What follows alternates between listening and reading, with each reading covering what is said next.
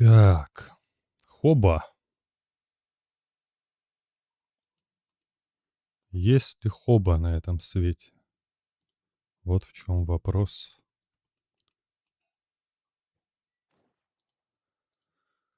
Так, ну вроде идет. Что-то куда так идет. Что-то к чему-то ведет. Так, мне еще нужно включить root, а не чат. Чата, конечно же, не видно. Пока не вижу, если даже кто-то что-то пишет.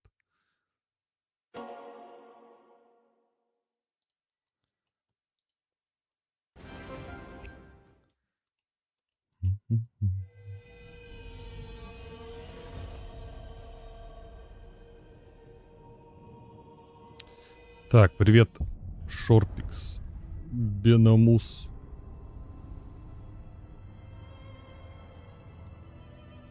Watch me burn, Девинс, Борисис. Привет, Евгений. Сейчас, ребятки, тут мне надо все. Еле успел на стрим, на самом деле. Как обычно. Как обычно.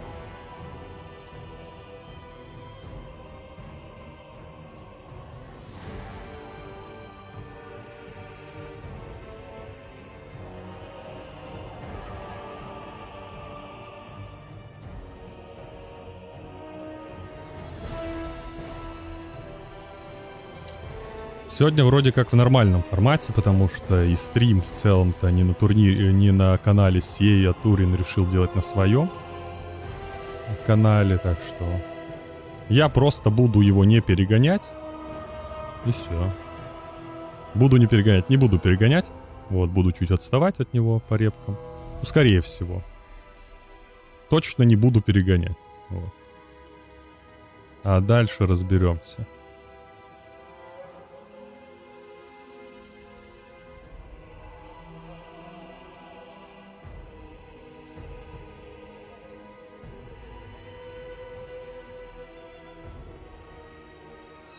Чё, как будет.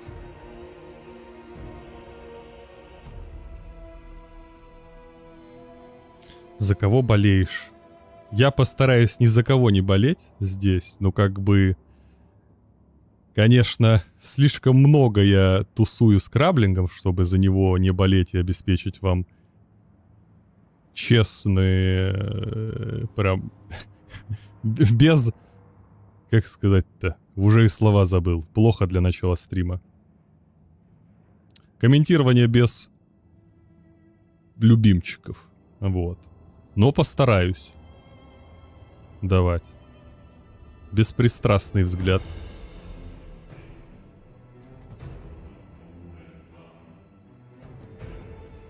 Здорово, Райзен. Такой вопрос. Есть у меня привычка в интернете сраться. Вот в комментах Алрика мне начали объяснять, что все пирамидчики, воры и жулики разбану не подлежат. В том числе и Алрик. Так. Это вообще адекватная точка зрения? Не знаю, каждый для себя решает. Я считаю, что в пирамиде там были разные уровни вины.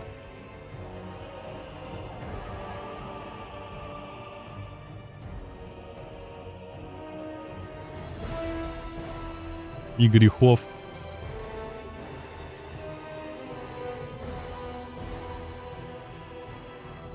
Будут ли сокастеры? Будет студия аналитики.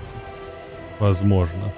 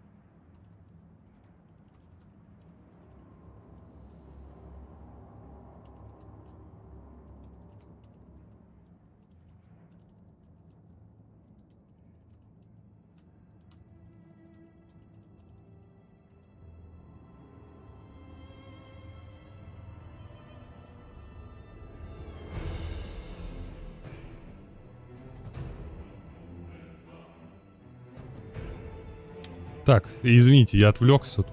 Здравствуйте все, кто подошел. Всем привет, ребята. Сейчас, пока мы разгоняемся, пока стартовать нельзя.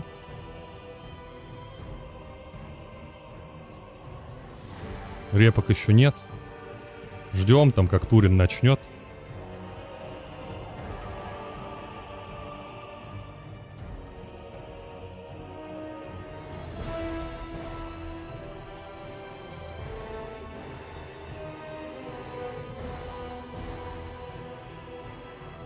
Сетки не существует, пацаны.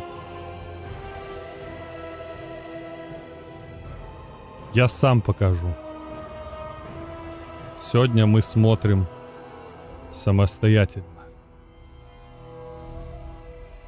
Это будет БО-7. Оба матча.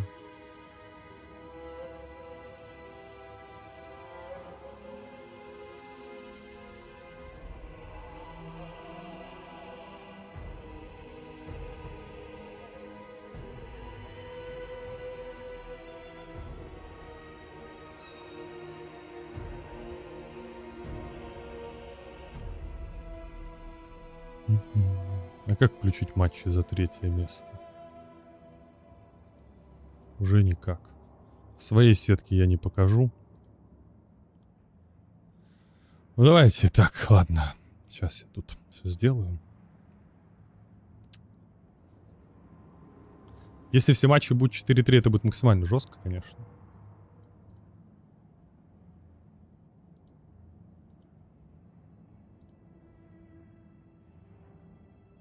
Так, смотрите, ребятки, к чему мы пришли. Собственно. Я здесь даже и вчера не вбил, что там было. 1. Что-то такое. 1. Вот. Краблинг. А как Краблинг сможет комментить? Не сможет он комментить. Смотрим Снейл, Крима и Альфредина сначала. БО-7. Потом смотрим Флауэр против Краблинга. Тоже БО-7. Призовой фонд. За 4 место 50 баксов. За 3 150 баксов. За 2 сейчас 300 баксов. За 1 500 баксов. И все топ-4 ребята получат End of Times DLC от Creative Assembly. Вот. Ну, короче, косарь баксов, призовой фонд.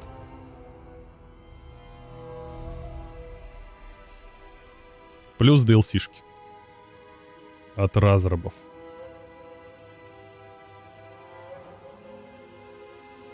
Креативы одобрили турнир. Так сказать, благословили.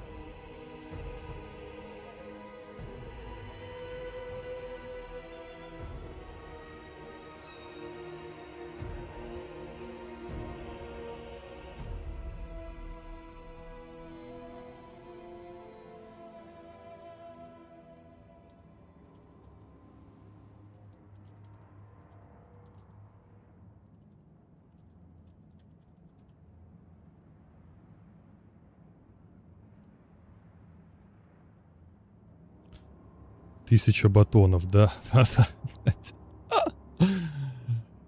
Так. Сейчас еще мне надо в себя прийти. Хорошо, что мы начинаем с боя за 3 место. Ну, не беднота, не ЧР. Нормальный косарь баксов. Плюс DLC-шки. Че вы? Призовой фонд увеличить, да так тут санкционные игроки в финале.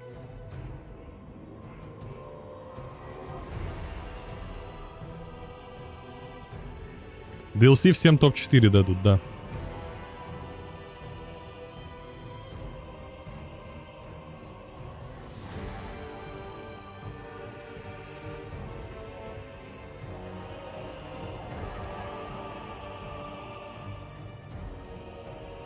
Топ-8 получат, да, 2 лордов на выбор. Раньше релиза хер его знает, честно говоря.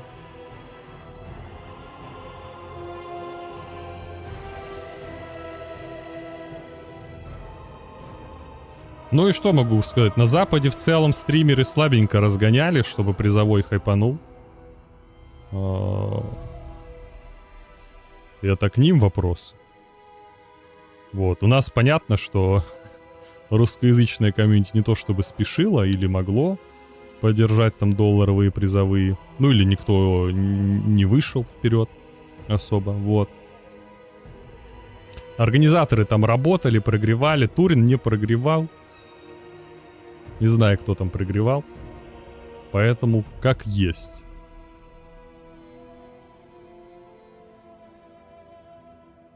Но даже на эти деньги... О, уже появился реплей.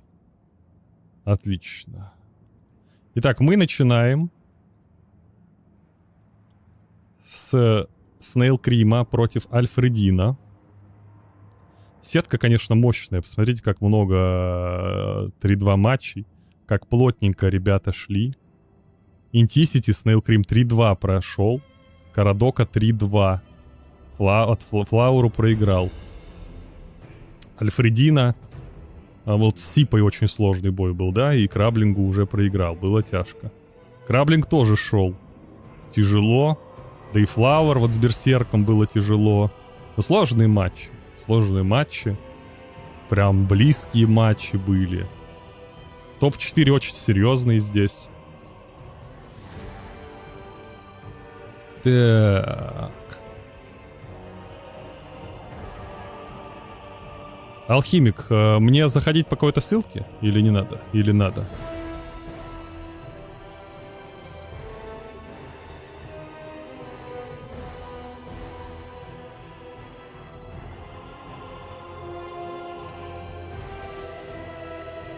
Сейчас я тут все поменяю. Мы пока ждем, пока папа Турин не начнет есть хлеб. Нам нельзя. Пока батя за столом не начал есть, хозяин стола. Остальные все сидят смирно и смотрят на еду. Все.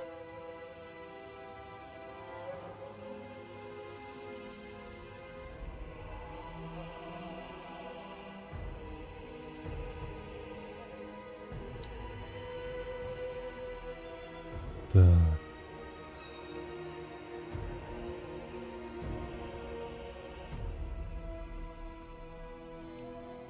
Зайти по той же ссылке.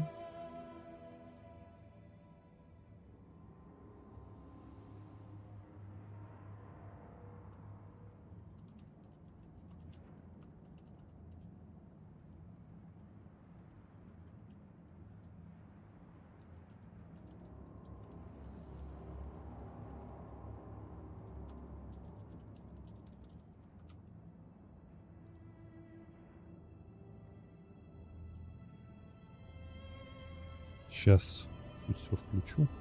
А, ну у нас та же.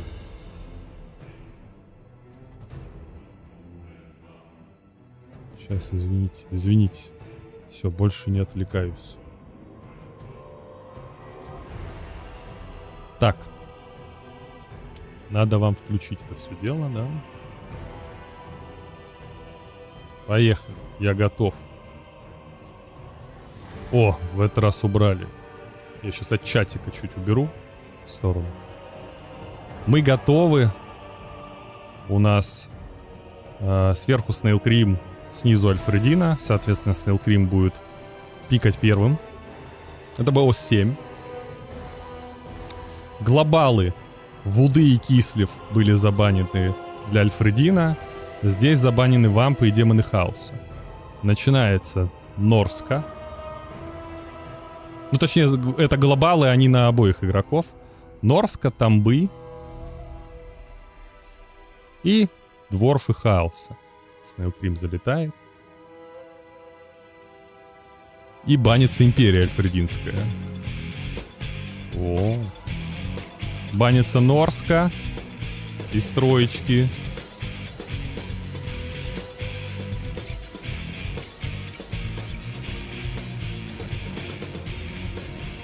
Берутся дарки. Призовой стримеру, спасибо за касты. Спасибо, Сеня Борода. Пока на пиках банах. И это ТКшники. Это за 3 место, да, ребята. Это матч за 3 место. ТКшники против темных эльфов. Так, благодарим алхимика.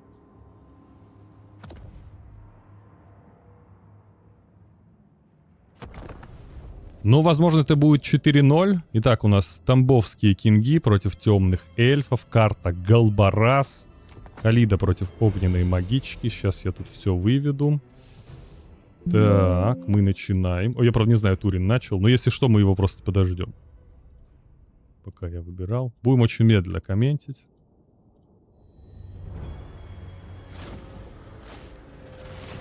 Что за кодекс в чате? Где из кодексов? А, кодекс.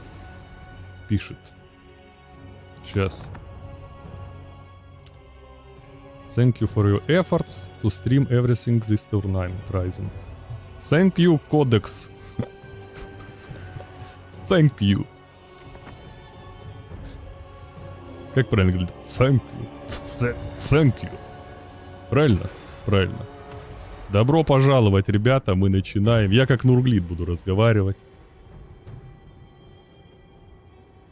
Придет ли Краблинг на стрим? Он пока занят. Занятой человек.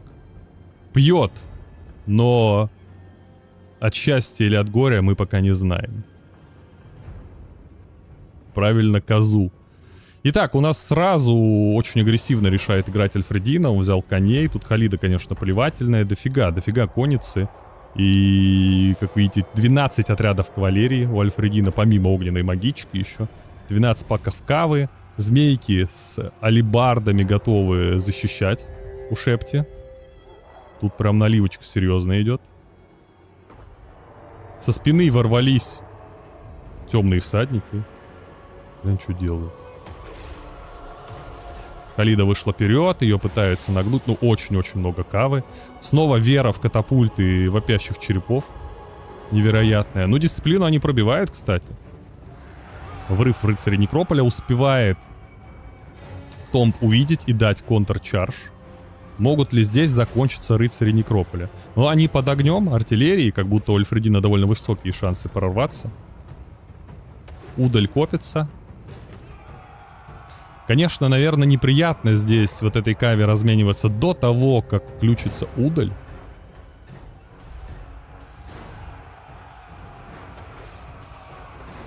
Пока что.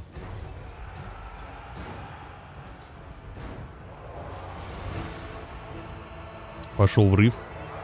Бросается сеточка. Врыв остановлен. Хотя у Шепти немножечко повязана. Улучшенная горящая голова. Ух ты! Попадает она...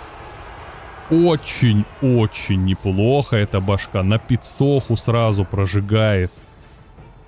Там бы хилиться, сейчас включится удаль. Что к этому моменту мы имеем? Есть один полный пак рыцарей на хладнокровных. Есть еще довольно целые рыцари Некрополя. Но... Отличный чарж, посмотрите, какая мощь. Просто минус половина хп. Удаль включилась, размен пошел очень серьезный в пользу Дарка. Должен сейчас пойти. Хотя, с другой стороны, Томб хилится. И потерянный хп должен немножечко нивелировать. Появляется еще и у Шепти. Здесь, где основной блоб у нас самый сильный у темного эльфа. У Шепти, кстати, все еще целые здесь, но повязанные. Целые, но повязанные. Вот этой кавалерии, скорее всего, надо вообще уйти. Ей незачем здесь драться. Да, Альфредина ее уводит. Просто абсолютно незачем. Сколько набила Хадлери? 600 к этому моменту.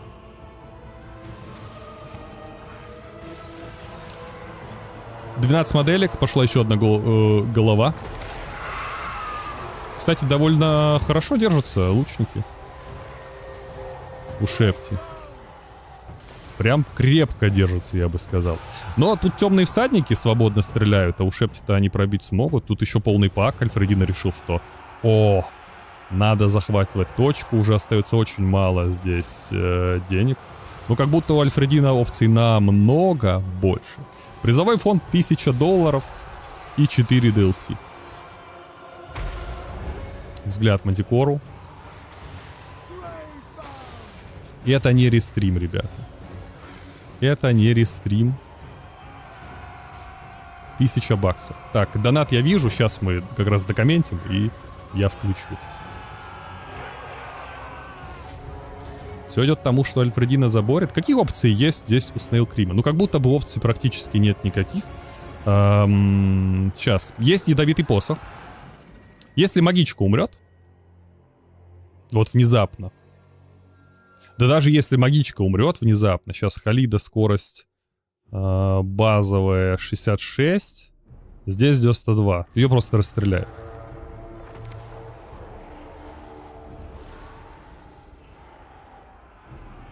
Скавин у тебя в совете? Не, мне разрешили. Плюс Турин на свой канал стримит. Это не то, чтобы креативы там за эвент застолбили. Я просто не буду его перегонять. Если я перегоню Турина сейчас, мы просто сидим, ждем, пока он там раскастится.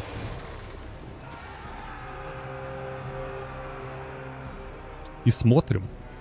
Ну, первое, как будто бы за Альфредина. Не везет Снейлкриму на Хемри. Уже который раз они проигрывают. Третий матч подряд. Третий противник подряд убивает его Химрей. Вот здесь. Да, Карадок. Флауэр выбил. И сейчас Альфредина выбивает Хемри. Огненный шар. Ух ты! Плюх хорошая, но как будто бы уже поздно, поздновато. Хотя Халида сопротивляется, но тут арбалеты будут решать. Магичка решает просто уйти, да. Ей надо просто уйти от греха подальше, и все. Ее не прострелят тогда.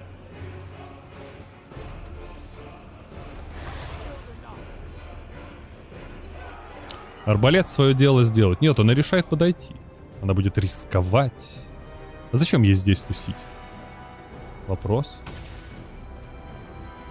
Ядовитый посох. Будто бы в молоко. Плюс-минус, непонятно.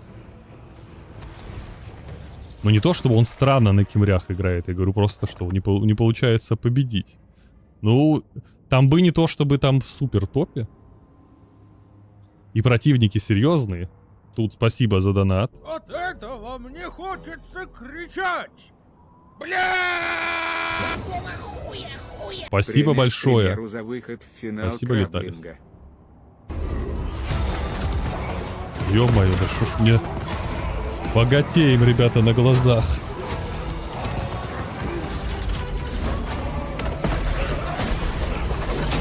Спасибо за касты. Турек супер. Краба мы отдельно поддержим. Похуй на нищий О, призывал. там уже Краблингу обещает деньги. Ё-моё, спасибо большое. Правильно поддерживайте Краблинга, а то он на столке ведет, ему негде тренироваться. Тут у нас победа. За Альфредина он переиграл. Переиграл Тамбов. Ну тут уже было тяжело защищать. Как бы тут куча кавы. Кава разыграна была хорошо. Очень. Да, баршина прилетела. Спасибо, ребят. Спасибо, спасибо. Огромное. Так, расскажите мне, есть ли у меня шпионы у Турина? Как у нас дела? Мы не обгоняем папу Думбула?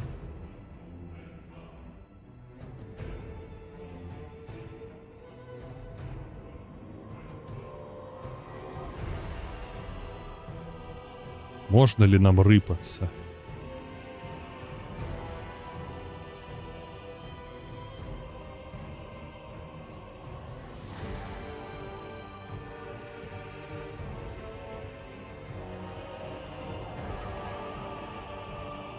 Так, мы говорим, не, ребят, нельзя обгонять. Турина main event, собственно. Вот, основной, с большей аудиторией, по идее.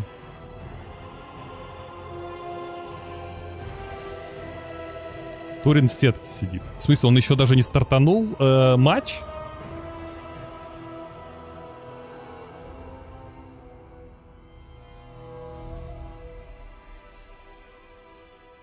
ВК-стрим вообще не работает. Ребята, не могу повлиять на это никак. Простите.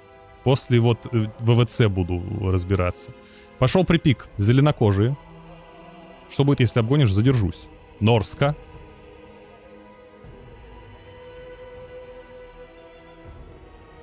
и ящеры. Окей, кого забанит Снейл Крим? Бан вампиратов. Ой, бан вампиратов, прошу прощения, Альфредина. Извините. Извините, я берега попутал.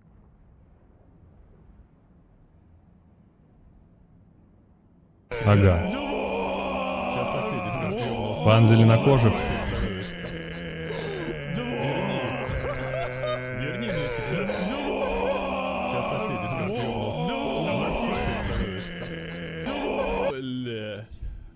Спасибо большое. Кружку Багманского. Спасибо за касты. Спасибо. Спасибо, Геральт из Ривии.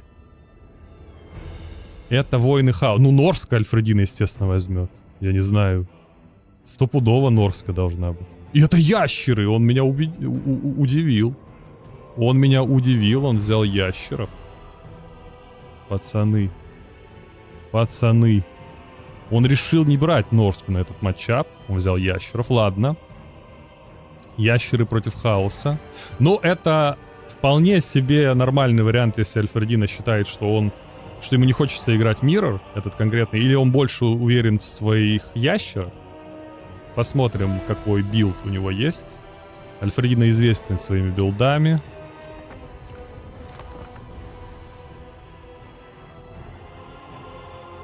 Ой-ой-ой, знакомые подходы у нас здесь к ведению дел.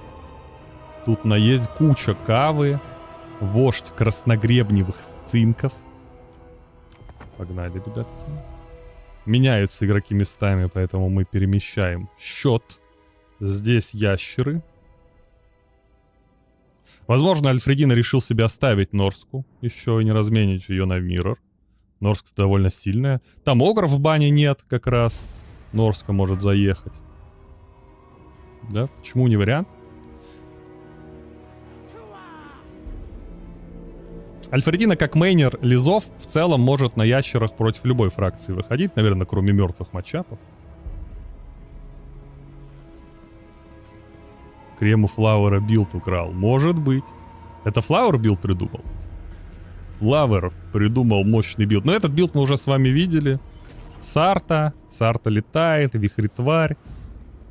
И прочие приколы. Здесь Оракул Сцинков, как вы видите, из интересного, который будет сейчас гонять противника. Турин сильно... Бляха, зачем? Я, кстати... Сука, ладно, после этого стоп, ребята. Мне сказали, что все нормально. Что Турин готовится к Next. Он даже первую не начал.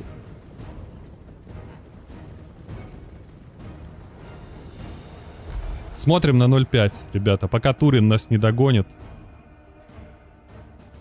Снейл Крим Краблинг.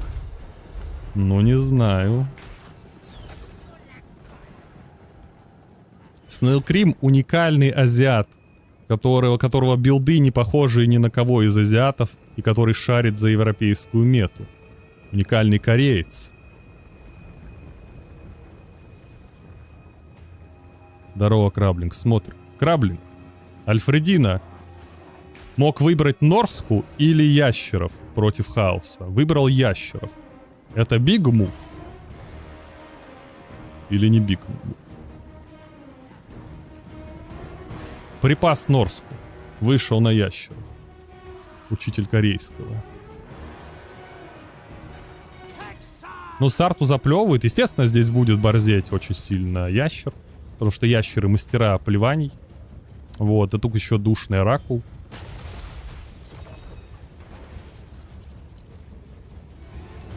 Опачки, плевок в когорту.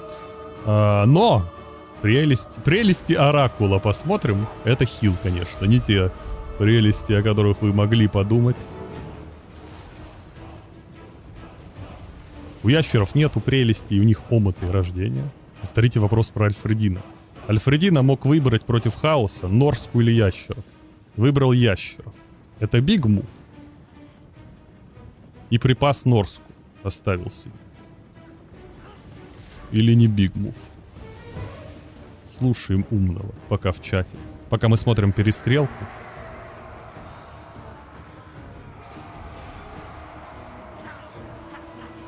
Ну, потеть здесь сильно придется Хаоситу. Пошел размен. Здесь более дорогая ВК, кстати, не так эффективно разменивается.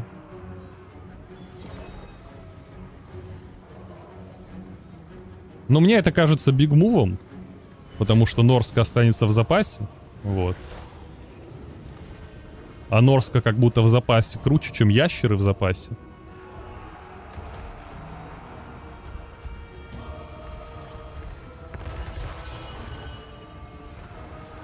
Опачки. А заливочка слабая. Наездники на хладнокровных отлетели. Грустят. Это борьба за 3-е место. Да, ребята, матч за 3-е место.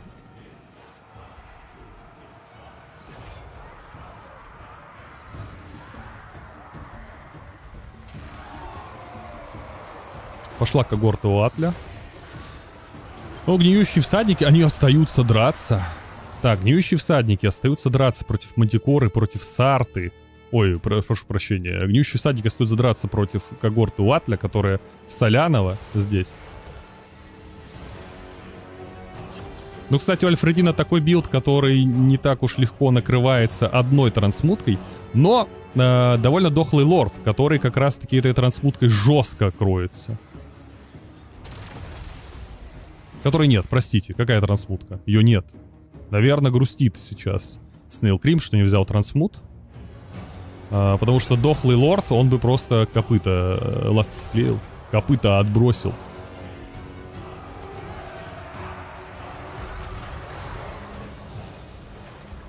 Пошел улучшенный хил. Так, что у нас может красногребневый сцинк? Он может останавливать буйство, да и все. Это лорд, это супер бюджетный лорд. Гигабюджетный. Хаос впереди. Пошел еще один рок. Насколько оправданно кидать усиленный рок? По-моему, оправданно, там нормально долбит. Тут Сартарель почти откис. Честно, по цифрам не скажу сейчас.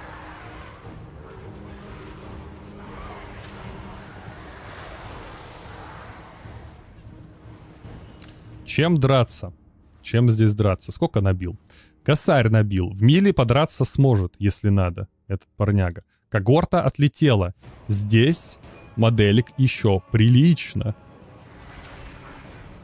С другой стороны, Кавы практически не отстает. Не остается, а ящер готов плевать. Сейчас зацепят работяг. Нужно спасать их ядом. Тут еще фуловая морда. На самом деле, конечно, было бы намного... Ух ты, как больно. Уничтожены разардроны. Разардоны. Дроны ходящие. Краблинг такой. Повторите вопрос про Альфредина и ушел. С ума сошел. Кстати, вождь нормально тут докидывает. Посмотрите с его атакой. 92 антилардж. Просто кабину разламывает. Так тут буквально нету заклинания крутого. Но. Да, есть очень много здесь моделек. Сарта почти дохлый, но он просто, скорее всего, будет улетать. Сейчас начнется режим кайта. Что делать с этой тварью? Просаживать ей хп чуть-чуть, а потом гасить ее в миле. Тут яд есть.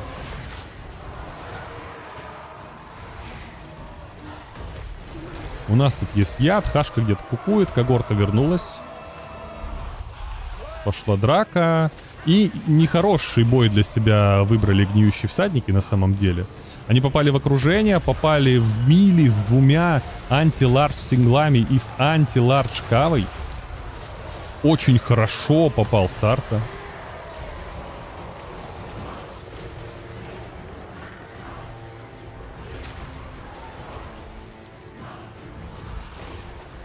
Very good. Краблинг 2 стрима слушает.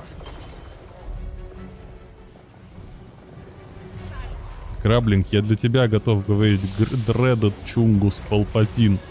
Слушай только меня. Почти убит Сартарель. Непонятно вообще, зачем Сартарель настолько сильно рискует собой, учитывая, что ему практически оторвали жопу. Хотя, с другой стороны, в толкучке, наверное, не так плохо. Хил жестко решает. Посмотрите, как отхилился ящер. Все шансы все еще есть. Конечно, раскаленный рок вот этот меткий очень сильно спутал карту Альфредина. Да, для Альфредина карты.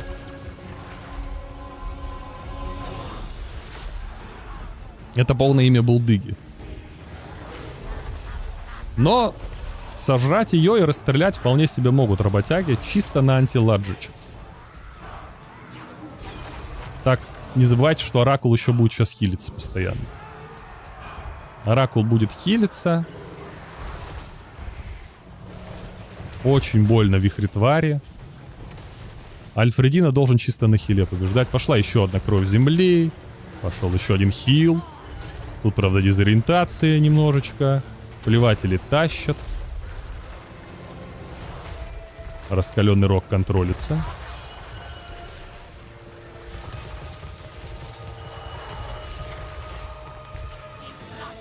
Во, отлично. Такой вариант я тоже говорил. Видите, моя аналитика тоже нормальная. Краблинг все подтвердил.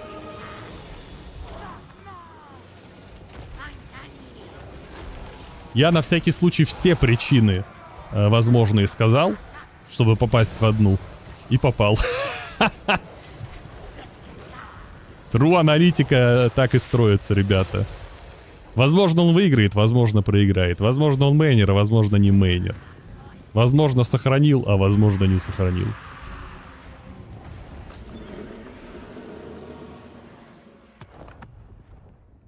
Повторение первого ЧМ. Это, возможно, повторение финала первого ЧМ, ребята. Вы не думаете? Вы не думаете?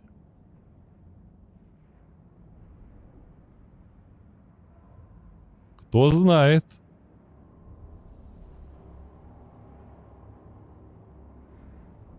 Ну, лизов хватило. Ну, блин, Альфредина уверенный ящер. Альфредина уверенный ящер. Сарта, конечно, вхавал. Вот если тут берется трансмутка, вот если была бы трансмутка, вот этого парня бы, наверное, сразу сдуло с поля боя.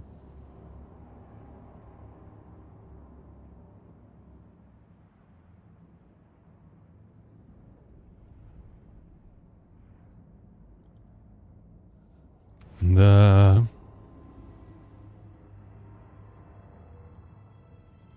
Не, это какой-то корейский игрок, Snail Cream. Не знаю, какой-то неизвестный чувак с 2 играми в Стиме. Проверенный, подтвержденный азиатами. Билд не против Лиза. Ну какой дали? Какой придумал? Мы пока ждем папу Турина немножечко. Правильно. Можем пока смотреть следующие пика-баны. Сейчас я счет 2-0 в пользу Альфредина. Так, теперь пора Snail Криму по законам у нас драмы. Хотя можно еще одну проиграть, а потом надо камбэкать 4 раза. Вот, мы вылетаем пока сюда смотреть.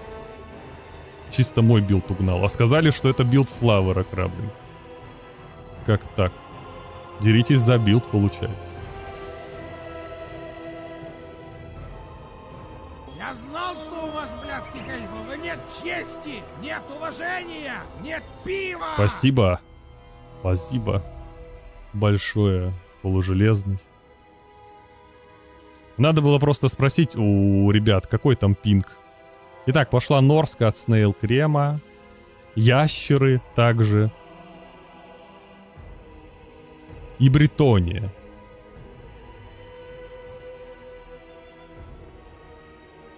И бан кого будет?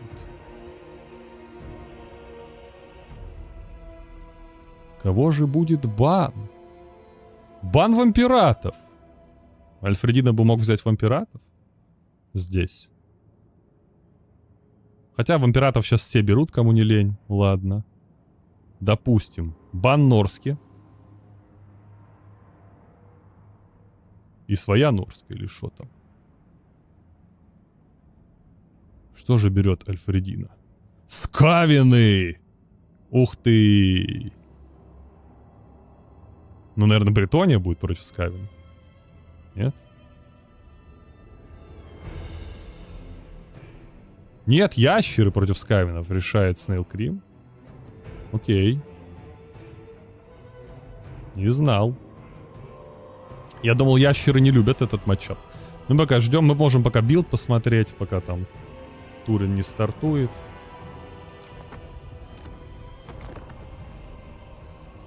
У нас Снейл Крим теперь слева. Альфрединач справа. На глобальдирах 4 пока ротограф, как надо.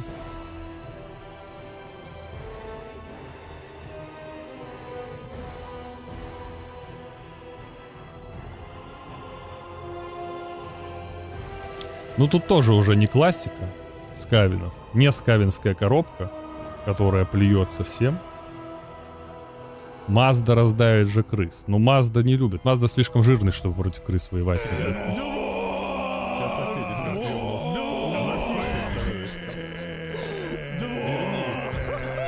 Верни мне сейчас. Сейчас соседи скажут.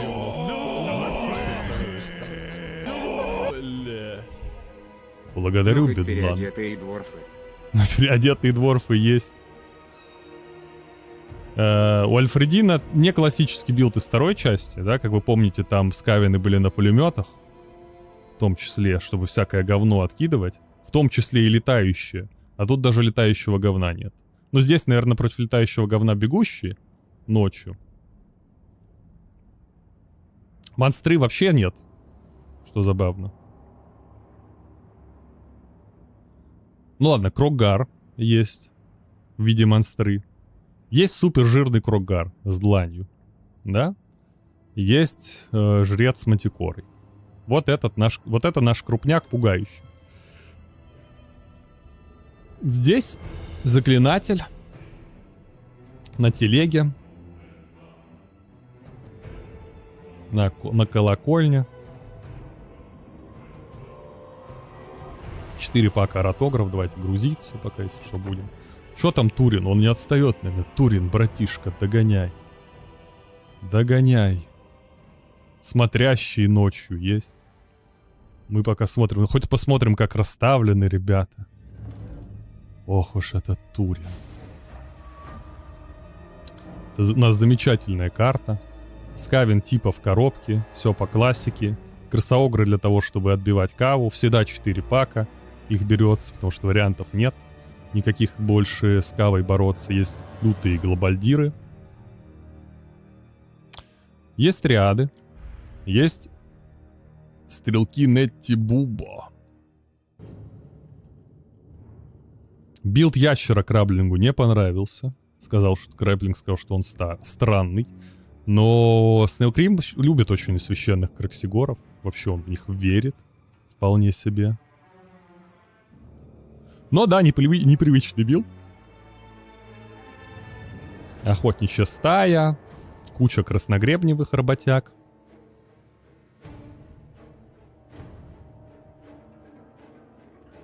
Скрытопульный юнит. Ну, кстати, возможно, отчасти из-за этого юнита он-то финальный бой с Флауэром проиграл. Пошли сразу маскировочные бомбы. Тут, знаете, что самое интересное? Что Скавина-то нечем окружать. Буквально как прорываться к Скавину? Вот скажите. Чем он будет затыкать Жизайлов? Допустим, дланью, да? Или мантикор? Ну, дланью, правда, еще надо попасть, учитывая вот эти все бугры. Все выглядит тяжело. 2 тухлых кавы с боков, которые будут остановлены крысоограми в хлам. Пошел сразу обстрел. 1 Кроггар, допустим, есть. Он опасен. Он действительно опасен. Если в кого-то вцепится, до кого-то доберется. Мантикорка будет летать. Но в остальном быстро заткнуть глобальдиров не получится. Пошла мантикора, готовится. Сейчас покажут, откуда готовится нападение. Нетти бубаны настреливают. Хила не будет.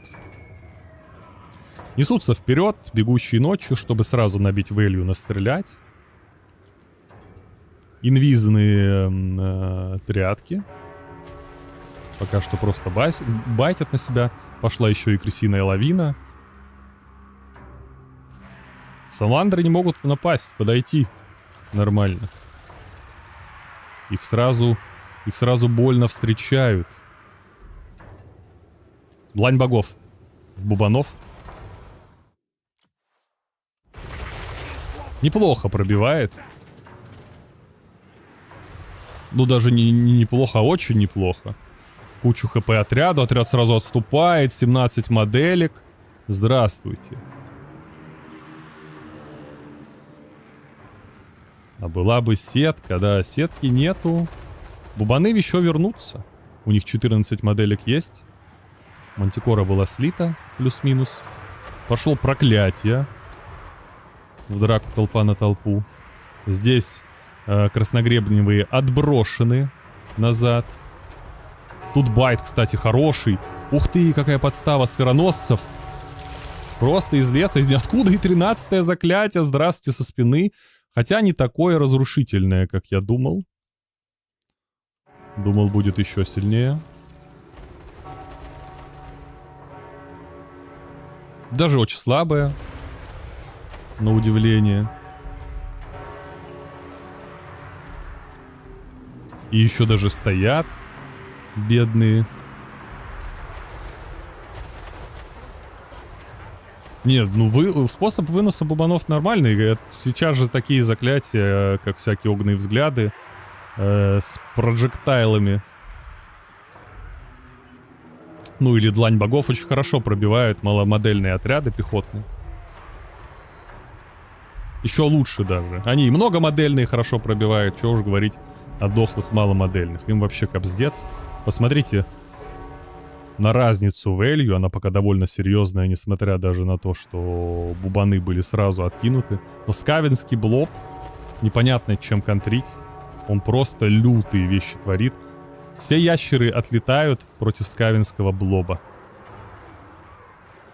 Скавенский блоб убивает. Убивает в хлам.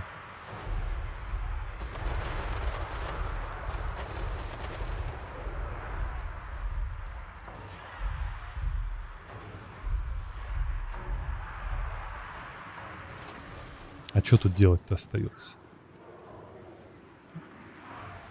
Ну, глобальдиры работают против всего в целом. Им-то фулл похер, кого гасить. Бронебойные снаряды. Бронебойные магические снаряды. Но это же красота. Красота. Снейлу сейчас придется думать что-то. Что-то выдумывать. Как же слабо настреливают. 90 value саламандры, ребята. 350 value саламандры. Это вообще... Это вообще... Это что? Это же поплава. О, внезапно. Внезапно начали набивать. Что-то начало набиваться. Не, ну если так драка будет прям долго продолжаться, то можно сократить разницу value. Но глобальдиры передают привет, и все саламандры отравлены.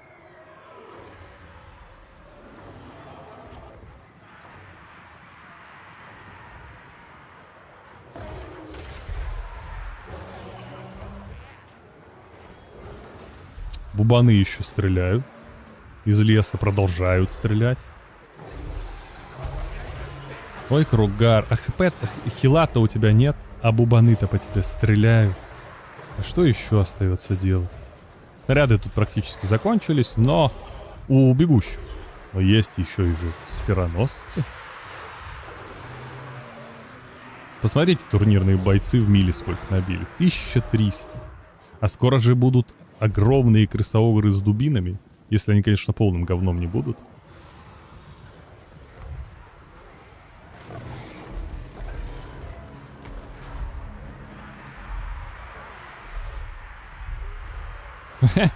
Посмотрите, до конца. Играем до конца. Не, ну разницу по value не знают, но правда полоску видят. И это GG.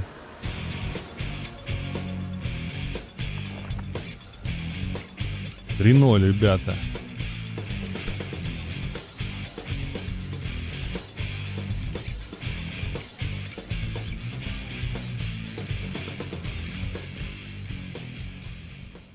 Удачи всему сегодня на турнике!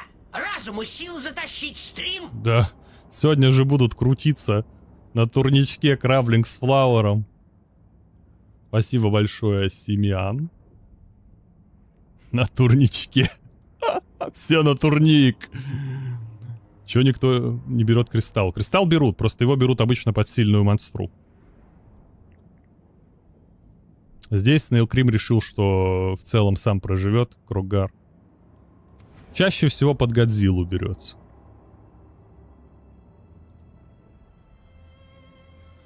Что мы там, как мы по сравнению с Папой Турином? Мне что, надо стрим? Давайте это... посматривать его. Мало ли что.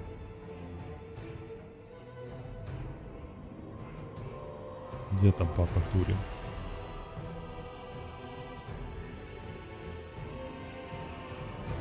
Так, Папа Турин еще смотрит.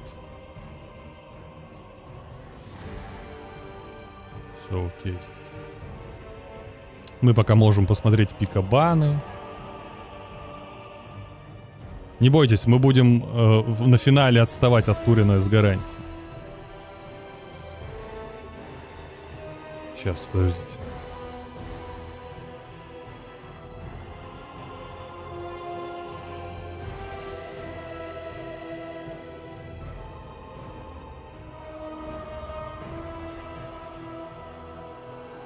Давайте мы посмотрим пикабаны, где тут что-то у нас происходит. Включаю вам волшебного алхимика. Последний шанс для Снейл Крима. Последний шанс, но пикает Альфредина. Ну, на контрпике как будто проще работать.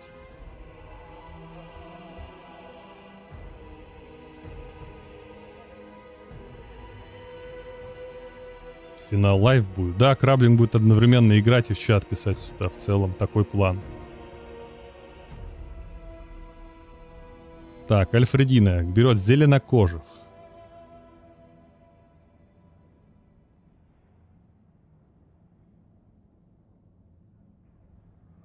Тамбовские короли.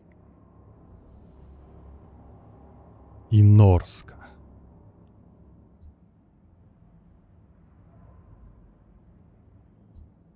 И банит Норску. Мира Норски не будет. Ну тут тоже, наверное, в бан Норска сейчас отправится. А что, тут вампираты сейчас выскочат. У него осталось из фракта вампираты его любимые. Банят Норску. А нет, вампираты против Тамбов, это же какая-то жижня, нет?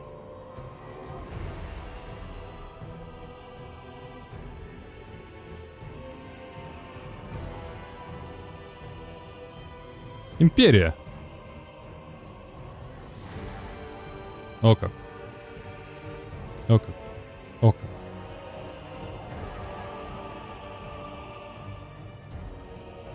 Зеленокожие против империи. Ну,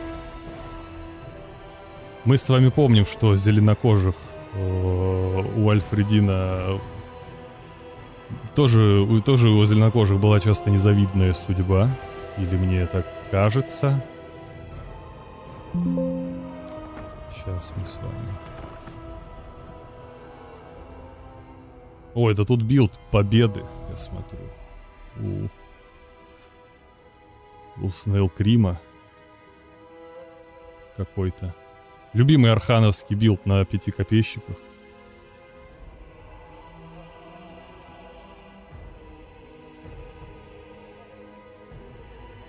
Тридемика, наверное, танк. Да.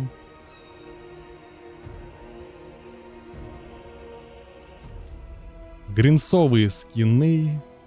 Империя. У Альфредина паукан с антиларджем, что неприятно для танка.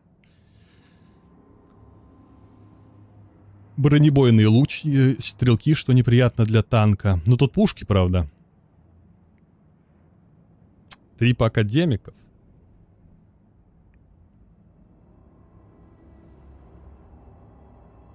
Не, ну если Альфредина вдруг по какой-то причине не расконтролит размен кавы, то проиграет.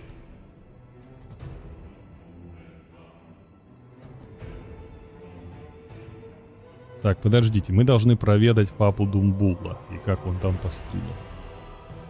Как там он стримит? А он уже, наверное, на финал прыгнул.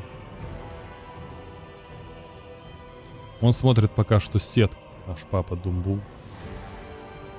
Почему? Потому что у Турина основной стрим главный. Нельзя его перегонять. Мейн-эвент.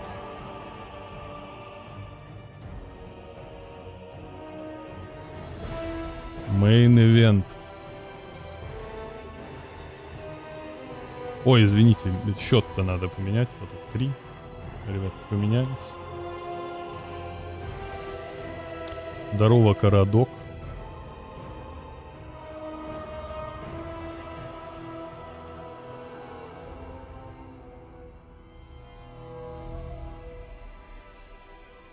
Кто тебя просил Турина пускать вперед? Уважаемые люди.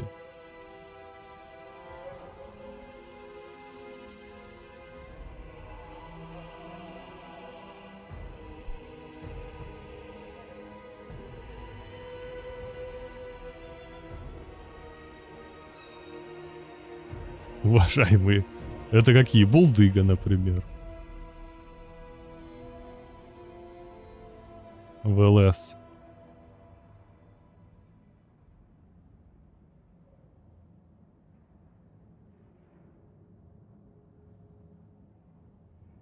Кстати, а где Булдыга? Прячется. Ну, Турин там с чатиком болтает. Что, ребята, какие ваши предикты? На кого вы ставите? На танк вы ставите? Или на мощных гринскинов? Пока мы ждем папаню. Ставите на 4-0. Вы не верите? Снейл Крима? А я думаю, сейчас танк с демигрифами, сейчас как пушки, как отобьются. Короче, Альфредина решит перестреливаться против пушки, у него зальются вся кава. Очень долго будет перестреливаться. И потом проиграет. Вот такая у меня ставка. Ты бы мог ставки на баллы на канал делать. Ну, ребята. Да надо что-то делать, времени нет. Тут буквально невозможно проиграть. Возможно всегда в Вахе проиграть, не надо мне рассказывать, пацаны. Мы с вами уже много раз видели подобные ситуации в Вархаммере. Можно затупить. Папа Думбул начал смотреть пикибаны.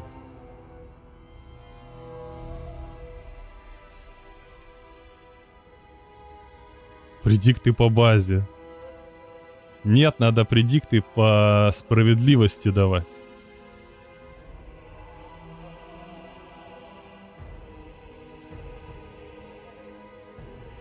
Предикты даются только по справедливости.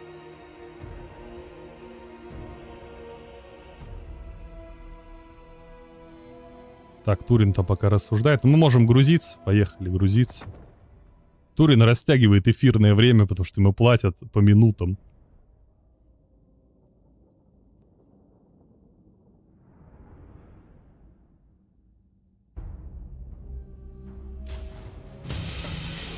Сегодня так много в валюте. Залетает. Благодарочка за деятельность. Спасибо, Павелс Пластус.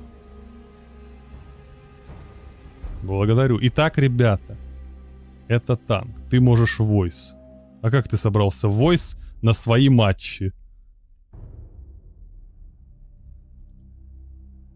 Да куда краба войс на его матчи? Вы что, с ума сошли? Нет, я считаю, что это плохая идея. Отстаньте нахрен. Войс после стрима. Да не будет это эпично. Краб будет спойлерить. Или на эмоциях говорить. Нет. В конце. Я уже собрал студию аналитики. Все. У нас пока начинается тут драка. Да это будет смешно. Алекса Войс. Да, Алекс и Войд. будут в моей студии аналитики. Ну, типа, это с одной стороны прикольно, но, блин, Краблинг сыграл свои матчапы. Я хочу болеть, вообще не предполагая, что там будет. Все. Мы должны смотреть, а не то, что Краб сразу расскажет, там говно, не говно. Если выбрал сам, значит выбрал не говно. Что я могу сказать? В конце расскажет. Мы его позовем в конце.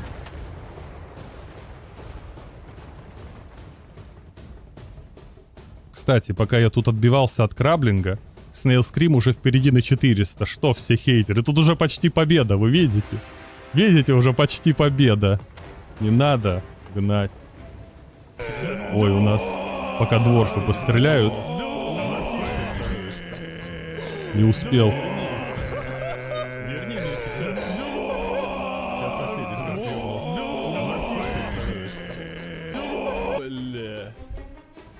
Привет! Спасибо, что освещаешь турнир. Камбоджийца поздравляю с выходом в финал. Можешь биографические вставки делать об игроках. Интересно будет послушать про их истории смеха. Эта озвучка просто божественная, Рахат. Биографические вставки. Ну, Snail Scream абсолютно неизвестный игрок. Альфредина абсолютно известный игрок, топ-2 ВВЦ самого первого. Легендарный западный лендовик. Бывший клан-лидер ОДМ, или один из главных. Вот. А Snail Scream, как снег, как корейский снег на голову свалился и начал всех шатать. И добрался до драки за 3-4 место в очень крупном турнире, где было с кучей игроков. Ну, коробка, кстати, пока что работает. Пока что работает. Пушки стреляют прямой наводкой.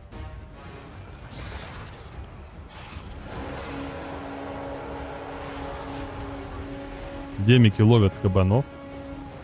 Удивлен, что боевые повозки не расстреливают по Учильду. Сейчас, правда, стрелки подойдут. Очень, конечно же, правильно были вышиблены голодранцы, потому что они со своей бронебойкой и страшные вещи могут вытворить. Копейщики держатся. Оставил маленькую дырочку здесь. Корейцы, конечно же, француз в нее сразу же залез. Удивительно.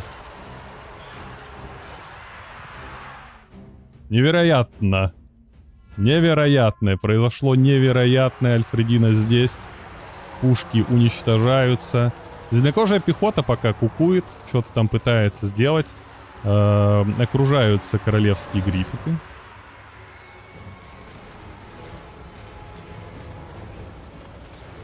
Пробиваются здесь телеги. Телеги такие. Телеги уйдут. Мужики, кочуем. Мы вообще из другого княжества. Поехали отсюда. А тут же голодранцы. Пошел хил. Это возрождение. Пришли лучники. Лучники сильно душат, конечно. Сильно душат. Пришли гоблины. Гоблины под вахом. Мы с вами помним, это страшная сила. Это секретное оружие зеленокожих. Опачки, и фронтлайн дрогнул. Как так? Почему пехота за 350 дрогнула? Невероятно. Почему-то эта коробка была пробита. Но это же имперская пехота. Про нее в газете писали. Вальдорфской. Что она выдержит любой натиск. Но, видимо, кабаний натиск сильнее. Если каким-то образом умрет великий гоблинский шаман, можно затащить. Вот. Если он умрет. Они вернулись, кстати. Да, удивительно. Они вернулись. И пушки сейчас вернутся. Вот если сейчас задушат шамана... Потеря телег, наверное, очень болезненная, потому что телеги против синглов — это великолепная вещь. Они, конечно, тут настреливаются. Тут 2000 еще. Шаман грустит. Ну, вряд ли будут опции прям его убить. Скажем так. Тут должен сильно натупить Альфредина. Потому что у него еще дохера хп. Нет никакой трансмутки, нет никаких заклинаний.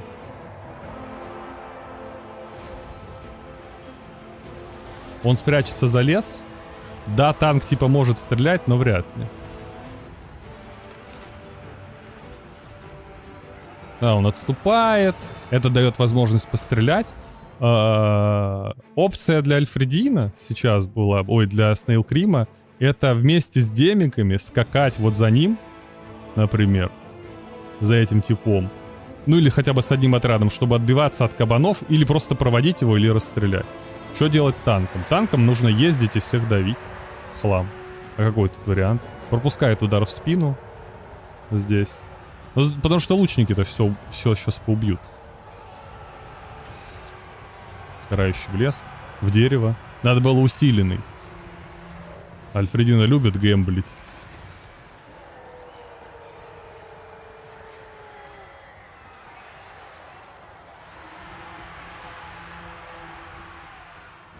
Теперь пехота поплыла. Хила было прилично, как будто бы с одной стороны. С другой стороны, вот один пак с алебардами ничего не получил. Останется один танк в конце, ну и лук его расстреляет. Как вы понимаете. Точка никому не нужна. Хотя копеечки еще держатся со щитами. Кабанов отбивают, посмотрите. Разница в 1000 value. Но тут еще, правда, ветров нормально. Паук пока лесной. Паук на улице лесной живет. Копеечки живут. Танчела живет. 6000 хитпоинтов. Знаменитые гоблины здесь. Волчары тоже здесь. Огонь артиллерии, конечно, мораль сшибает просто в хлам. В миле. Но на гоблинов пофиг. Роляют только лучники. Есть кому использовать ветра? Да, вот, лорд.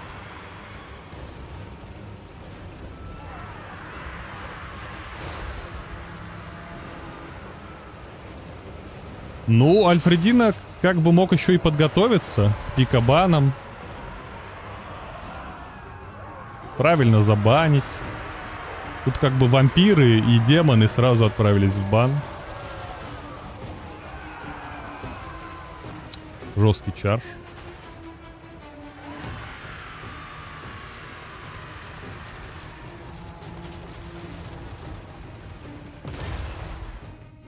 Альфредина очень удачно заглобалил две основные фракции Снейла. Чисто так попал. Случайно. Луки бронебойные? Так нет бронебойных, просто хватит снарядов.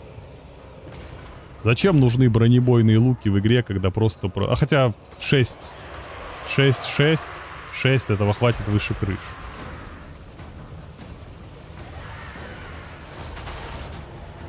Танк поехал. На крови земли. Вот, кстати, если бы он мог попадать по шаману, как только тот выглядывал, и поехал бы за ним, но он его не догонит. Танк медленный. Учитывая, что точка не захвачена, или только захвачена, надо вот топить в шамана было. Просто ехать за ним и стрелять, мне кажется.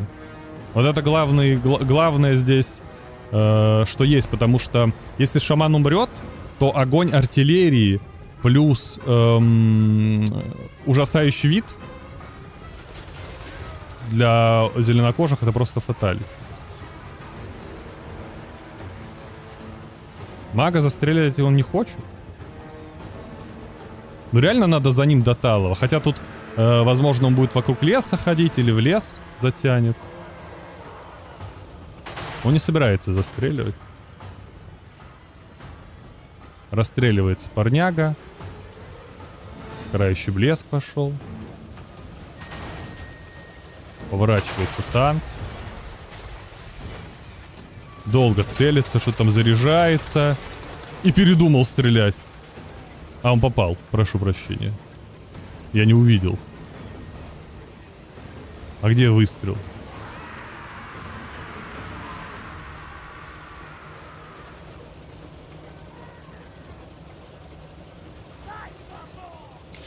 Ну вот блин, если бы он убил лорд. Тут, правда, стрелы кончаются, пацаны. Хотя ладно, не кончаются, вру. Стреляющие пацаны орков. Били мага, да. Настреливают в упор. Вот, паучара. Нервы не выдержали у паука. Ладно, он просто за деревьями прячется. За деревьями не видно паука.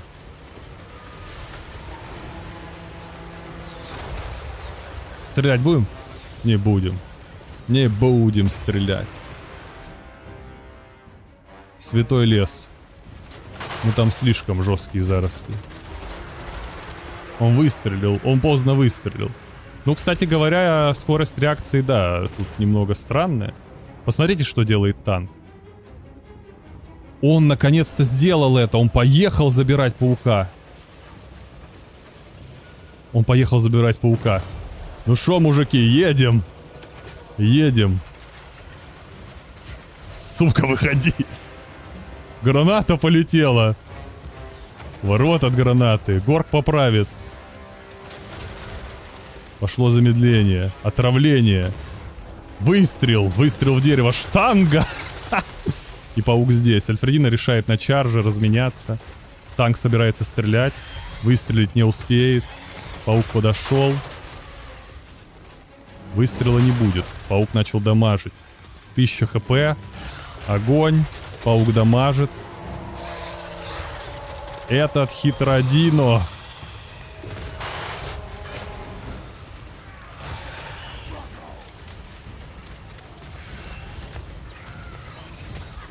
Это победа.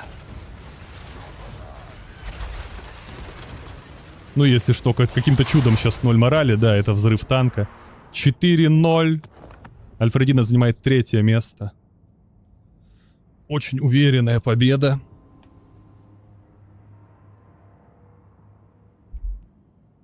Паук сожрал танк. Схавал этот танк.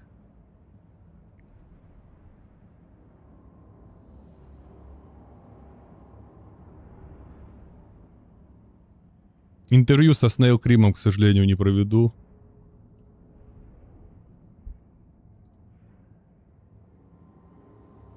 Ну, сильно.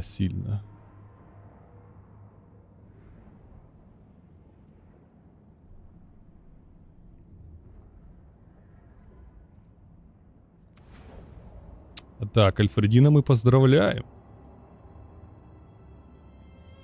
С победой.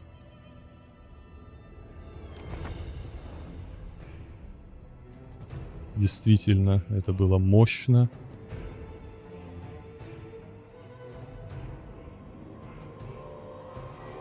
Это было действительно мощно, ребятки. Теперь сейчас будет главное блюдо. Сейчас я позвоню в свою студию аналитики, где мне наконец-то расскажут всю правду про пики, про баны, про билды.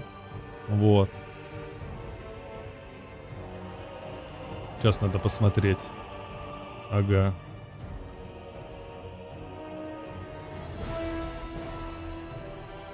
Сейчас мы ждем, пока обновится табличка здесь.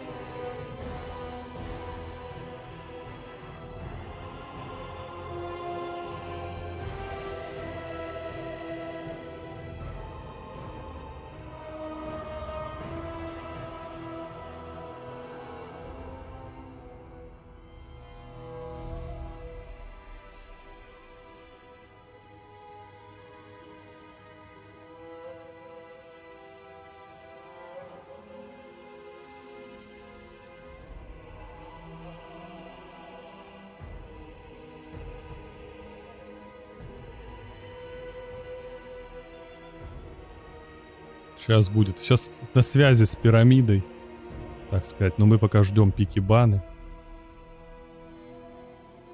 Так.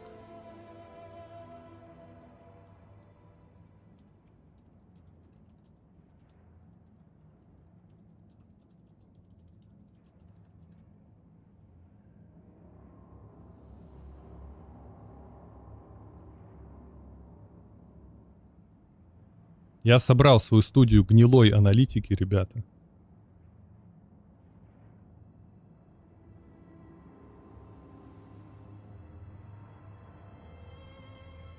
Пока там Турин болтает за жизнь.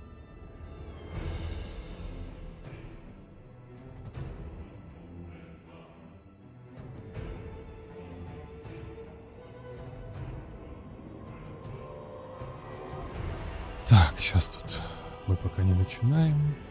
Ждем.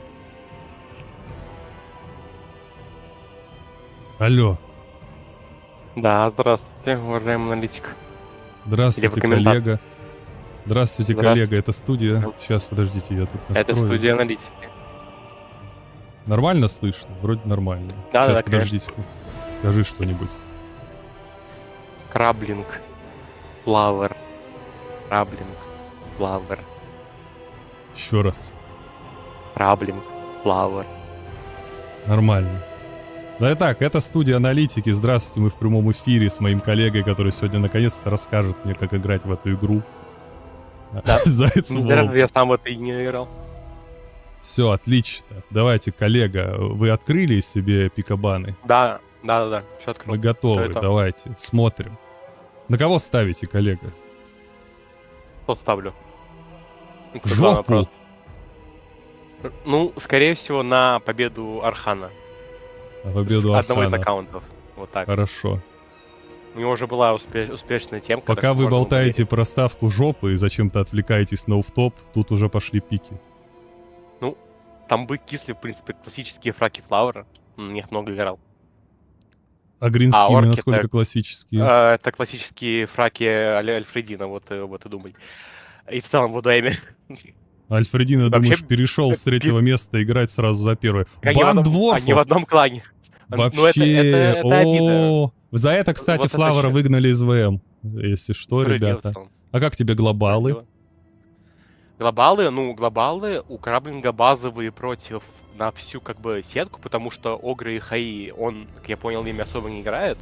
И фраки очень мощные, что Огры, что Хаи мега мерзкие, мега неприятные. Так на рандоме их там выиграть не особо получится. А насчет Флауэра это баны какие-то, не знаю, против Краблинга специально. Да, ну видно, Ну, а что так? против Краблинга, конечно. Как будто бы да, реально. Ну, вообще, он, как я тоже понял, эти фракциями обеими не играет, так что для него это хорошие баны, не Норский, не Татаем, а эти фраки тоже очень сильные. Насчет того, что забанят дворфов, я не знаю, это какой-то вброс. Вообще, кстати, дворф здесь реально душный, просто краб на них не играет, он реально бы их не взял, скорее всего. Но ладно. Краблинг чемпионат дворфов победил, здравствуйте. Такая это дворфы только против дворфов играют, а дворфы не против дворфов не играют. Нет, Они нет. же боятся, Краблинг чтобы самый дворфы не сильный выиграли. дворф и мастер угла. Давай не рассказывай. Понял? Ладно, Верим. Дзинч против Тамбов. Насколько это круто? А. Для кого это круто? Для Матчап мега гнусный. Вообще его вообще нереально предсказать. И просто стоят на билды, потому что у Динчи из-за перевертышей билдов анлимитное число буквально. Потому что у тебя там лордов, все лорды в игре есть. Перевертыши, они еще теперь, не такие дорогие, как раньше, то есть теперь это норм. Ну, а сами пика от, кстати, Флабера очень прикольные, типа душные. Вот против этого сложно что-то взять конкретно там, чтобы закрыть прям вообще в одну калитку. Вот реально поэтому взяли Динча просто, типа, чтобы пикнуть. Же, типа, серии длинные, здесь можно и какие-то игры отдавать. Здесь реально взяли Динча так, как будто бы чисто сыграть. Ну, в общем, Окей. матчап попал хороший, достаточно. То есть не хороший, нормальный. Погнали, коллега, тогда билды смотреть. Да, я билд открыл у себя. Здесь нужно смотреть, во-первых, кто перевертыш. Просто это самое важное, потому что там вариантов буквально любой вариант. А Вот ты можешь Green направить Knight, и увидеть. мне не показывает. Только не показывает, sorry. Перевертыш Ну, Готрик. Готрик. Ну, Готрик, кстати, это реально духота же против тамбов. Ну, это пеший чел, который тебе уничтожит сингла любого в ближнем бою, тамбовского. И поскольку он пеший, его тамба можно душить. Он еще и жирный, то есть его прям так не заблочить вообще на пофиг. Здесь еще очень точка важна, потому что вот ты же смотрел игру, где Флавер против Снейл Крима играл, и там тупо по точке сдушили, и это против тамбов вполне возможно, потому что у них кап ужасный. У этих скелетов, у них кап буквально там говно, короче. Да И не им очень говно. сложно перекапить. У них же 4 Ну, был кап, билды- уже пофиксили. Ну ладно, не 5. Я не помню, но в любом случае он маленький. Относительно Блоба, потому что, да. Значит, Не мы понял, верим если в кого? реально вернули, значит так плохо. Мне нужно А в кого срочно ставить жопу. Кого? Кого? Хз, но если Ну не Готрик, свою. то у Динча неплохой билд, но у Тамба тоже норм, здесь просто нужно разыгрывать. Здесь просто КДЛС как будто против спавнов. Видишь, А если там 6 Феликс? луков против спавнов. Анлак. Ну, в общем, если нужно смотреть, игра такая неочевидная вообще, здесь нет автолоза по билду даже близко. Удачи. Ну, я думаю, что Фловер против 4 спавнов готовился, потому что у него 6 луков. Вот там играли, там бы Динча из спавнов, и спам. Вот против этого, наверное, билд был. Ну все тогда, Удачи. коллега. Спасибо большое вам. До связи.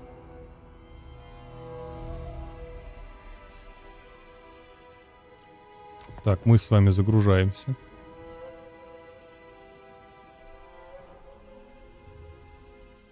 Как вам аналитика, ребята? Сейчас, это финал. Я даже не успел все...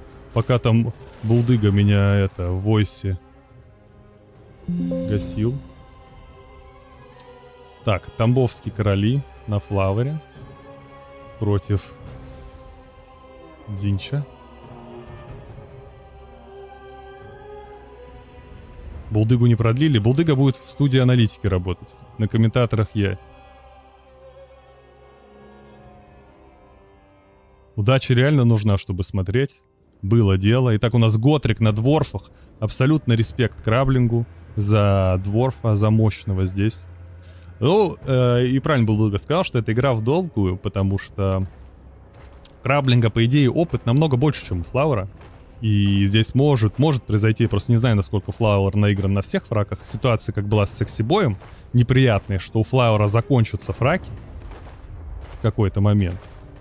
Наигранный. То, что у Краблинга-то там в закромах всякие скавины есть и прочая жижня из древних времен. Вот, а у Флауэра... Ну, обычно у игроков с меньшим количеством опыта все-таки перекос сильно в сторону мейна. Пошел размен. Не боится Краблинг размениваться мародерами, садиться скатами сразу за спину. Это агрессивная коробка. Перевертыш превращается в Готрика. Хотел не пугать своего противника. Турин сказал, что пикать Готрика — это фриковство. Ё-моё, ну а что ожидать от западных чуваков? Они дворфов не уважают. Они и так их ограничили. Сфинкс у Секфа сошел с ума. А реплей не поломанный? Куда он пошел? Он увидел Готрика и дал дёру. Ладно, все разбежались. Такой я домой. Турин сказал биг мув. Ну тогда ладно, тогда не отменяем Турина. Действительно биг мув. Особенно если закончатся стрелы. Но стрел здесь очень много. Крайне много. Стрел.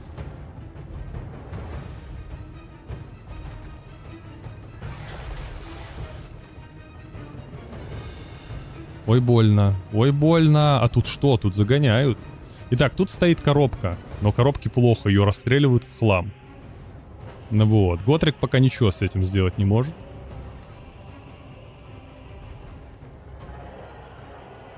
Абсолютно ничего. Готрик пошел драться с неприятными скелетчиками. Тут хардбас еще, который будет драться до конца, если что. И маг-металлист, поэтому Сетра тут особого... Хотя... Ладно, Сетр нормально может впитать. Если в 2 синглов залетит...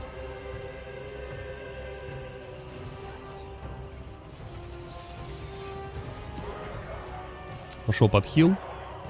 Краблинг контролит во всех сторонах. Хашка возвращается. Стрелков прям гига до хера. Прям жестко. Воины хаоса Дзинча 20 только набили, их продолжает расстреливать. Фурки здесь уже практически. Сфинкс у Секса, кстати, не отхилится никаким образом. О, клешня кайфует. Но как поймать Сетру? Как поймать Сетру? Его же не замедлит никак. Сетра чуть застрял, но удар в спину не получил. Готрик все-таки не дошел. Не дошел немного, кайфует Фурии, продолжают кайфовать. Скатов тут расстреливают, они не могут подойти.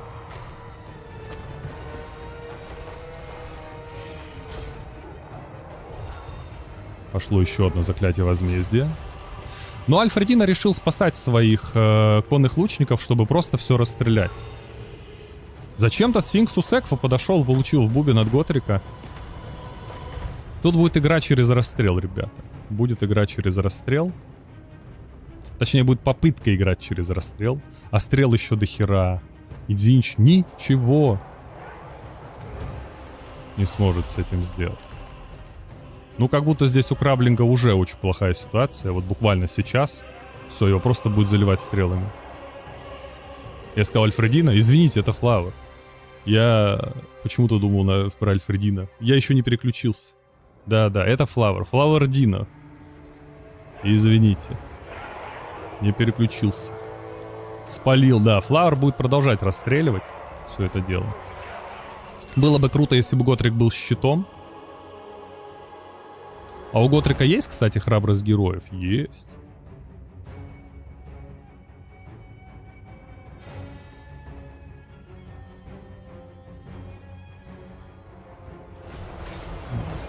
Все в порядке.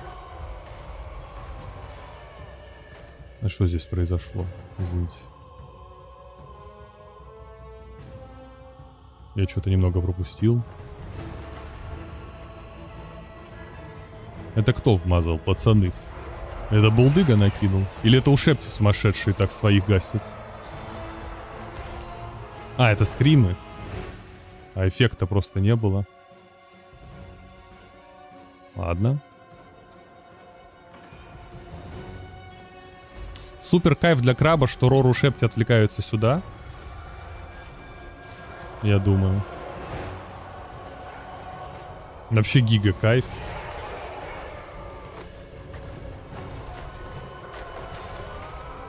Сфинкс Усекфа в себя поверил, дал чарж. Не попал, Готрик такой, ну все, это моя судьба. И Сфинкс Усекфа убежал. Да, лучники все пошли сюда.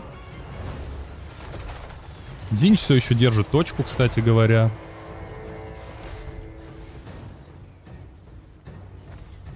И тут он пошел провожать. Но точку выбить не удается. То, что, о чем вам говорил Булдыга. Действительно, кап плохой. Я думал, что кап получше. А он 2. И за счет этого краблинг просто круче на точке. А время идет. Осталось 5 минут. Провожать здесь он не то чтобы сможет на самом деле. Нельзя так далеко сфинкса уводить. Или можно? Скаты. Ой, скатов догнали. О, нет. Точка все еще не перехвачена. Какой мейн язык в чате у ОДМ? Английский, по-моему, у них. Общий.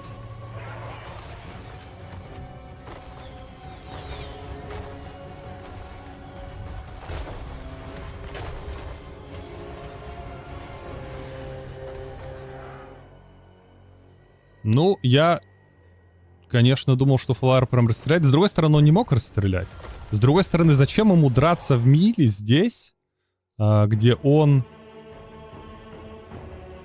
не побеждает сейчас по точке, тратит пехоту блобом всем, заливая туда стрелами.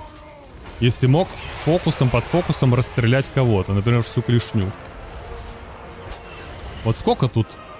Да, вот блоб, зачем вот это? Это же вообще не нужно было. Попадает под глобал. Ну, под глобал, точнее, под обилу. Но пехота слилась ни за что. Вообще ни за что.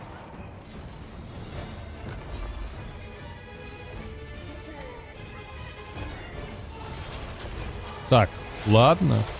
И по трансмутках, hello, краблинг накопил. Накопил. Сетра такой, ё-моё, что мне делать, под новую не дойти. Ну, на мой взгляд, кажется, что Флауэр тут, конечно, ошибся. Что он должен был просто расстреливать. Не было смысла вообще пехотой блобиться, если не можешь точку перекапить по весу. Надо было сначала расстрелять все стрелы, а потом только идти. Окей, это 1-0 в пользу крабыги на Готрике. Удивительно, что голова Готрика не расстреляли. Окей. Дзинч и Тамбы истрачен. Счет 1-0. Как голый. У него борода. Да, ну борода плюс 100 защиты. Это правда. Чё, пацаны? Так, сейчас... Сейчас, подождите. Там второй реп.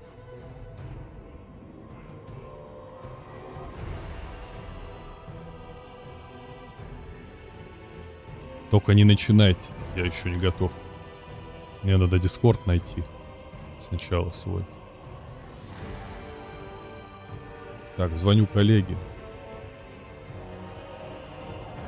Здравствуйте, коллега. Да, здравствуйте. Что, мне комментирует то, что было, или не стоит? Все, как вы сказали. В точности. Ну да, это... В точности Потому все что- было предсказано. Давайте двигаемся Потому что, может, дальше. еще непонятно. Да, Давай не конечно, будем непонятно, это почему на распыляться. тамбах не берут рорных змей, когда они суперсильные. Это вообще какой-то скам какой-то жесткий. Не, иногда Но берут, и давай они так себе. умирают. Возможно, у них Ну, испорченная потому что неправильно репутация. играют. Реально. Так, Ну, там господа, они в я вам инвизе просто включаю. ходят. Они находятся в инвизе даже для игроков во время пиков. Да, А, их невозможно выбрать. Так, мы смотрим, а тут уже появились вуды от Краблинга. Хаос от Краблинга. Прокрался, и демоны от Краблинга. Третий лишний, угадайте, кто лишний в этом карнавале Хаос Фраг. Твой предикт. Кого бан? Всё, Всё, уже поздно. Демонов. Я думал, что бан от Флавера. Ну, от Краблинга Флавера, зачем? да. Почему я хочу сказать Эльфридна? Я не могу, пацаны. Это Ну, вообще потому что ужас. ты, видимо, знаешь больше, чем Да мы. ничего я не знаю, просто я ОДМ, Альфредина, ОДМ, Флавер, Фэй есть буква, все похоже, ники.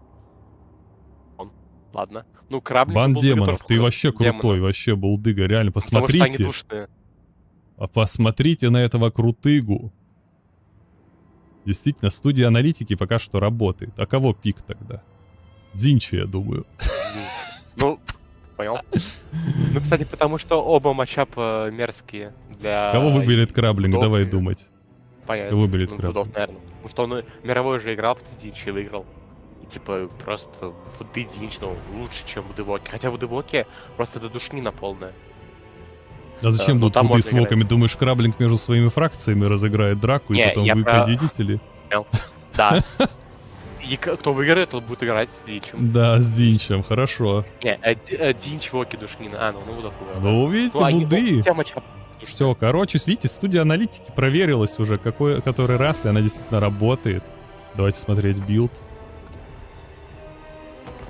Мгм. Извините, подождите секунду, простите. Стример загробастал деньги. Мистер Аноним, простите, я на момент комментирования просто стопнул донаты. Слушаем деньги. Кстати, в донате, Булдыга, вы выразили тебе респект и почитание, но денег не дали. Тут Ну, простите. как обычно. Как обычно. Реально, как обычно. А что, переходим к билдам? Или пока? Подожди, сейчас шепчет. Спасибо, Аноним, за твой прекрасный голос. Давайте, анализируем билды. Билды, ну, типа, у Краба идеи вообще никакого мирового в той игре. Очень просто причина, что они с одного клана. Они явно хотя бы уже мы играли.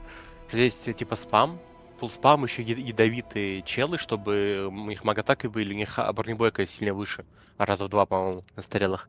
И, типа, эта ряда гнусная со слоу, типа, тоже норм. Это как раз вот билд такой спамящий, душный против Динча достаточно. Еще в Watcher, видимо, чтобы слить там будет этот заливик, задушить его. У Динчи, типа, ну, тоже достаточно дефолтный билд, потому что на хаосе против вудов часто играют найтов. Я просто не очень понимаю, почему найты с мечами, а не с пиками. Это очень что-то супер странно, когда с пиками он сильно лучше тупо из-за чарджа, по очевидным причинам.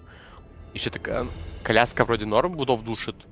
Ну, типа, у Динча странный билд, но около рабочий. Я просто не понимаю, почему с мечами найты. А маг нормальный, там 2 спала, правда, голубой огонь слабоват, но он может задушить. Самон спавна, типа норм. Оба билда, кстати, норм, типа шансы есть у обоих как будто. Кого верим больше по билду? Ну, я верю в Краблинга. Всегда. Всегда. Как аналитик? Ну, я не знаю, ну, Вудов билд выглядит более продуманным. Но у Дича тоже норм. То есть, вот реально нужно смотреть, как кто заиграет. Да, вот действительно вопрос. Кто из этих билдов, какой из игроков со своим билдом лучший бизнес-партнер? Понял? Ну, вот с человеком, который пикает рыцарей с мечами, лучше не взаимодействовать. Я скажу. Все, Когда есть понял. рыцари с копьями за те же деньги. Все, Типа, это вот это аналитика, вот это уже понимаю, основано на чем-то материально. Все, благодарю, коллега, за ваше мнение. Мы двигаемся дальше.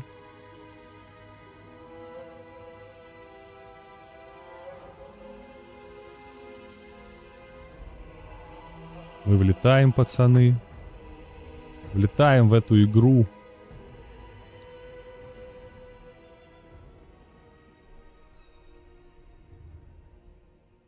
Вроде ничего не сказал. Но он сказал, что оба билда рабочие. Все. Что лучше брать пики, чем мечи. Он вам рассказал. Почему Дрича? Потому что она душная, бегает с замедлениями и всех мучает. Дучая, живучая, с магической атакой. Опа, засада. Из ниоткуда. Единственный лес на поле боя, и в нем спрятана Дрича. Стой, сука! Убежал! Повезло. У Краблинга просто все стреляется.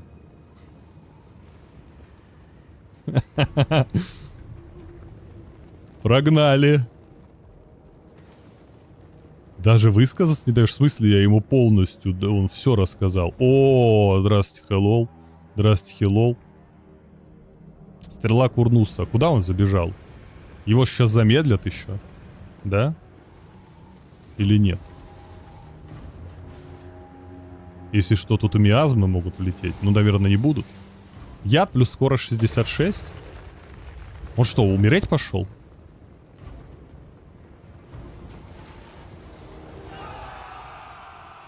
Ладно, он прячется за хашкой. Маг потерял половину хп. Абсолютно безумный колдун. Из-за этой потери, как будто бы ему теперь придется прятаться просто весь бой. Тут драка у Лайна. Супер неприятная, кстати. Ну, тут есть рыцари, ладно, они отобьются. Но драка у Лайна это вообще не круто.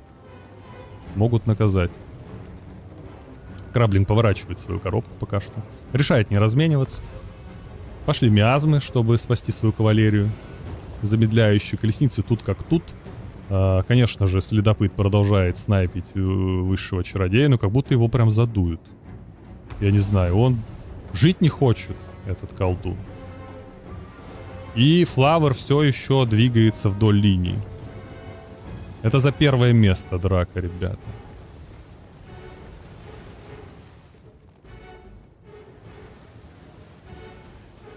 Ух ты! Почти поймали всадников полян. Рыцари хаоса верят в себя, несутся. Несутся. Перехват на каве. Тут нету, конечно, щита. Но бронированная кава несется. Очень сильно. Тут Краблинг пытается фокусить. Колесницы здесь. Улучшенный огонь. Хорошо попадает. Здесь резко передумали рыцари хаоса. Попав под... Краблинг на панике, что ли, дал? Или... ну он не мог достать до них. Хотя как будто бы 100 метров есть. Ладно, потрачено. Спросим за него, с него потом за улучшенную ману. За лишнюю потраченную, как он спрашивает с других игроков. Кайтыга работает. Здесь телеги остановились. Им больно, им грустно, они замедлены.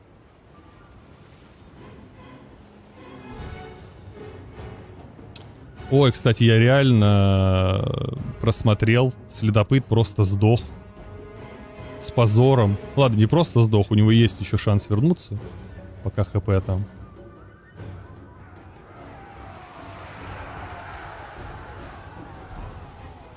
Но ситуация тяжелая, ребята. Ситуация тяжелая у Краблинга. Колесницы, кстати, крайне неудачно для Флавера застряли. Следопыт навсегда изгнан, кстати. С поля боя. Все, с позором. С позором изгнан. Тут призванные отродья пошли мочить противников. Рыцари хаоса решили посражаться. Что там тут? Что там тут у нас? Миазмочки на регенчике. Уже тоже были брошены. Дрича набила уже 400, ну не так круто. Да, я думал, там мы сейчас глянем, там будет косарь. Очень живучие здесь рыцари хаоса. Краблингу приходится кайтить. Краблингу надо спасать своих лучников, конечно. Чуть-чуть подтормозил. Лучники повернулись, срочно стреляют. Колесницы снова застряли. Прям жесткий залив. Стрелами. Пока что. Краб сейчас выровнял. Ну, по чуть-чуть выравнивает ситуацию, действительно. Колесницы много поставят, хотя большой урон здесь. Ну, как будто прям сильно застревает. Дричи еще им не дает ходить. Еще одни миазмы. Правда, Краблинг пока не переключился на огонь. Пытается переключиться. Здесь яд, скорость 54. Пошли дрядки тормозить противника. Тут гоняют всех, кого можно гонять. Стрела перемен. Как будто немножечко не так было брошено заклинание. Что, сейчас рыцари умрут? Ну тут еще пак рыцарь. Останется один отряд. Ветров еще до хера. Так, в пехоту заливная. Заливная. Ух ты, яма теней. Немножечко загэмблено. Удалось вернуться. Лавру. Правда, здесь они прижаты. Что делать сейчас с рыцарем хаоса? И почти умер лорд. Вот им как будто бы сюда надо было нестись. Зачем они сюда бегут? Вот сюда вообще на халяву просто проход был. Они что-то думают там. А, они сейвили лорда, да? И потом их пути разошлись. Они сейвили лорда и дали возможность дохавать рыцаря здесь. Сдучка. Они проводили все отряды. И сейвили лорда, говорит Краб. Ладно. Они дали перезарядиться миазму. Почти. Краблингу не хватает ветров. Не хватает немножечко ветров. Скоро будут миазмы. Пошли миазмы. Миазми.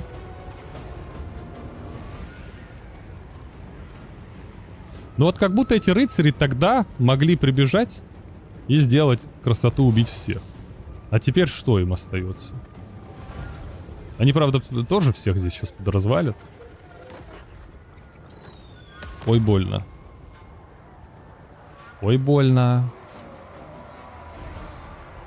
Лучники пытаются убежать. Есть чардж в спину. Так. Копейщики на жире. Тут будет сейчас еще одна миазма. Дрича кайфует, убила модельку. Бросается миазма. Как же кайфово.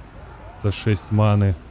Миазму. Я что-то подумал 8. Что меня закличило? Это я с душой перепутал. Тут Краблинг пытается убить лорда. А лорда пытаются спасти. Всеми правдами и неправдами.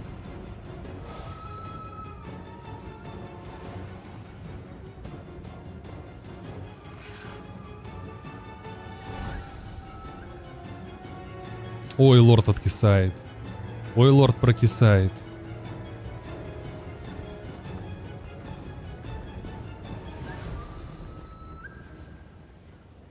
Сейчас его убьют.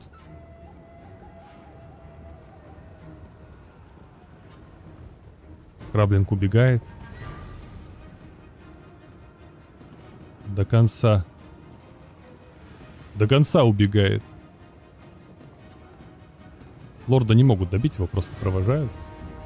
Краблинг как будто если бы дрался, намного меньше бы потерял, а сейчас в халяву просто в спину уроны получают. Еще миазмы. Блин, отряд просто съеден. Да, просто отряд умер. Понял. Выбрал позор. Между дракой и позором выбрал позор и смерть. Вот так. Как я вам переиначил красивую, знаменитую, кто не хочет войну и позора, получает и войну и позор. Или что-то там такое.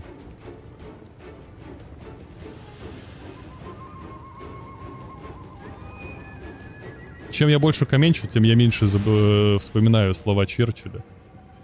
Простите, у меня книжка выровнялась. Он говорил, кто голосует за Поплаву, получает и Поплаву, и позор. И Булдыгу. Да. Вот что-то такое он говорил. Бисмарку. Пошел чарж.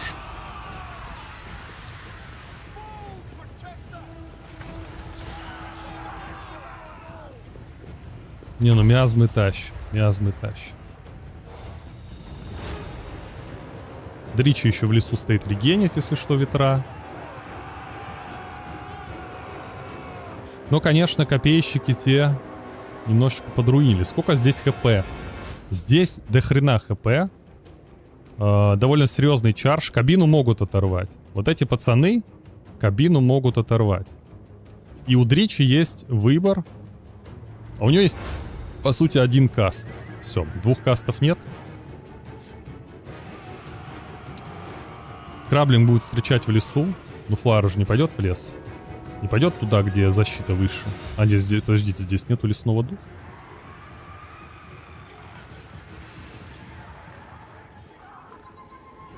Нету лесного духа. Ну вот будет брошено в лицо. Не, ну есть... А, лучники возвращаются. К краблингу можно просто убегать и ждать лучников. Все. Тут все нормально.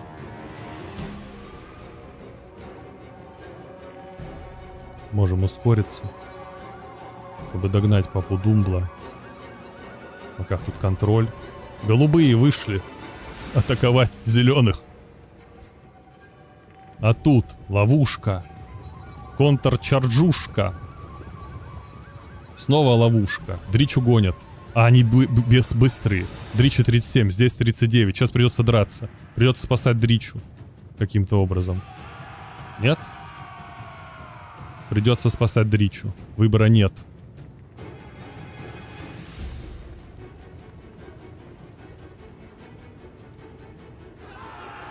Контрчарж. Краблинг забайтил. Дричу уходит. Пока что. Здесь идет расстрел. Правда, немножечко обосралась Стража Полян. Но Дрича слишком жесткий угол взяла. Слишком острый.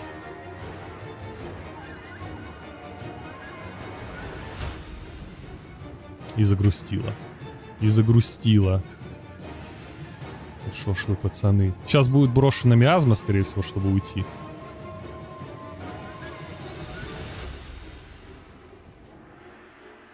Или не будет? Миазмы не будет?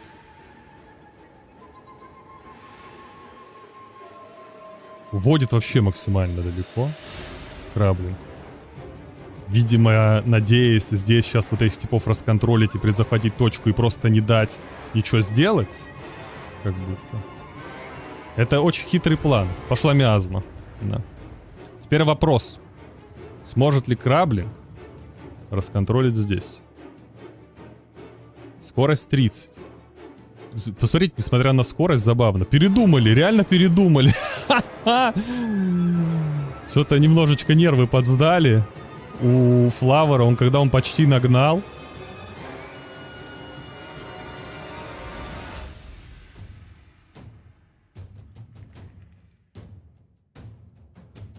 Он реально отпустил Дричу. И дал перезахватить точку.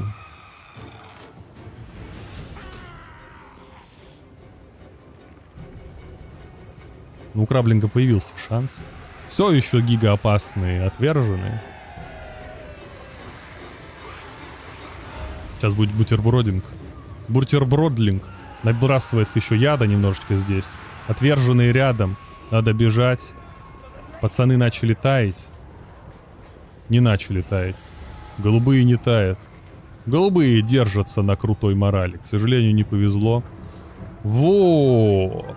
Если удастся. Ну, тут я даже не знаю, что делать. Надеяться, что Дрича заролит.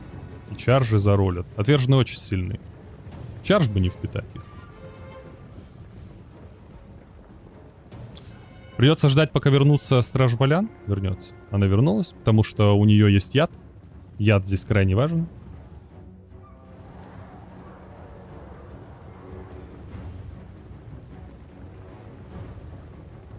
За счет дебафа. Ну и, кстати, под ядом можно кайтить немножечко Дричи. Она быстрее. Правда, чарж. Правда, чарж сейчас будет. Пацаны плавятся. Крабыга уходит в лес. Щиты ломаются. Так, еще 5 залпов. Да. Чарж морду. Ну вот Флавору не надо было отпускать Дричу. Хотя он, конечно, не знал, сколько у Краблинга ветров. И в целом, возможно, предполагал, что там будет сейчас еще миазма, и Кайт бесполезен. Вот, это мы-то знаем со стороны, что он отпустил Дричу, которую он уже мог поймать. Флауэр не знал, что там 1 маны не хватает, единички, и принял решение более сейвовое. Кстати, 3-й флаг был. Сейчас будет размен. Сейчас будет размен.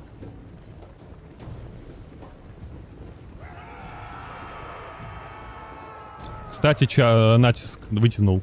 Он вытянул натиск. Натиска не будет.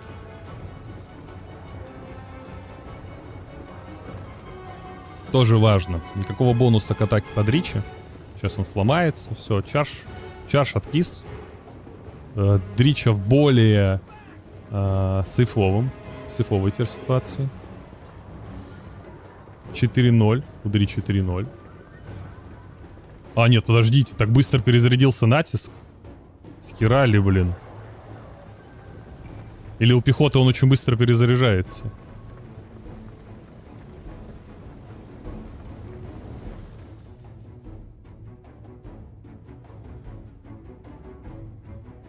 Ну, мораль хорошая. А, кстати, действительно... А, штраф за лорда был очень давно, да? Да, он прошел. Это полом. Ну, это тяжело, конечно, что чардж гарантирован. Крабыга тут контролит. Так, 1200 хп. А реально чардж гарантирован. Это такой прикол. Отряд, который за счет чаржа бьет, получает бесконечный чардж.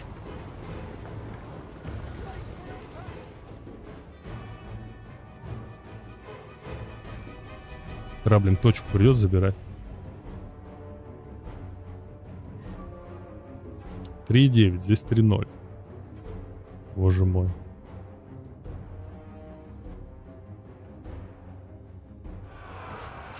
Что делает Краблинг? Ну и пошел размен. 300. Ну, конечно, они убивают кавалерию в хламину. 2900. Дрич получает минус морали за счет того, что союзники бегут. Большую, правда. Атакованы с тыла, атакованы с фланга. Но ужасающего вида нет. И Флауэр просто начинает катить, не давая ему перезахватить. Он будет не давать. Да, тут сейчас будет биг мув.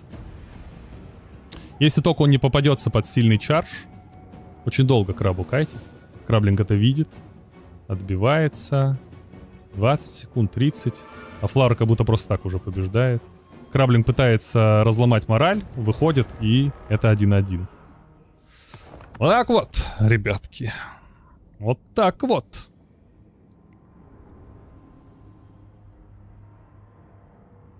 Красиво. Но то, что можно чаржить бесконечно, это, конечно, жесть. Юнитами.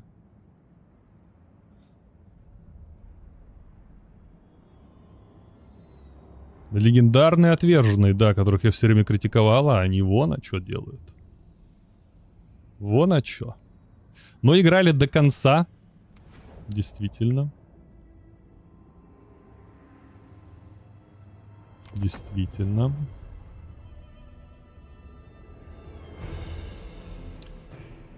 Так, что мы, поперли дальше? Поперли. Где мой коллега? Где мой коллега?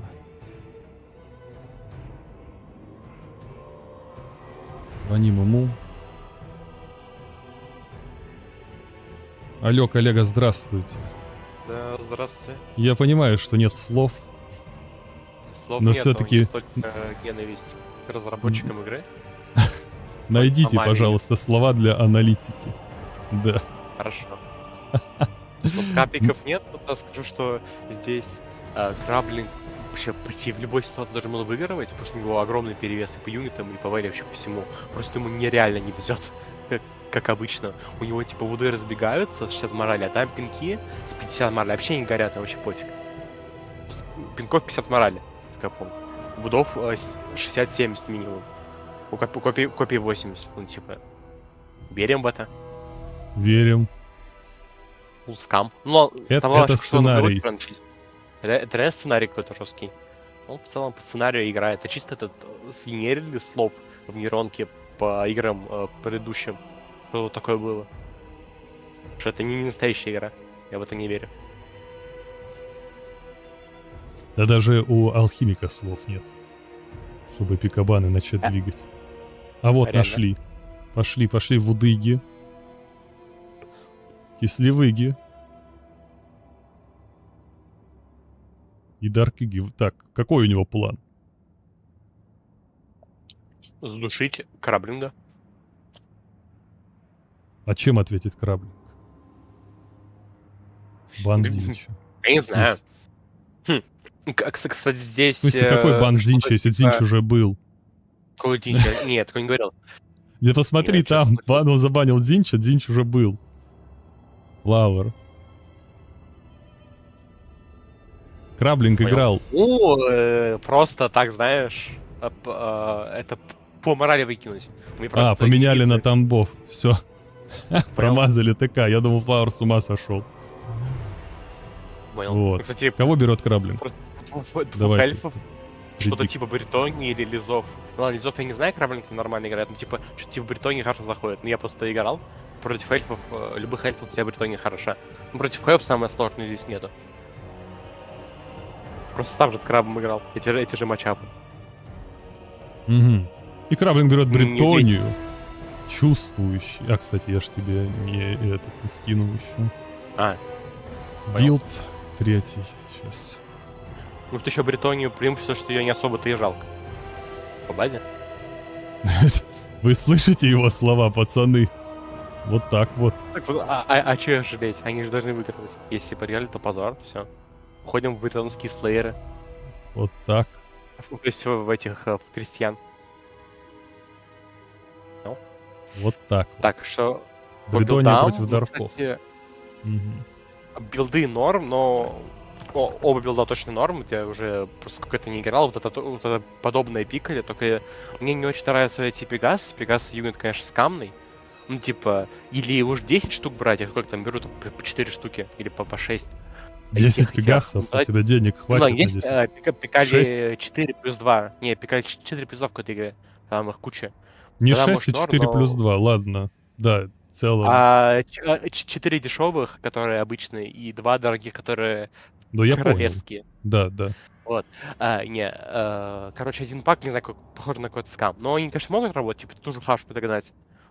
Ну, ладно, еще Альберек. Типа, я просто здесь играл через Зеленого Рыцаря, потому что он супер тучный для Дарков. У Дарков тупо ни у кого нету мага так, почти. Там, у Юну, по-моему, только у этих, у снейшитов на Колдунов. конях, я забыл, как они Колдунов, называются. да. У Дуфайр варлоки только у них, а их здесь не берут. Потому что их, по-моему, сносит Каунс, я помню. И лучники. Но Альберик тоже норм, потому что он и террорит, потому что так-то у Кавы за косарь. У нее морали не супер много, потому что у нее нету ужаса. Типа морали много, но ее типа можно прокинуть, вот. Типа магичка, он дефолтный, этот шипастый щит.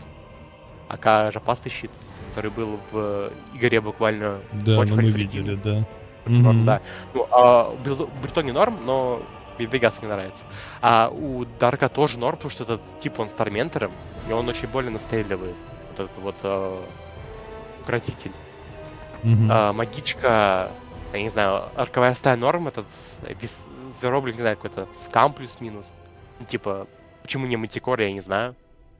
Так, а лорд Ну, что будет делать? Просто кайтить? Ну, подъезжать, давать Торментер, причаржить, стрелять, он больно стреляет. И в целом, он просто стоит недорого, насколько я помню, за даром. Торментер — это ты меч мучителя, говоришь? Меч Мучителя, да, который стан. Иностраныга. Ну так, да, все, по гайдам играем. Ну, короче, здесь у Дарка билд на каве, вот эти вот Dreaded Knighты, то есть Мгм. рыцари ужаса, они очень жирные, особенно Рорн вообще Unbreakable, по сути. Типа они супер-мега жирные за счет своих статов, хотя как будто их не так много, но они супер жирные на практике. Их на Бритоне очень сложно убивать. Они типа тупо здесь могут перестоять. А эти типы затычи, они больше дамажат, но они достаточно ватные, как ни странно. Вот, ну типа Понял. здесь, ну чисто матчап на скилле, В кого Бретония верим? точно имеет хороший шанс выиграть. Ну я верю в Краба на скилле, потому что он уже это играл много раз. Ну, поверишь, норм. Типа здесь я не знаю, почему Флавер не ожидал зеленого рыцаря, когда он супер зеленый рыцарь, не знаю, должен вообще разваливать весь билд. Ну, типа буквально ему нечем убивать. Абсолютно нечем. Но он сейчас супер сильный. Но распикнули тупик. Но нет, и Краблинг в него тоже не верил. Ну, значит, позор, все. Зеленого рыцаря продали, купили Пегасов, потому что они красивые и с крыльями. Вот так. Зеленый Реально. нынче не модный, Да. белый. Белый цвет борделла. Все тогда. Благодарю коллегам. До следующей драки. Ну что, ребятки, мы начинаем с вами. Аналитику мы получили. Мощную. От настоящего бретонца. От бретонца. Что по итогу Булдыга сказал? А Краблинг пишет, что он ждал контр-мув против зеленого и возьмет Думболт. А Флавер думал, что Краблинг будет думать, что Флавер возьмет Думболт и не взял Думболт, сэкономил деньги. Вот так, ребята. Вот это называется... Там много было контр-мувов. Булдыга — это человек, который тренирует Краблинга. Он буквально все знает. Неприятный залп сразу для Флауэра. В Бубейн. Ну тут до хера кавы, на самом деле. 6 кав ближнего боя. Здесь 8.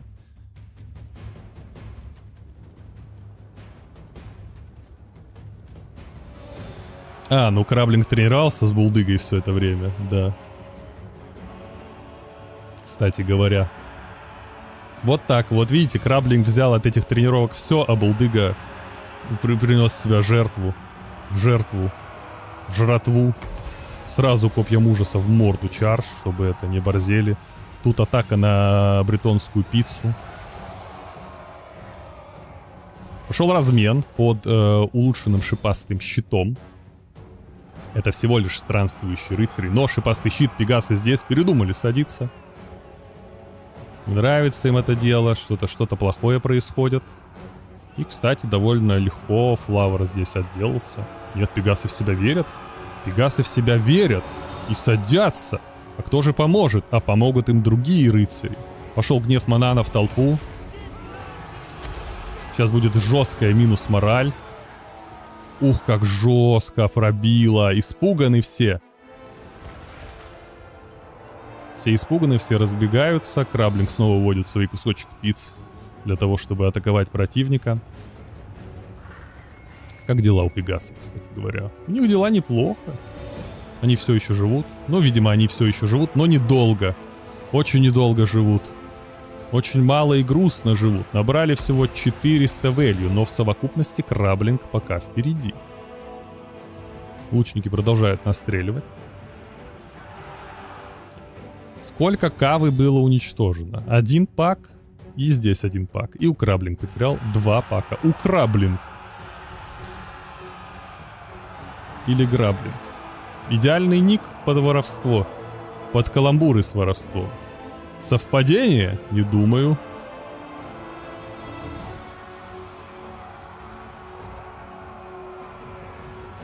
Тут потихоньку... О, происходит бутербродинг. Пошел зверооблик. И пошла удаль. Резко повернули рыцари, все разбегаются в разную сторону. О нет, это те самые удалые эльфы. Лихие эльфы сдвинули шапки на бок.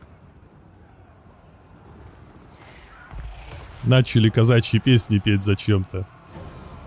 Все бретонцы в рассыпную. Сейчас закончится. Подождите. Так. Извиняюсь. Какой-то звонок. Турин звонил, говорит, ты шо так быстро кастишь? Удовые, да. Так, я все равно просматриваю. Альберик у нас что делает? Просто поддержит, он всех пугает. Но у него уже будет еще один манан. На мана, мана-мана. Да, еще будет мана-мана. О, а тут Краблингу не удалось уйти. Странствующих рыцарей провожают.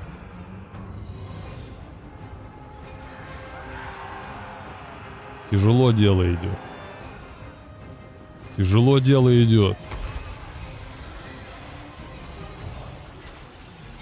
Удаль еще работает. Ой-ой-ой-ой-ой-ой-ой. Странствующие рыцари грустят. Хрустят.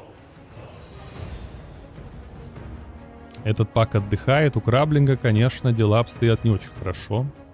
Остался один отряд, по сути, рыцарей королевства. Когда будут вампиры? Ну, от Флавера вампиров можно ожидать. Возможно, мы увидим легендарный матч вампиры против хаоса в исполнении Краба. Пошел гнев мана-мана. На мана. Тебе нормально, брат? Тебе манана, брат? Манана. Уходит. Или не уходит. Минус мораль не работает пока что. Собираются пацаны толпой. Возможно, сейчас даже каким-то образом смогут зарегениться. Но страшный отряд Дредд рыцарей.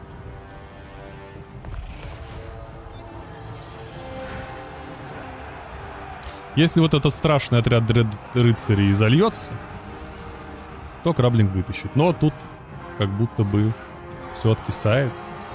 Уже очень сложно Краблингу будет победить здесь. Я даже не знаю, что его спасет. Буквально ничего не спасет. Кава слита. И гнев на мана не работает. О, вернулись пацаны. Вернулись умирать, правда. Они даже не вернулись хилиться. Ветров? Да херища. Что эта магичка там делает? Можно было, я не знаю, что сделать. Все можно было сделать. Но что-то по колдовству, какой-то поплава. Недовес. Краблинг жалуется на недовес. Недовес конины.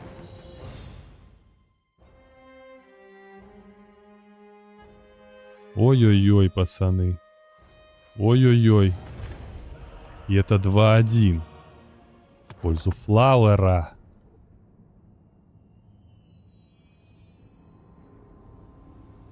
Хорошее начало у Краблинга, но грустное окончание.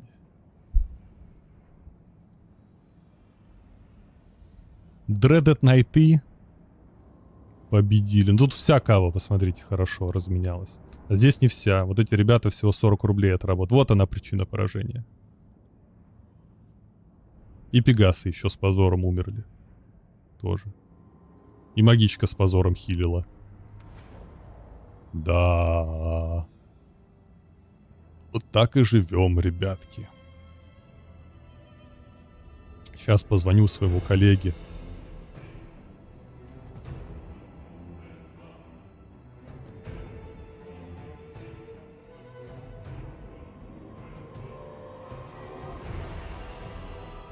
Позвоню коллеге. Здравствуйте, коллега.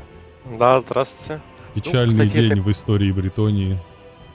Это точно. Но мы сегодня встретили ситуацию, где в финале играет 2 против 1.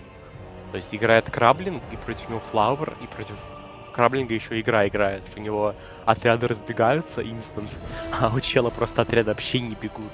Там же вот видел, дали аквапарк от Краблинг Альбрика, и просто ебаный никто не черт. сбежал. За вчера тебе отвеча. Ты Буквально, реально, ты обидка, просто шлюха. Любит банана. Ебать. А минус 16 мораль.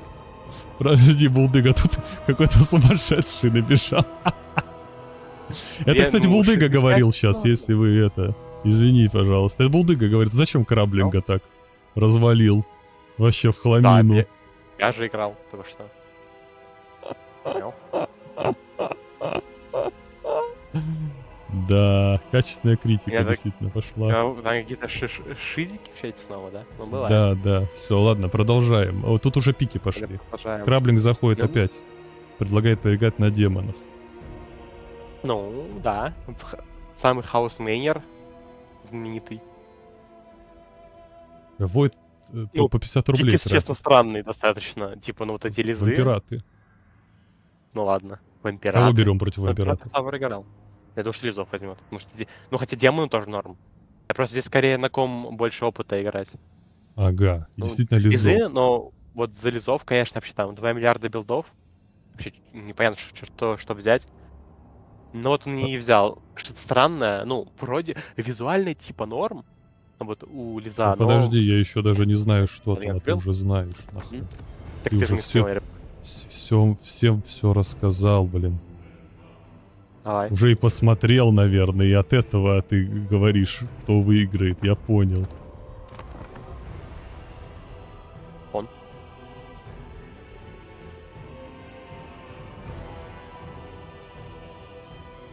Так, давайте комментируем билды. Ну, на Лиза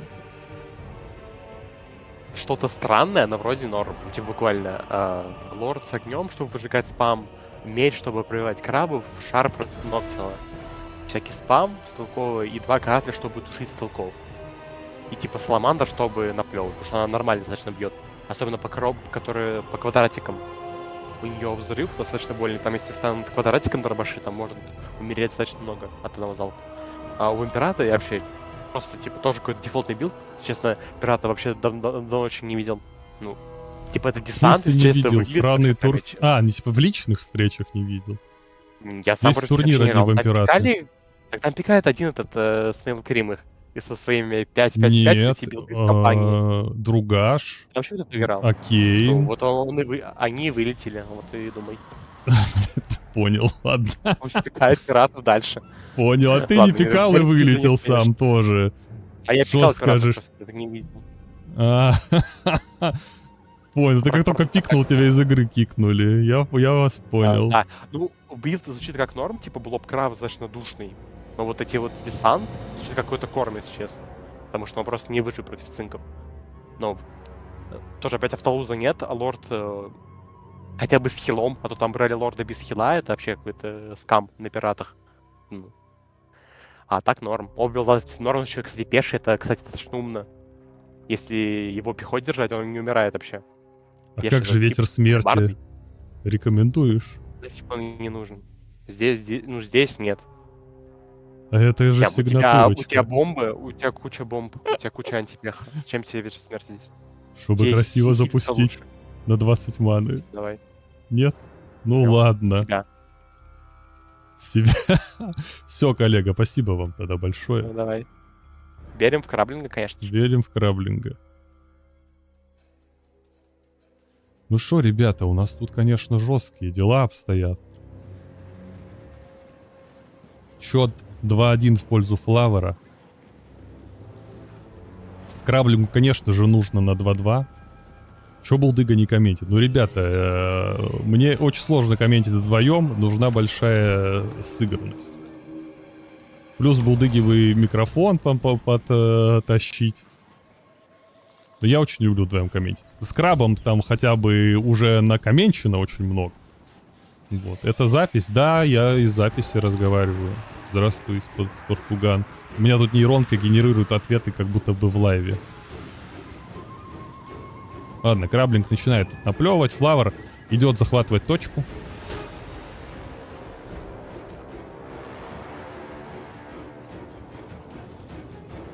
Катлю напихали по лицу, правда. Огненная голова. Огненная голова пробивает бедолагу. Он будет хилиться, конечно же. Саламандра жесткая по предикту Булдыги набила 39 рублей. Ух ты!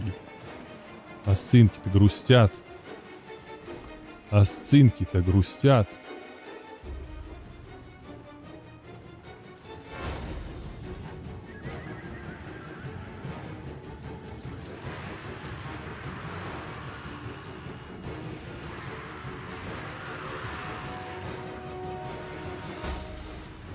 Ну окей, тут главное помнить, что вам может все это отрегенить в блобе. Конечно же, просто так пеху он не будет регенить, но всяких жирных он порегенит.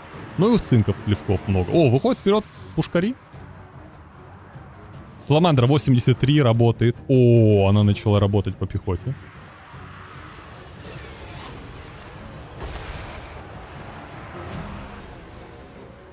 Вот, тут уже началось что-то уже серьезное. Малая цепь молний дробовичков. Малая цепь молний.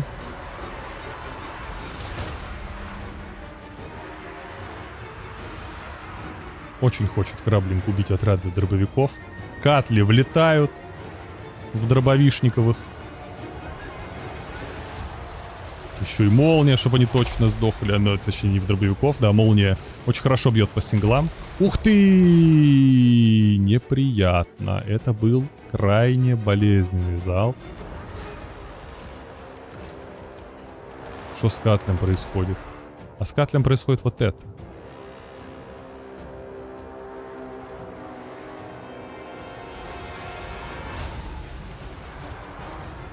Катль испарен, пацаны. Флавер среагировал.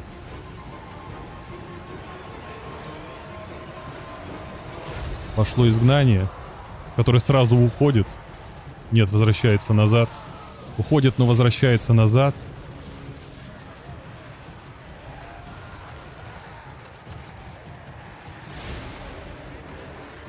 Флавер ведет. Флавер ведет. Тут отбит Катль.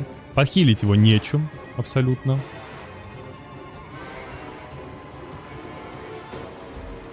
Собирается Блабыга.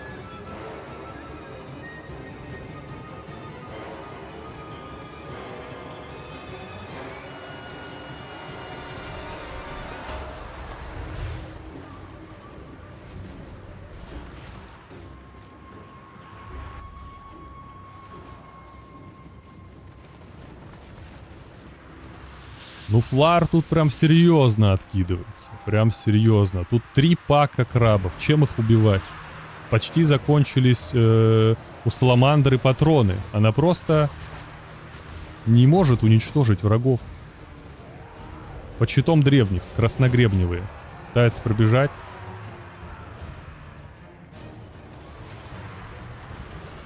Кстати, стрелков действительно осталось крайне мало. Но дробовики все еще тащат. А кем здесь стреляться потом? Потом. Кем стреляться потом? Потому что тут... Ух ты, молния. Здрасте. Но как-то слабо, да, получилось. Тут-то чё по патронам? Патронов почти не остается, как будто же сейчас Флауэр победит. Я даже не знаю уже, чем краблингу побеждать. 3 пака крабов. Да, пацаны? Нет?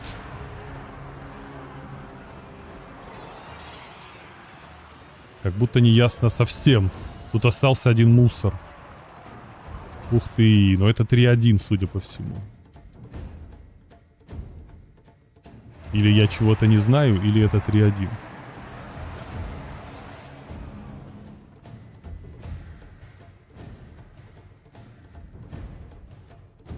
Да. И Флавер уже в шаге от победы, ребята. В шаге от победы. Это было 7. Краблинг еще долго сопротивляется, конечно. Невероятно.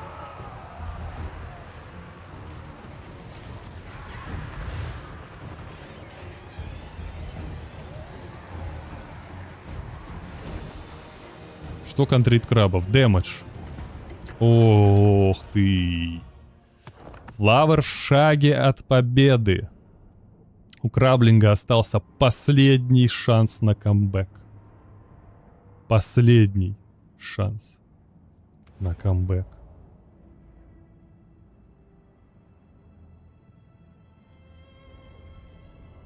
Так, давайте я позвоню коллеге. Пусть он расскажет, как он расстроен. Я пока тут поищу. Реплей.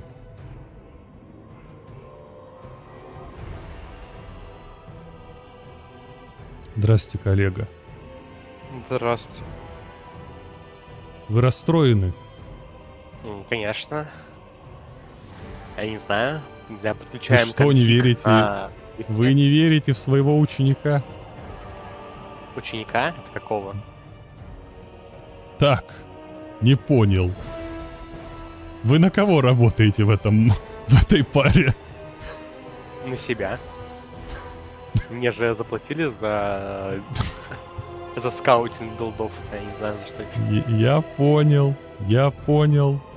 Не, ну мне, конечно, не знаю, кайфую с этих роллов С этой удачи на вихрях... Не там надо, вот нет, рецепт не было, верю. они всё мимо.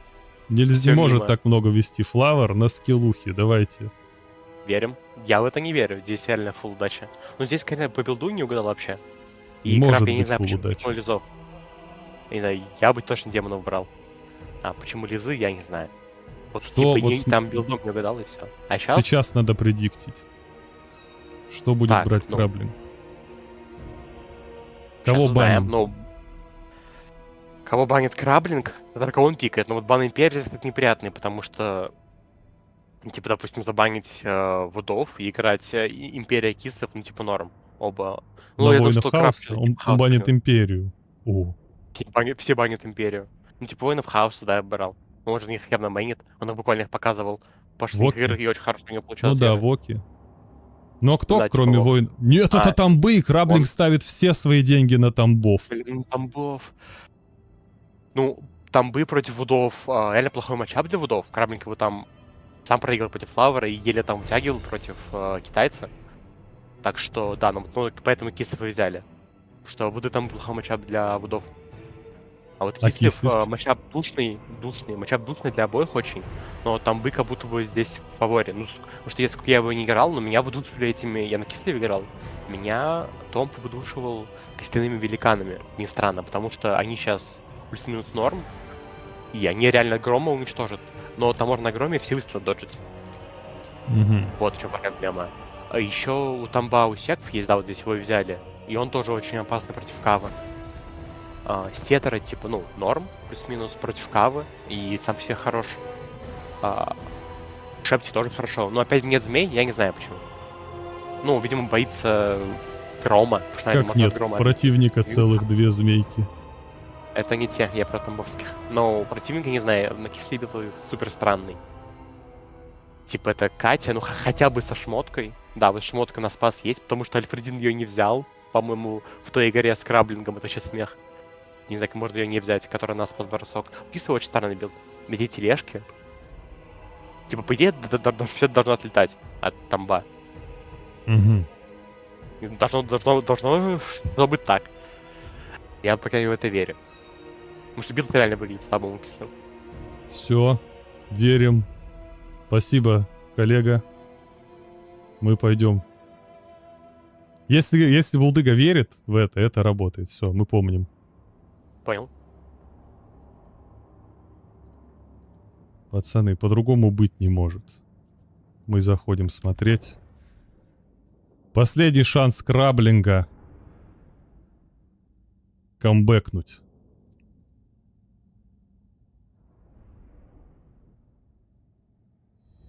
Домашняя карта у краба. Домашняя карта у краба. Видит Краблинг сразу телеги, видит Литл Грома. Но пока стреляет по телегам.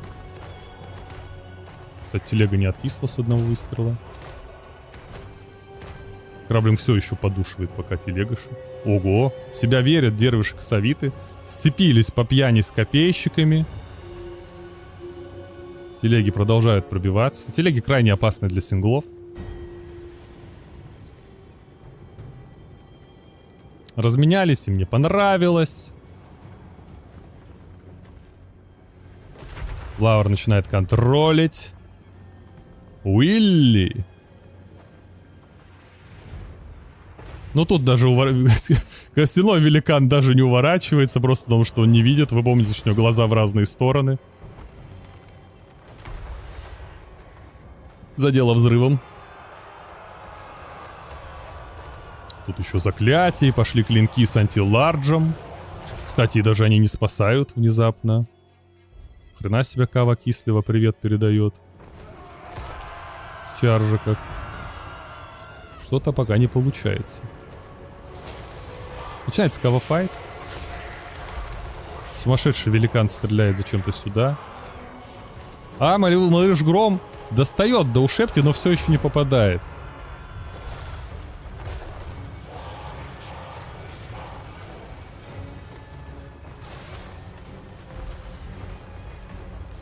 Снова привет по телегам. Верит в себя сфинкс у Секфа. А рядом с линией ужасающий вид. Они убегут на ужасе за линию? Они убежали. Что? Баги начали работать в сторону краба. Минус 2 кавы. Правда, здесь 2 змейки. Вот на ютубе старается, ботов закупил. Да это Алекс. Ой, тут еще призывной тигруля. Ух ты, великан! Возмездие пошло. Как же больно сфинксу Секфа. Просто и свои, и враги, все его ненавидят.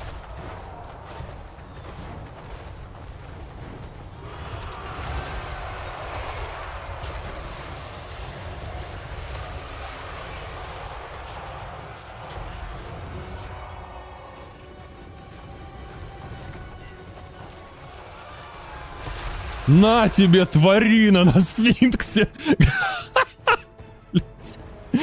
Сука, что за херня?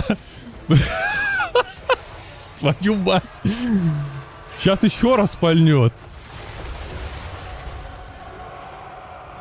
Тут поплава.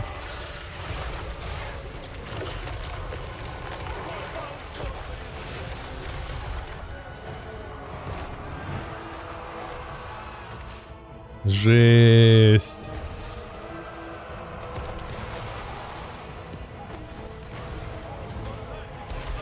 О, попал. Так, 1000 хп здесь. 3200 у ледяной змеюки. Есть шанс ее завалить. Она обосралась, есть шанс ее проводить. Вся надежда на Вилли. У Флавора, кстати, тоже вся надежда на великана. И всегда была. Не Вилли снайпер. 26 хп. Умер. Сеттер будет провожать. Сеттер будет провожать змеи. Конечно же будет. Тут стража Хепры. Тут точка захвачена. Будет призыв у Шепти. Есть Вилли снайпер. Ух ты, как задел телеги-то. И змей вернулся. Змей вернулся! Он не будет провожать, потому что телеги его расстреляют. Выбора особо нет.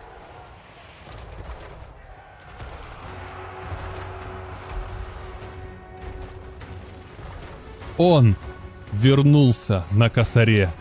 И здесь сейчас, возможно, в 2 смычка появляются у Шепти. Чтобы перехватить телеги? Но ведь у Шепти тогда... А что они сделают? От них сейчас будут все бегать. От у Шепти.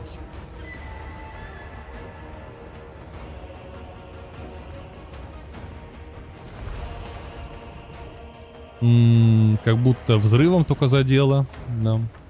Так, выстрелов остается очень мало на самом деле. Их не то, чтобы надо прям сливать на шару. Каждый выстрел ценный. Гром стреляет, краблингу надо уворачиваться. Лови, смотрите, уворачивается. Это ж не снаряд великана, ну почему? Сеттра.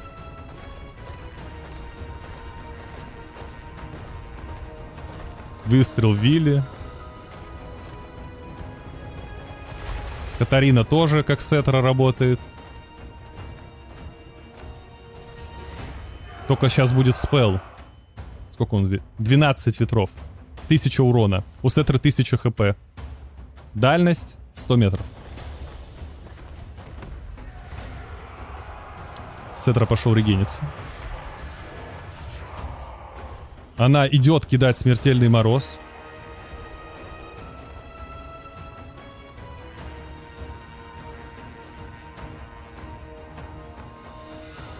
Посмотрите разницу в деньгах. Флавор чемпион. Катарина испугалась. Так, тут еще хил. Ну что, ребята, Флауэр, судя по всему...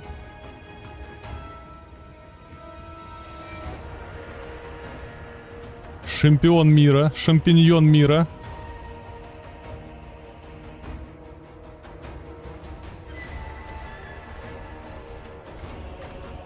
Идет на уверенном к победе.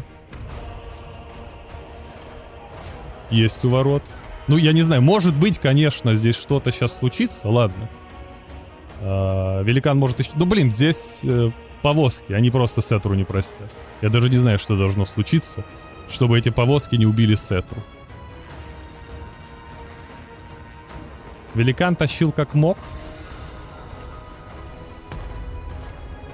Краблинг уворачивается. А есть еще ветра. Есть заклятие защиты, которое часть снарядов питает. Но снарядов очень много. Есть безумная стража Хепры. Еще выстрел. Есть. Прошло по касательно. Очень больно ударило. К сожалению, для Краблинга. Пошло заклятие защиты. На себя под реген. Сейчас будет чарж. Здесь 1000 хп. Здесь 720. Змей боится, кстати говоря. Ну, потому что у Флавера есть более сейфовый способ выиграть. А Сетра просто тает. Ему надо чаржить. Он тает. Он тает. Пошли заклятия. Клинков. Пошел чарж. Он восстанавливает ветра. И он умер. И Сетра улетел.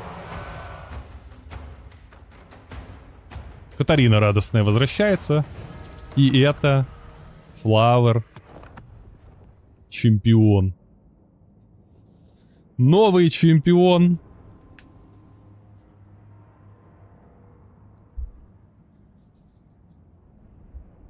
ВВЦ. Мощныга Флавер.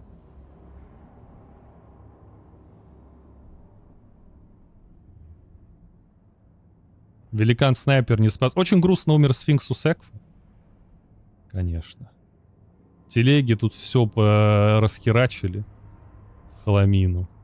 Да, чемпион Конквеста.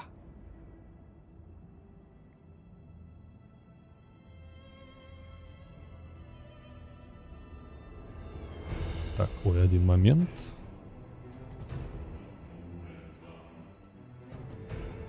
Не знаю, Флавер, наверное, меня не смотрит, поэтому я его пригласить не смогу. В Voice. Ну, я его, по крайней мере, не видел у себя в чатиках. Вот, поэтому мы с ним не поговорим, не узнаем, что он как. Что он, как у него дела.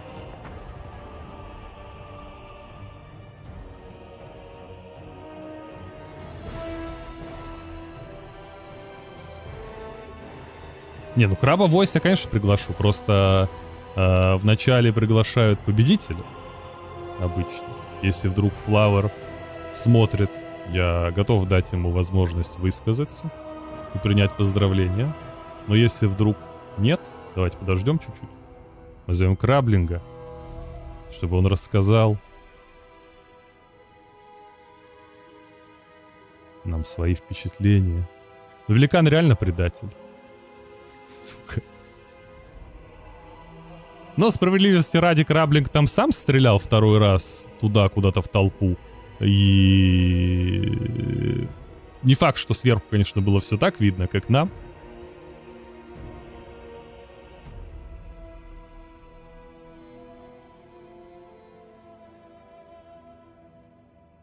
Краблинг пусть тренится. Так он же не тренился. Ну как, он тренился во время турнира, вот так. Набирал форму. Ну и Флавер, как видите, тоже все равно прошелся по всем.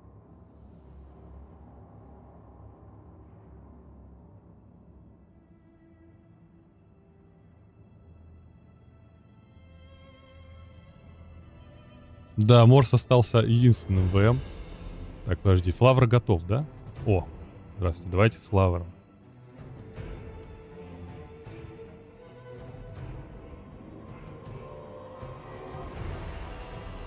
Мы сможем послушать Флавера сначала.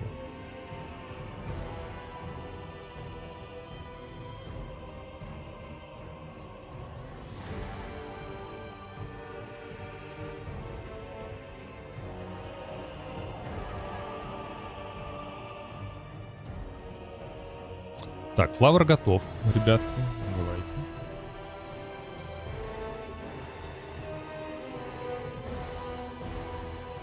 Давайте. Алло. Алло, привет. Здорово. Привет, привет. Сразу сравниваем голос с Арханом. Быстро, кто знает Архана? Записывайте. Похож? Вроде не похож. Ладно, давайте начнем. Я тебя поздравляю с победой, во-первых. Спасибо. Это На лаке кру- плюс он скилле, что-то изи. Да, средний пабер на чистом лаке. Вот. Ну, ты можешь рассказать, каково это быть средним пабером вообще, кто ты такой? Вот о себе немного. Как ты дошел до того, что ты победил?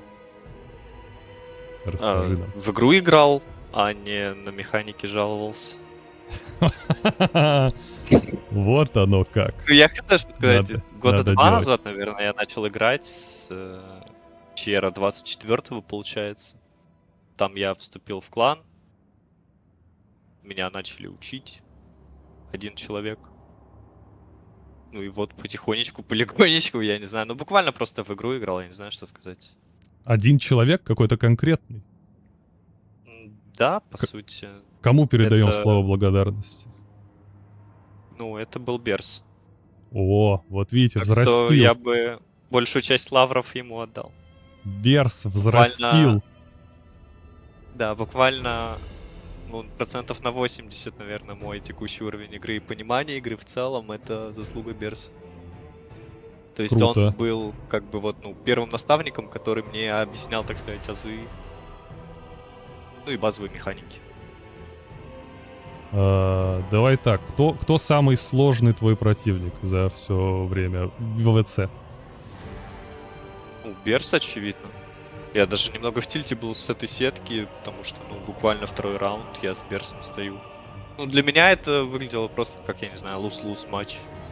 Очень обидно было и проигрывать, и, ну, как бы за Берса тоже обидно было бы. Окей. Сложных я не знаю. В группе я так одной рукой играл, я не знаю, я буквально там с крабом, по-моему, только потел. Но это было видно, я думаю, то, что я даже от китайца 2-0 отлетел. И второму китайцу, кстати, тоже буквально там две очень близкие игры, то есть я спокойно мог 2-0 падать и не выходить вообще в плей-офф. Ну тут в целом знаю, как это группа расслабился. довольно странная. Тут и Крабленька, и Альфредина так-то по бугольцу, если бы не изменения в конце, бы не выходили.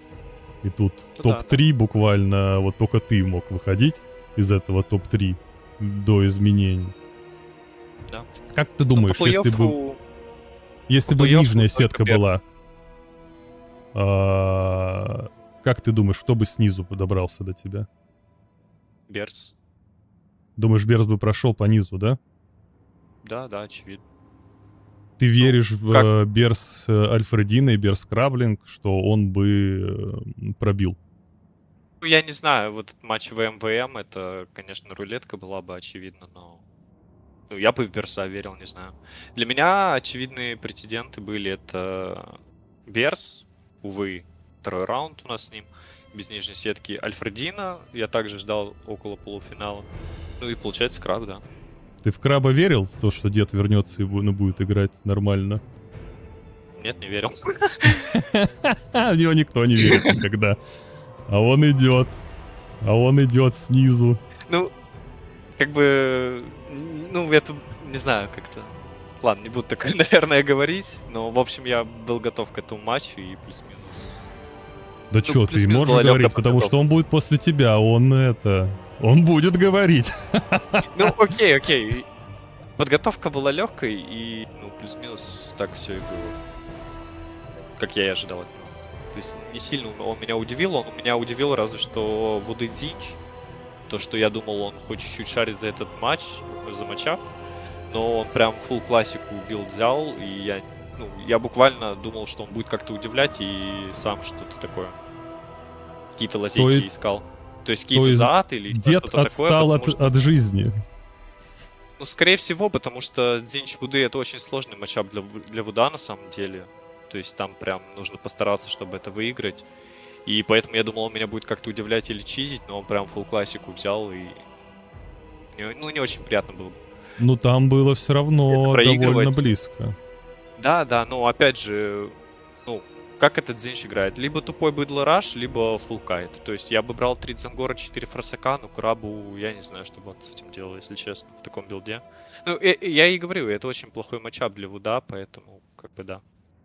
Даже так Дзинч выигрывает это. С таким скрипом.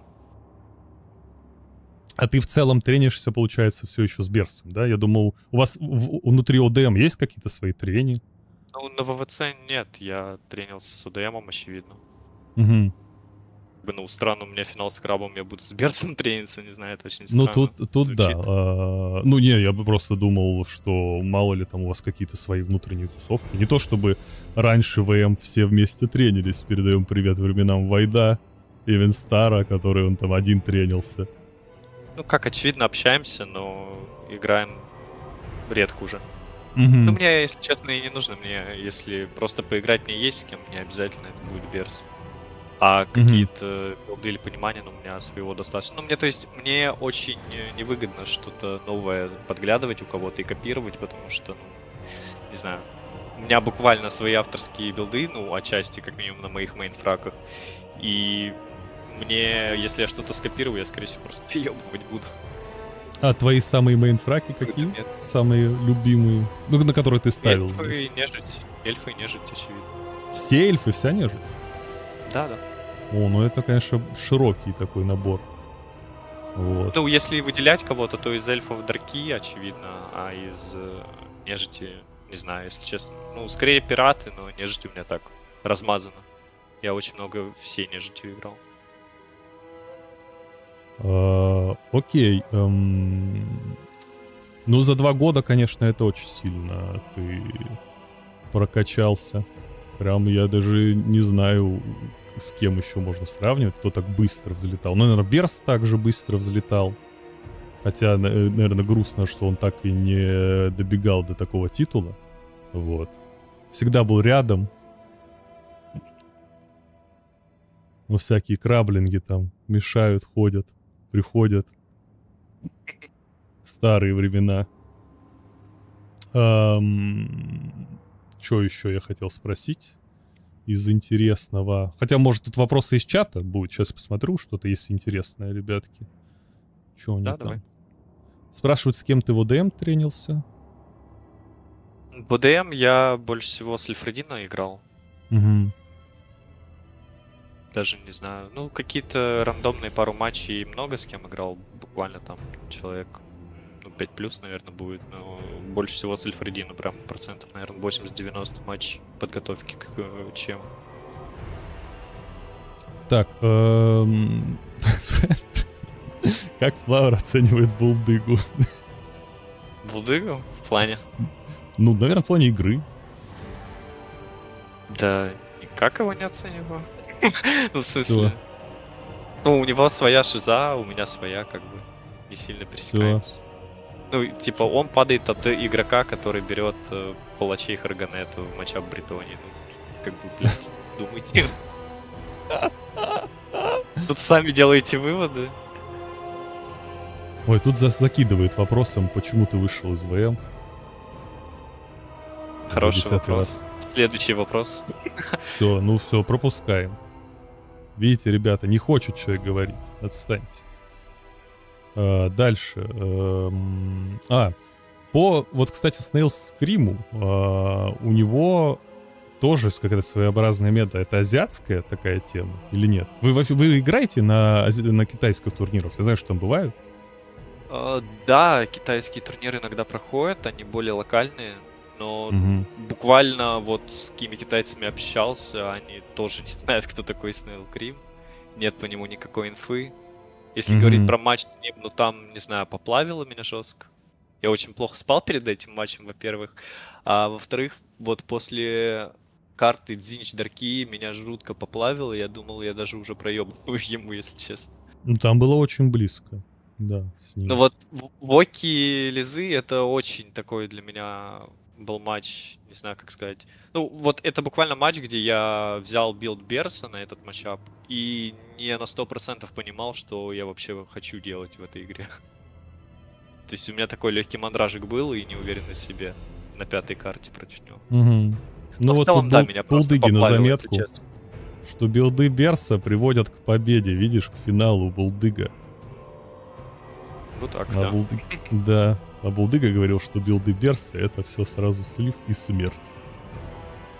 Это буквально вот редкий случай, потому что воки, ну, я не знаю, я их буквально как контрпик беру, то есть я на них в целом не играю, поэтому как бы не грех взять билд Берса и выиграть.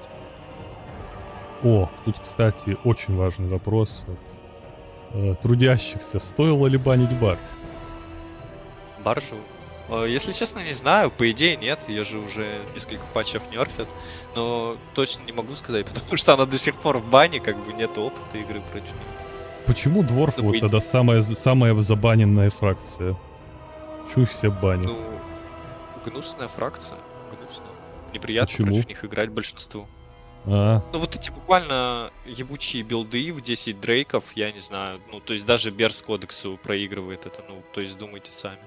Ну, как бы не в обиду кодексу, я не говорю, что он там плохо играл что-то или Кодекс плохо- или- смотрит мой или стрим, плохой кстати игрок. говоря. Просто дело в том, что...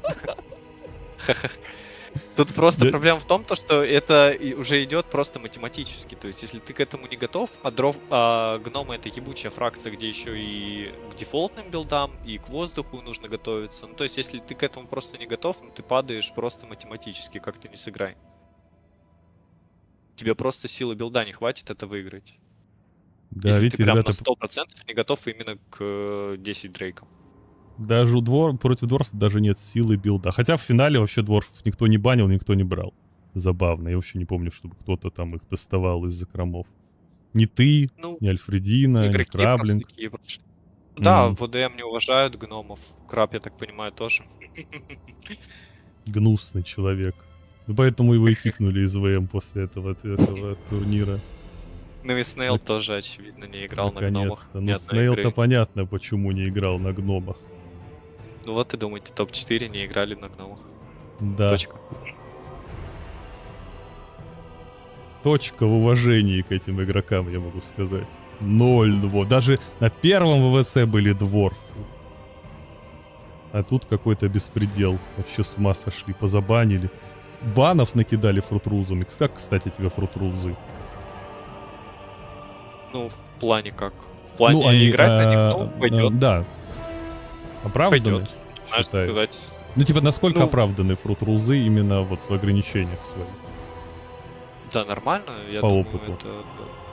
Ну, и тяжело лучше придумать просто. Играть по Мгм. игровым, но это дурка. То есть видеть какие-то билды на дарках 8 лейткавы, ну, по-моему, бред. Просто ебаный бред.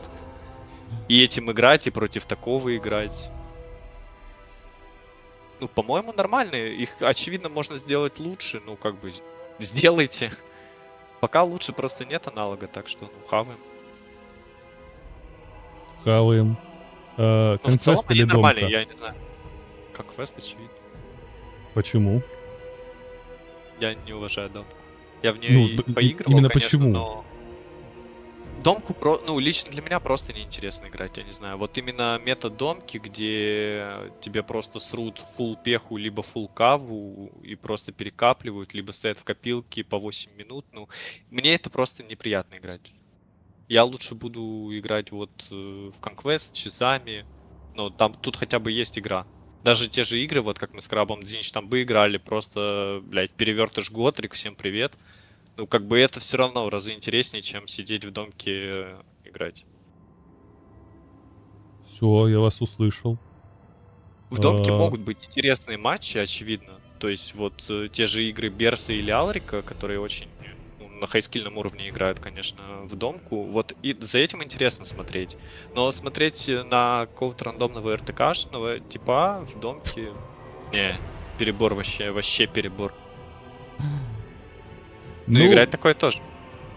как типа дурка в конквесте на низких уровнях, конечно, более распространена. Тут согласен с точки зрения зрителя. Да, да. С точки зрения комментатора, типа, мне комментить проще конквест, чем домку будет на низком уровне. Просто потому что там какие-то короткие игры обычно, вот. А не по Ну плану да, в слабаков. конквесте очевидно больше рандома и чизов. Мгм. Причем это даже больше игроками самими форсится. То есть те же западные ребята из XMT просто по КД играют чизами, и как бы им нормально. То есть ты буквально готовишься к ним, ты знаешь, ну, йоу, там точно не будет классики. Норм. То есть, Норм. то есть, да, это больше про понимание матчапов, и даже не то, что матчапов, а про понимание игрока, против кого ты играешь. Вот это больше как квест. Спрашиваю, почему Ник Флауэр? Не знаю, честно. Просто рандомный ник.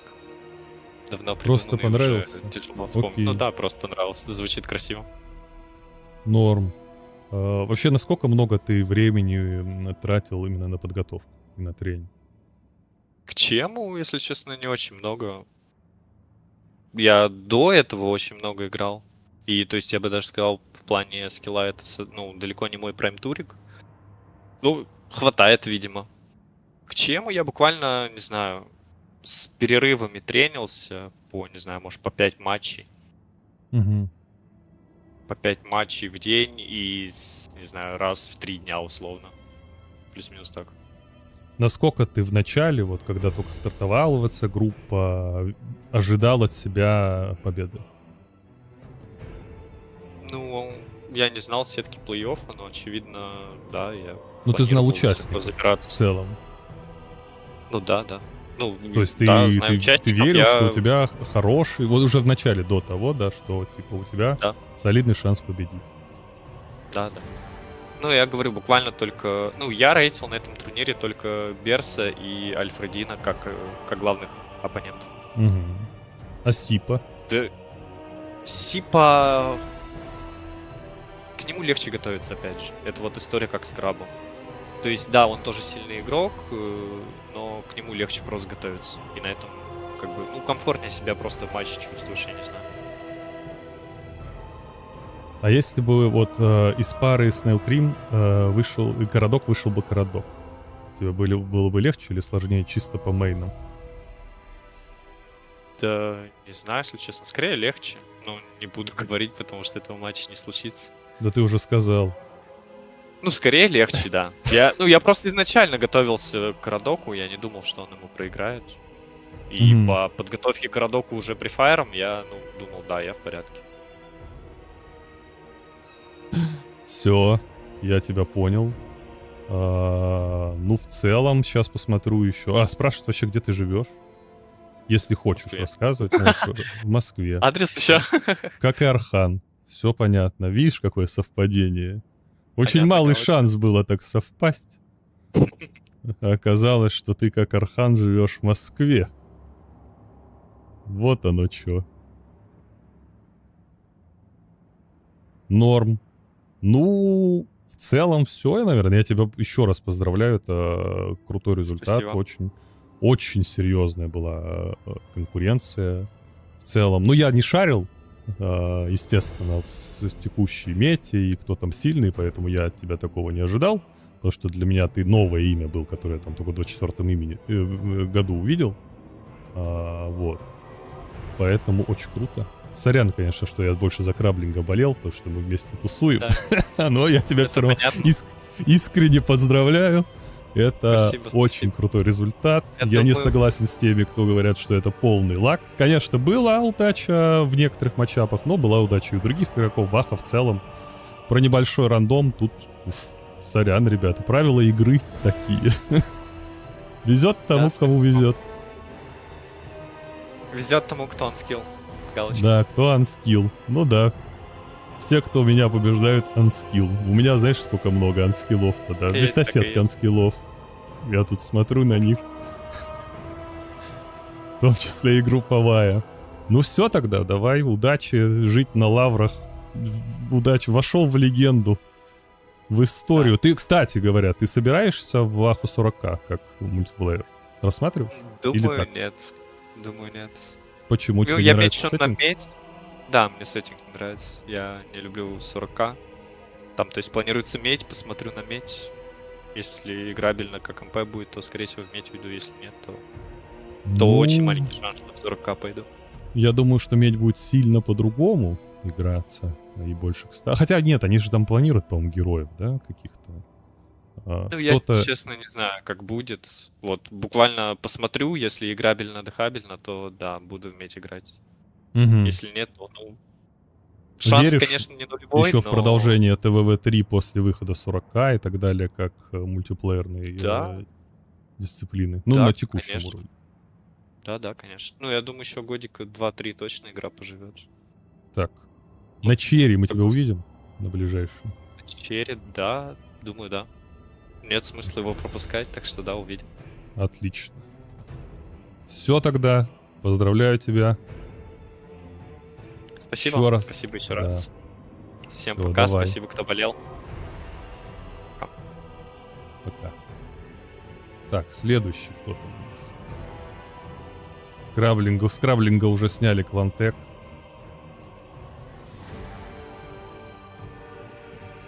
Ждем следующего. Топ-2. Звоним топ-2.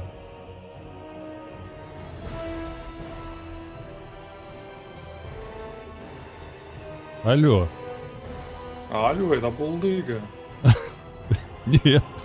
Это ты булдыга теперь после этого. Блин, Чера. факты. Всего лишь Ну, это точно топ-2 булдыга. Краблинг. Это же какой позор. Всего лишь даже не второе знаю. место занял в ЧМе. Фул позор. Ну, я уже кикнул себя. Я кикнул себя, честно. Можно даже скинуть скрин. Я уже без клантега. Все, Да, Позор. все. задокументирован. Сейчас посмотрим, ребята. Сейчас посмотрим мы на это. Ну, еще раз поздравляю Флавера тоже с победой, на самом деле. Там как бы... Сейчас там по-любому много вот этих приколов из разряда как проебал, как ты там что-то еще сделал, Флавер выиграл, как он выиграл. На самом деле наоборот, красава Флавер, он там апнулся за короткий промежуток времени, прям хорошо бустанулся. Он с последнего ЧРа, например, тоже прям хорошо играет. Ну, то есть, как бы там не ныли на лак, Флавера в том числе я тоже буду ныть в своих кастах, спойлер. Но это все еще, это же все еще не отменяет того, что он хорошо сыграл. То есть он в целом-то нормально играл. Наверняка многие вещи ожидал, там, чуть-чуть переиграл на стадии пиков, по крайней мере. Вот с пиками точно было неприятно. Жаль, Потому что что мы все. я толком не Большое смог сыграть то, спасибо что за я хотел. касты. Вот это самая главная проблема. С Альфредино я всю серию играл буквально то, что я хотел. Я почти в каждом матче знал, что будет за билд. А тут вообще поплава полная. Я просто был не готов к тому, чтобы что-то делать с Флавером. Главная проблема. Не, ну ты А как так будто... это- Как будто твой главный матч был до этого в полуфинале. Да, я согласен. Ну, без шуток, я всю душу отдал вчера, а сегодня было уже похуй. Вот прям, вот, без шуток, я проиграл Флаверу, мне так все равно на это было. Типа, я Альфредина заебал, а там похрен вообще. Взорвался Марсель к хуям, наверное, да? Как бы уже все багеты уже вскипятились, а больше мне и не надо. Да, да. Это было легендарно. Это было легендарно, действительно. Сколько прошло времени? Это был 21 год. 5 4 лет? года, получится. 4? 5 лет.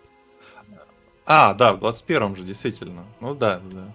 5 лет Ну, стоял вопрос.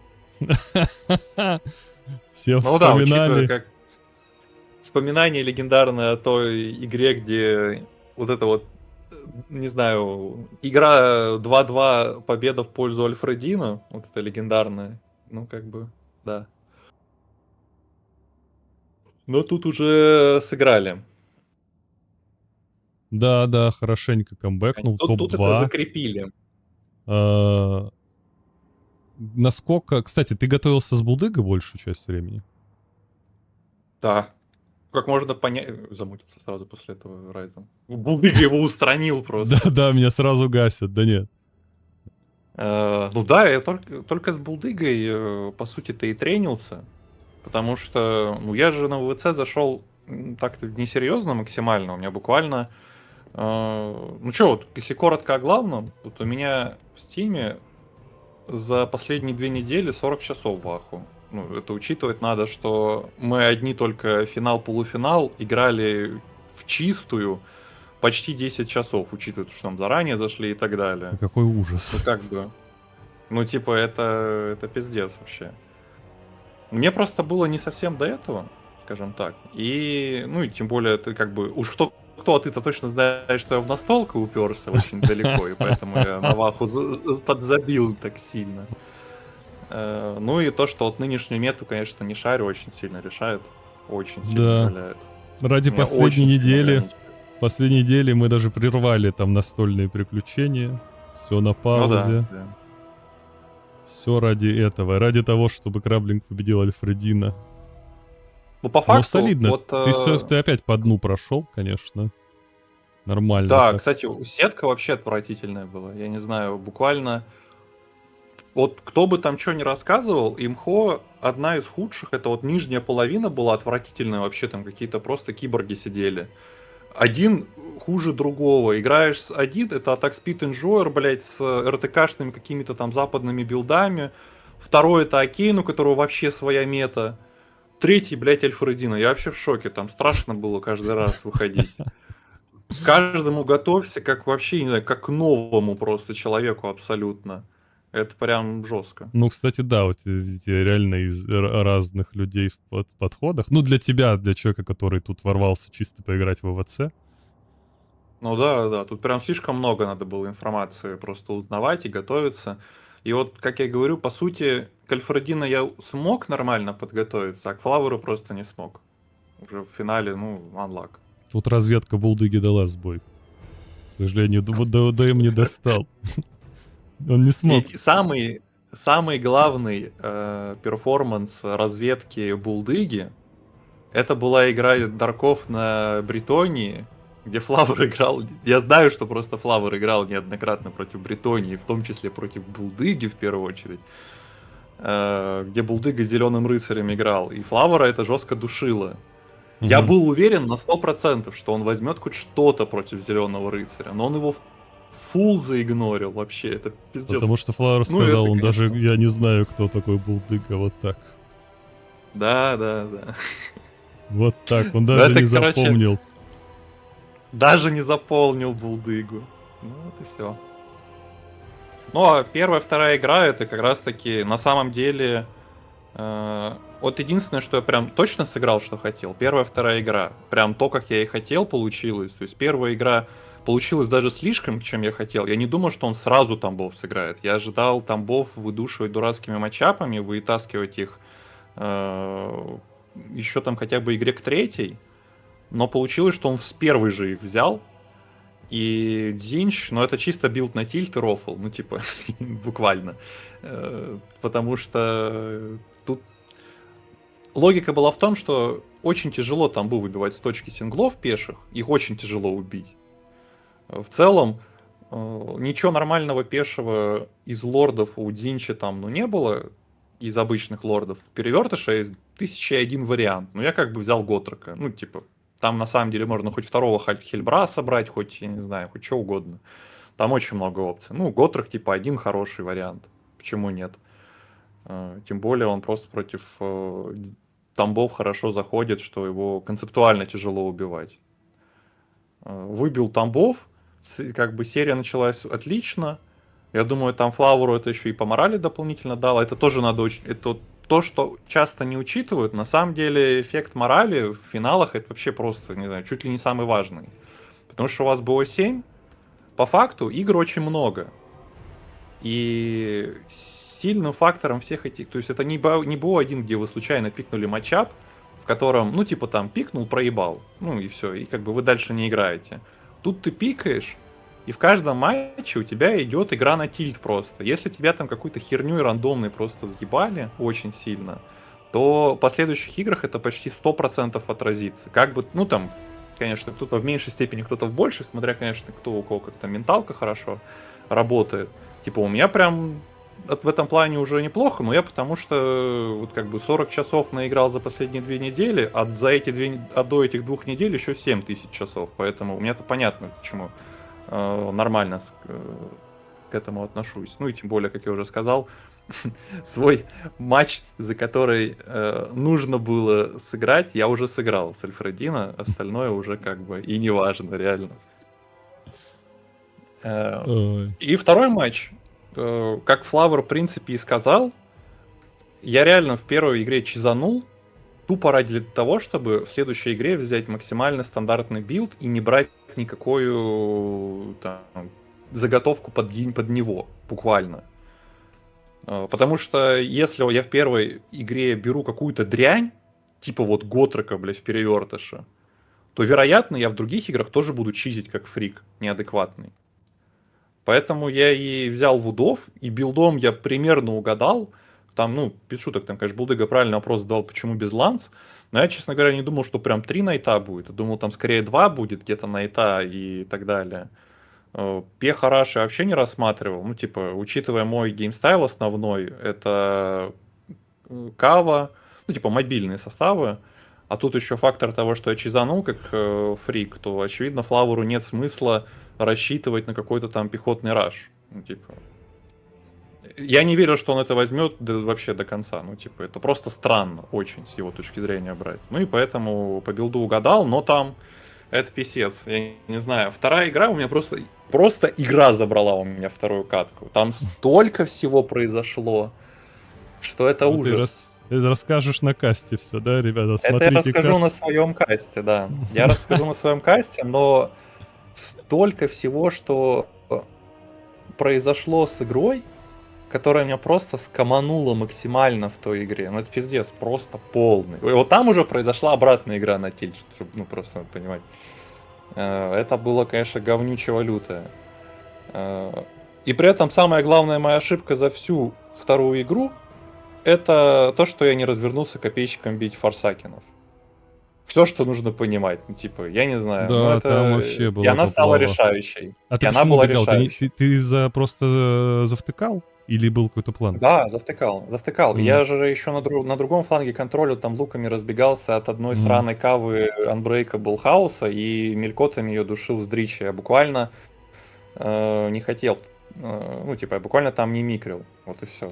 То есть я, типа, буквально отвернулся, пытался размикрить рыцарей хаоса, потому что они показали самыми опасными, и у меня точка была. Ну, я тупо просто думал, что, короче, смогу по точке еще на тот момент почти задушить. Ну, там почти, оно по сути таки было, я почти задушил по точке. Но несгораемые фрики синие, это, конечно, нонсенс. Я вот, ну, типа, в ахере. Это вот, к слову, о том, как тяжело сейчас мне, допустим, было вернуться, где у меня буквально совершенно иначе работает, ну, понимание игры. То есть я вот смотрю на юнит, у него 50 морали. Ну не может он на 10% хп бегать и не гореть у демона с натиска в спину. Ну это не может это так быть просто. Вот в то время, когда я играл. Чтобы просто было понятно, ну то есть там Флавор мне подъебал, в принципе, красиво вообще, про механики смешно было.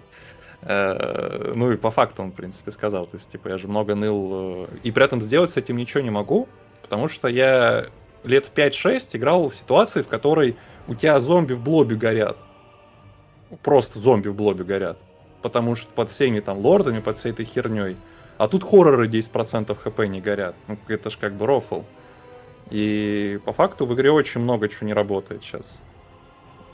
В сущности, прикол с моралью — это не просто разгон тупорылый.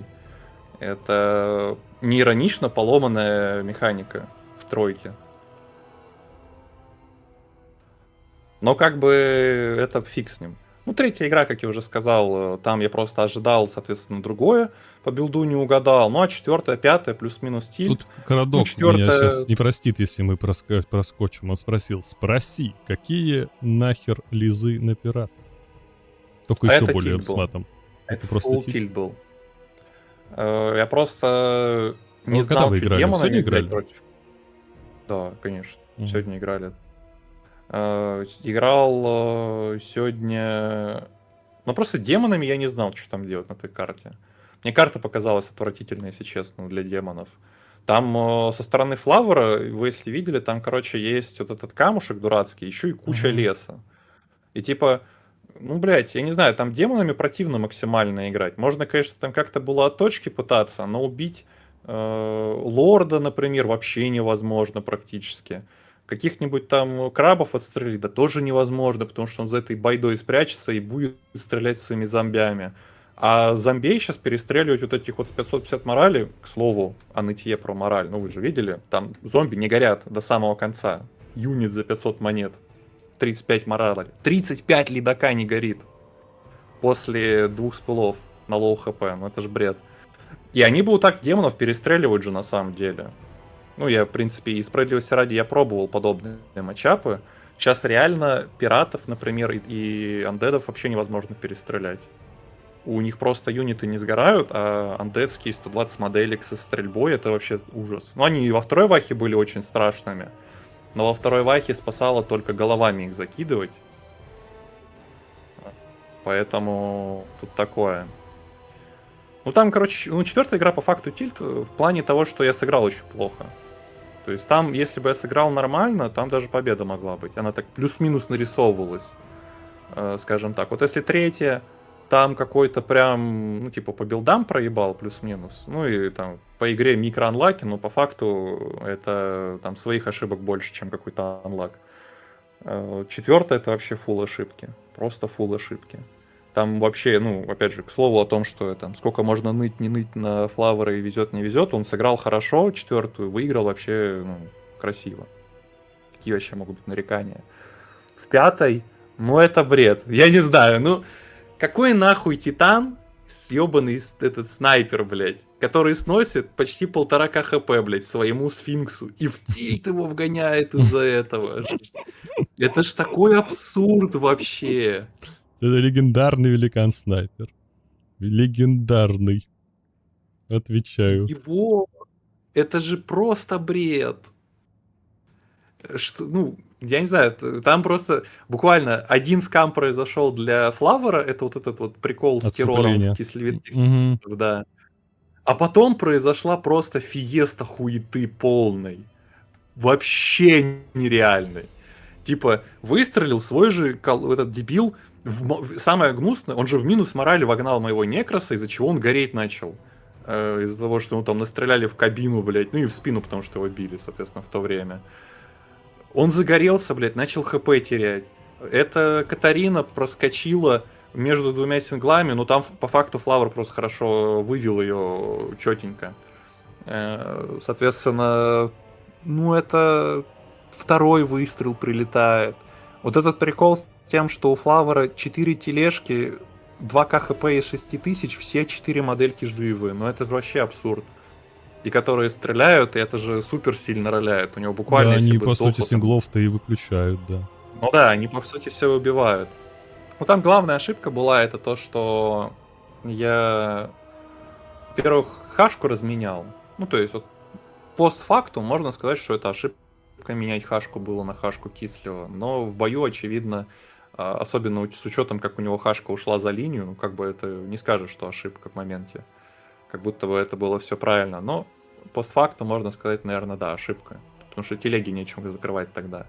Ну и с ушиптями поплава произошла, что они просто вообще не попадали там. Ну, короче, если смотреть, они, если что, так-то стреляли в хашку, которая в блобе была, они промазали весь залп. Вообще весь, в стоячую хашку. Это, блядь, абсурд просто. А потом у Шепти, ну, просто проебались тем, что я пехотой очень сильно разошелся, и меня одна хашка, вот эта битая как раз-таки, убила у Шептя по факту. И это вот, конечно... Но это фул ошибка была. У меня моя хашка была, я мог его добить, отряд этот убогий. Но, опять же, тупо ошибся. Но просто это как обычно в моей аналитике происходит. Ну, типа, я же постфактум видео смотрю и говорю, что там ошибка, не ошибка. Но в моменте игры, ну, как бы, сори, но вот этот змей, который потом возвращается и в упор к линии подходит, но возвращается, чтобы потроллить, а потом точку, блядь, захватывает по итогу. То есть это не беспонтовый прикол, что он просто вернулся. Он вернулся и точку перезахватил. То есть там вообще, типа, все шансы начинает отрезать. Максимально, как может. То, что потом с Катькой это прикол, там вообще особо на это не обращали внимания, потому что в сущности на это уже плевать, абсолютно игра раньше проиграна была. Но, блядь, великан промазал по убегающей Катьке, в спину не попал, блядь, не добил ее на лоу хп. Это какого хуя вообще? Куча микроскамов, просто миллион. И вот это все, оно тильтит жестко. Но я говорю, тут как бы оно тильтит на уровне того, что как бы не выиграл Флавер и похуй вообще. Ну, типа. И бороться нет смысла. Не моя игра, все, что я могу сказать. Ну, типа, без шуток. Тебе Войт уже написал в ЛС злорадство? Нет, кстати. А я не знаю, что он мне вообще не пишет. Я же его даже не блочил. Я вообще не понимаю, почему. Ладно, Мы с ним так потому что хорошо он в чате. общались. Потому Так что боты в да? чате были заказаны. В донатах. Unlock. Unlock. Unlock. Unlock. Скородок еще спрашивает, как ты относишься к глобал банам на всю стадию? Хуета полная, честно. Ну, типа, это такая рулетка. Это прям... Ну, скажем так, слава богу, и хотя бы сделать после того, как сетку увидел. Тут, кстати, ну, глобал баны, конечно, я думаю, если бы были бы на конкретный бой, у нас бы не сильно поменялись с Флавером. Единственное, я бы Огров перебанил на типа Дарков. Но вот это как раз на самом деле сильный решающий фактор, что вот, допустим, Флавер прошелся через всю сетку, и получилось так, что он 2 моих мейна забанил, блядь, глобалом. Которыми, ну, и так я не то чтобы много играл, а тут, блядь, единственные фраки, на которых я чуть ли не больше всего играл. Ну, Вуды, соответственно, там еще фраки, которые я больше всего играл. Там 3 фракции.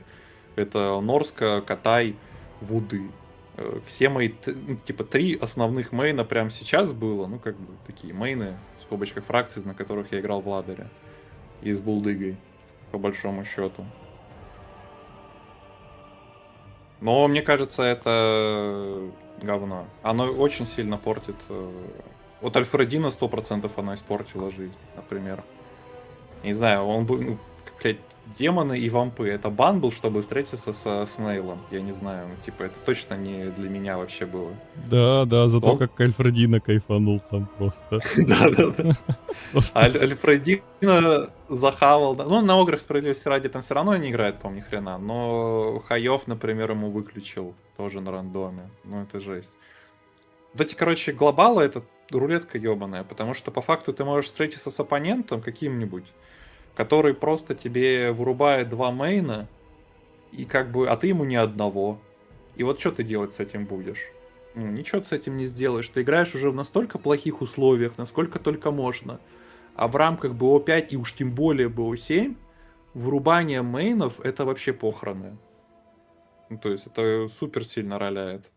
Опять же, вот если смотреть игру с Флавером, например, ну и к Альфредина тоже можно, я с вами могу вернуться потом. С Флавером, например, мне нужно было тамбов, например, где-то выдушивать. Где-то там искать возможность выдушить ему дарков и так далее.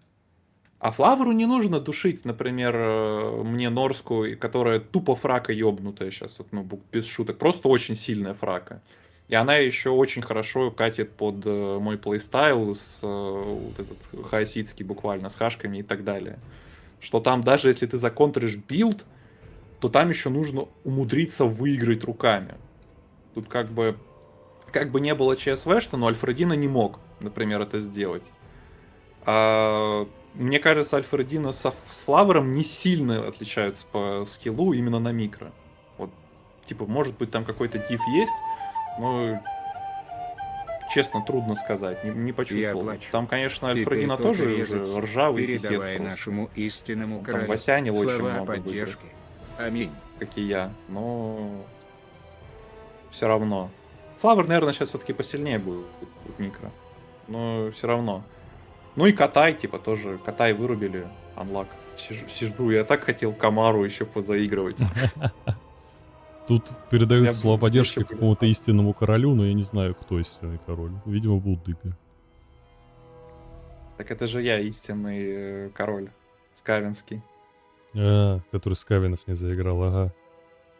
Ну, блин, Скавинский. Скавинов, кстати, у меня была идея заиграть, но не пошло, не пошло. А Хаос Пошли где твой ли- пропал? А он мне же забанил Хаос. Он банил Хаос в игре, где он реально мог быть, а в остальных, ну там А, объективно либо матчап другой был лучше, либо, соответственно... Ну, короче, там негде было Хаос толком играть. По сути. Там только вот было, где демонов можно было брать против пиратов. То есть, если по пикам, в смысле, смотреть, которые были, где я контр-пикал, в принципе, я бы, наверное, только Лизоу бы свапнул на демонах. А так пики были нормальные для меня, но я лучше не мог взять. Как по мне, по крайней мере. Прям вот сходу я не могу сказать, где бы я мог взять лучше. Но, например, Флауэр, вероятно, готовился к таким пикам и, ну, соответственно, хорош, выиграл. как тебе турик в целом? Ты когда стартовал вот в ВЦ, ты ожидал, что дойдешь до финала? Нет, я же уже, по сути, ответил на этот вопрос. Да, я Единственный его момент, задал когда тебе, я что-то это, я так в билды твои слушался, самом- что у меня вылетело из головы. в самом начале просто я уже говорил, что я зашел-то на самом деле по-васянски на ВВЦ. Да, да. А, Не, ну прям- зайти по-васянски и мало готовиться, это не значит все равно не верить в себя. Я, скажем так, тут вот сейчас будет супер ЧСВшно по базе моей. Вот тут надо было не то, что в меня не верить, я просто верил в других. Вот и все. Я просто верил, что другие будут играть лучше. Без негатива, ну я 2 года в инактиве, ребята. Я не слежу за метой, нахуй. Как вы можете мне проигрывать, я не понимаю. За 2 года Флавер буквально из новичка стал чемпионом мира. Все остальные проебали. Вот, ну, блин, чё тут не говори, ну как, ну просто жесть. И причем там всякие игроки типа Альфредина, которые еще и до этого бэкграунд имеют нормальный. Вот, ну как Альфредин, да, просто? тоже думаешь, в активе Ну, всем? Или ты знаешь? он гораздо чаще играл Альфредина. Вот. Я точно знаю, что он очень много принимал участие в тренировках в ОДМ. По крайней мере, там достаточно времени тратил. И, ну, скажем так, я периодически встречаюсь и приходится пересекаться как лидеру клана с тем, что там Альфредина делает, не делает, и он от Вахи точно не отлипает, ну, как бы, надолго, по крайней мере. Это не на 2 года выйти, на ЧР зарегаться, выйти и больше не появляться на турнирах. Ну, типа, точно не так было. На ЧР играть будешь? Не знаю. Я же прошлый ЧР не играл, потому что я админ. Тут, походу, опять придется. Альфредина можно же было. Он Альфредина нормально на админычах сыграл. Кайф. Я понял. Ну, это вон Альфредина, да. Дашь молодым шанс. Ну, кстати, я все-таки воспользуюсь возможностью, хоть уже чуть позапоздавший про то, когда я хотел, там, понял, что надо играть, впрягался в турнир, вот это на серьезных щах начал играть. Спасибо Флаверу, что пизды мне дал в групповой.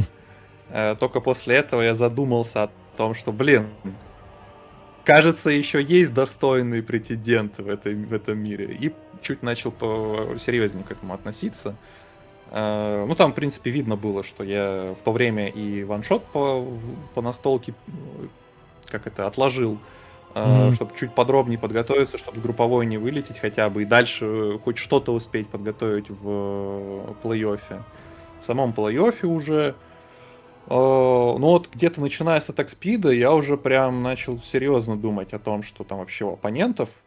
Понятное дело, что ну нереально просто успеть прям все подготовить против игроков за пару дней, потому что у нас так получилось, что мы прям как-то очень быстро сыграли все игры.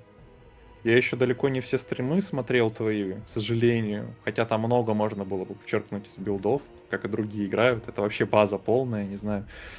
Смотреть Райзома, чтобы видеть, что там другие пикают, потому что Райзом все вообще кастит просто. Всем показал, да, смешно. все билды. Да. Ну да. Ну и вот Флауэр красава дошел. Но я честно ждал, что сильно другая верхняя сетка будет. Вот, Да? вот верхняя Ты кого сетка ставил? меня прям удивила. Карадока, разумеется, я ставил, очень сильно ставил на Карадока, но там вообще фул поплава произошла. Не выдержал силы пирамиды.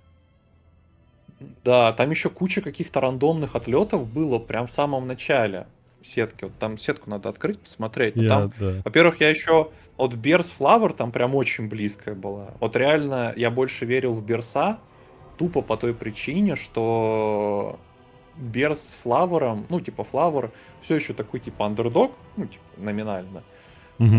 Но в Ну, опыта в меньше, сущности, типа. да, опыта меньше и так далее. И самое главное, Берс с Флавера тренил. Ну, типа, это Флавер выпал на тот момент, когда я уже в инактиве был, и Берс был хедлайнером людей, которые тренят других. Мгм. То есть это как в свое время, там, например, я мог, я уже не вспомню, с кем мог встретиться. Да банально, даже я с Карадоком мог встретиться давным-давно. Типа, когда...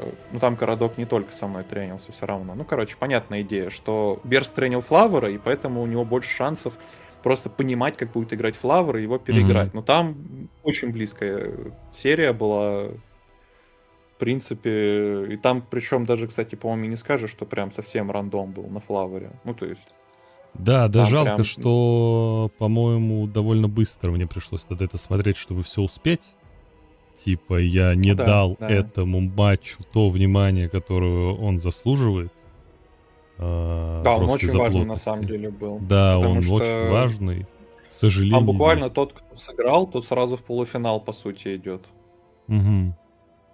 Потому что Инкарс Другаш супер поплавная серия была. Боже, я хотел про нее записать еще сам ролик, но не Мгм. успел. Ну, кстати, Другаш это тоже, да, ужас. действительно довольно высоко прокачался. Я думал, он пройдет. Туда Ну дальше. да, Другаш точно не в 1.32 должен был отлетать от Инкарза, блядь. Ну, типа, ну не от него, короче, точно, я ожидал. Но Интисити отлетел моментально, но Снейл Крим вообще черная лошадка, это рофл Мгм. какой-то, что он прошел. Черная такая прям лошадка уж точно. Да. Но как бы да. То, что он еще и Карадока выиграл, там и Кодекса выбил. Короче, не знаю, вот про Снейл Крима я вообще не ждал, что он всех, кого он выбьет, вообще могут проиграть ему. Вот буквально. Мгм. Так. Тогда он, То- типа, у него больше рофлов было в групповой, там и дворфы в углу и прочее. И в плей-оффе он просто начал нежитью давить всех. В верхней сетке, в нижней части сетки, сверху, в смысле, от меня, я, в принципе, ожидал, что, скорее всего, выйдет Альфредина, но второй вариант я еще думал мировой будет. Я, если честно, Мгм. реально думаю, что мировой дальше пройдет. Ну, там близко было с но- Типой очень. Но там супер была близкая с Сипой, и реально прям вот микропоплава была в конце, из-за чего он проиграл. Я, честно говоря, А- тоже ожидал мирового далеко, потому что он конквестер довольно серьезный, со своим плейстайлом. Вот без Таким, шуток, по крайней мере, на момент до своей игры с Attack Speed'ом где-то, я, например, ожидал, что будет мировой вообще чемпион. Ну, без Мгм. шуток. Ну, потому что с того момента, как будто бы мировой должен был только добрать в скилле, а у мирового хватает скилла. У него бывают, конечно, странные загоны какие-то по билдам, но, типа, еще самое главное, у него не так хорошо, по-моему, по пикам обычно выходит. То есть это не 4D шахматы, а чисто на скилле переиграть. У мирового, по большей части, игры сводятся. Ну и плюс у него очень читаемый плейстайл из минусов. Тоже Мгм. как бы проблема. И я ожидал, что он вообще может выиграть ЧМ. Не знаю, почему на него так не ставили. У него были вообще все шансы. Но последняя игра с Сипой подкосила, а там дальше была бы жесткая игра с Альфредино. И вот там, конечно, можно было с достоинством отлететь от мирового где-то в полуфинале и с кайфом сказать, что я сделал все, что мог. Научился. Не, ну для как тебя мог. сложилось все намного лучше. На самом деле, это я Конечно, не да. знаю, это ты, когда регался, встретиться с Альфредино в полуфинале. Это легенда. Это Самое вообще- смешное, мы с ним встретились почти в том же месте, где мы встретились на первом ВВЦ. Я тоже тогда Там снизу был в 1/8, нет, сетке. было? Ну, там была 1/8, но Мгм. по факту тут 32 игрока, а не 64. То есть, если бы там было больше этих пар и, ну, типа, больше раундов, то, возможно, оно бы так и получилось, что в 1/8 бы с Альфредино встретились. Мгм. И почти то же самое произошло. Ну и чисто имхо. На том ВВЦ я против Альфредина. Это и был полуфинал, потому что дальше он играл против пьяного Лотус Муна. Это не, ну, если что, сейчас не... Без рофлов он тогда был пьяный на игре. Он вина нажрался и проебал в сухую Альфредина. Без А я каких-то там помню, шуток и так далее. Это примерно. Это ж мои одни из первых кастов, буквально первые вообще. стримы. Да. Ну там, да, буквально ты когда приходил. Да. И в принципе, все, что я выиграл, все, что я хотел, я выиграл. Я выиграл сильно больше, чем я хотел. Мне этого Да, достаточно. да, но я говорю, это вообще Вот это факт. просто невероятное сокровище для тебя, потому что это бесконечный срач с первого ВЦ, был там типа что, был скам на рулбрейках и так далее. А тут прям можно кайфануть, насладиться Ну да. этой Ну, победой. скажем так, у Альфредина явно сгорело. Откуда ты знаешь? ГГВП в Войсе не было. Мы А же вы все сидели в игры Войсе? в ВВЦ в Войсе сидели, да, потому что легендарная античит-система, конечно же, была с Войсом друг напротив друга. И если в начале Альфредина еще говорил, общался, то в конце он ливнул молча. Понял. Даже ГГ не сказал. Я думаю, он сильно расстроился. Хотя, честно говоря, он такой матчап пикнул, что расстраиваться надо было еще до игры. Ну, типа, ошибка максимальная. Понял. Вот интересно, кто сидел с Нейл Кримом в Войсе? У него есть корейский акцент? Флавер, английском. Морс сидели. Вот надо было узнать. по-любому. Корейский, английский заметен? Сильно? Ну, вообще азиатский акцент. Морс говорил, что у него был акцент. Hello, Но- I'm Korean player. Вот так. I'm not from pyramid. Понял. I'm from the blackest side of the Asia. Азия, даже вот так надо было. Азия. да. Вологодский акцент, володарский акцент надо было. Это вообще сильно было бы.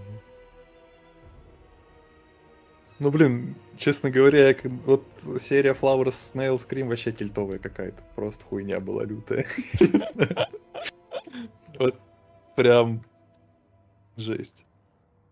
Ну, вот зато представь, как тебе было бы, наверное, кайфово Снейл Крима встретить в финале. Мог бы еще первое место занять.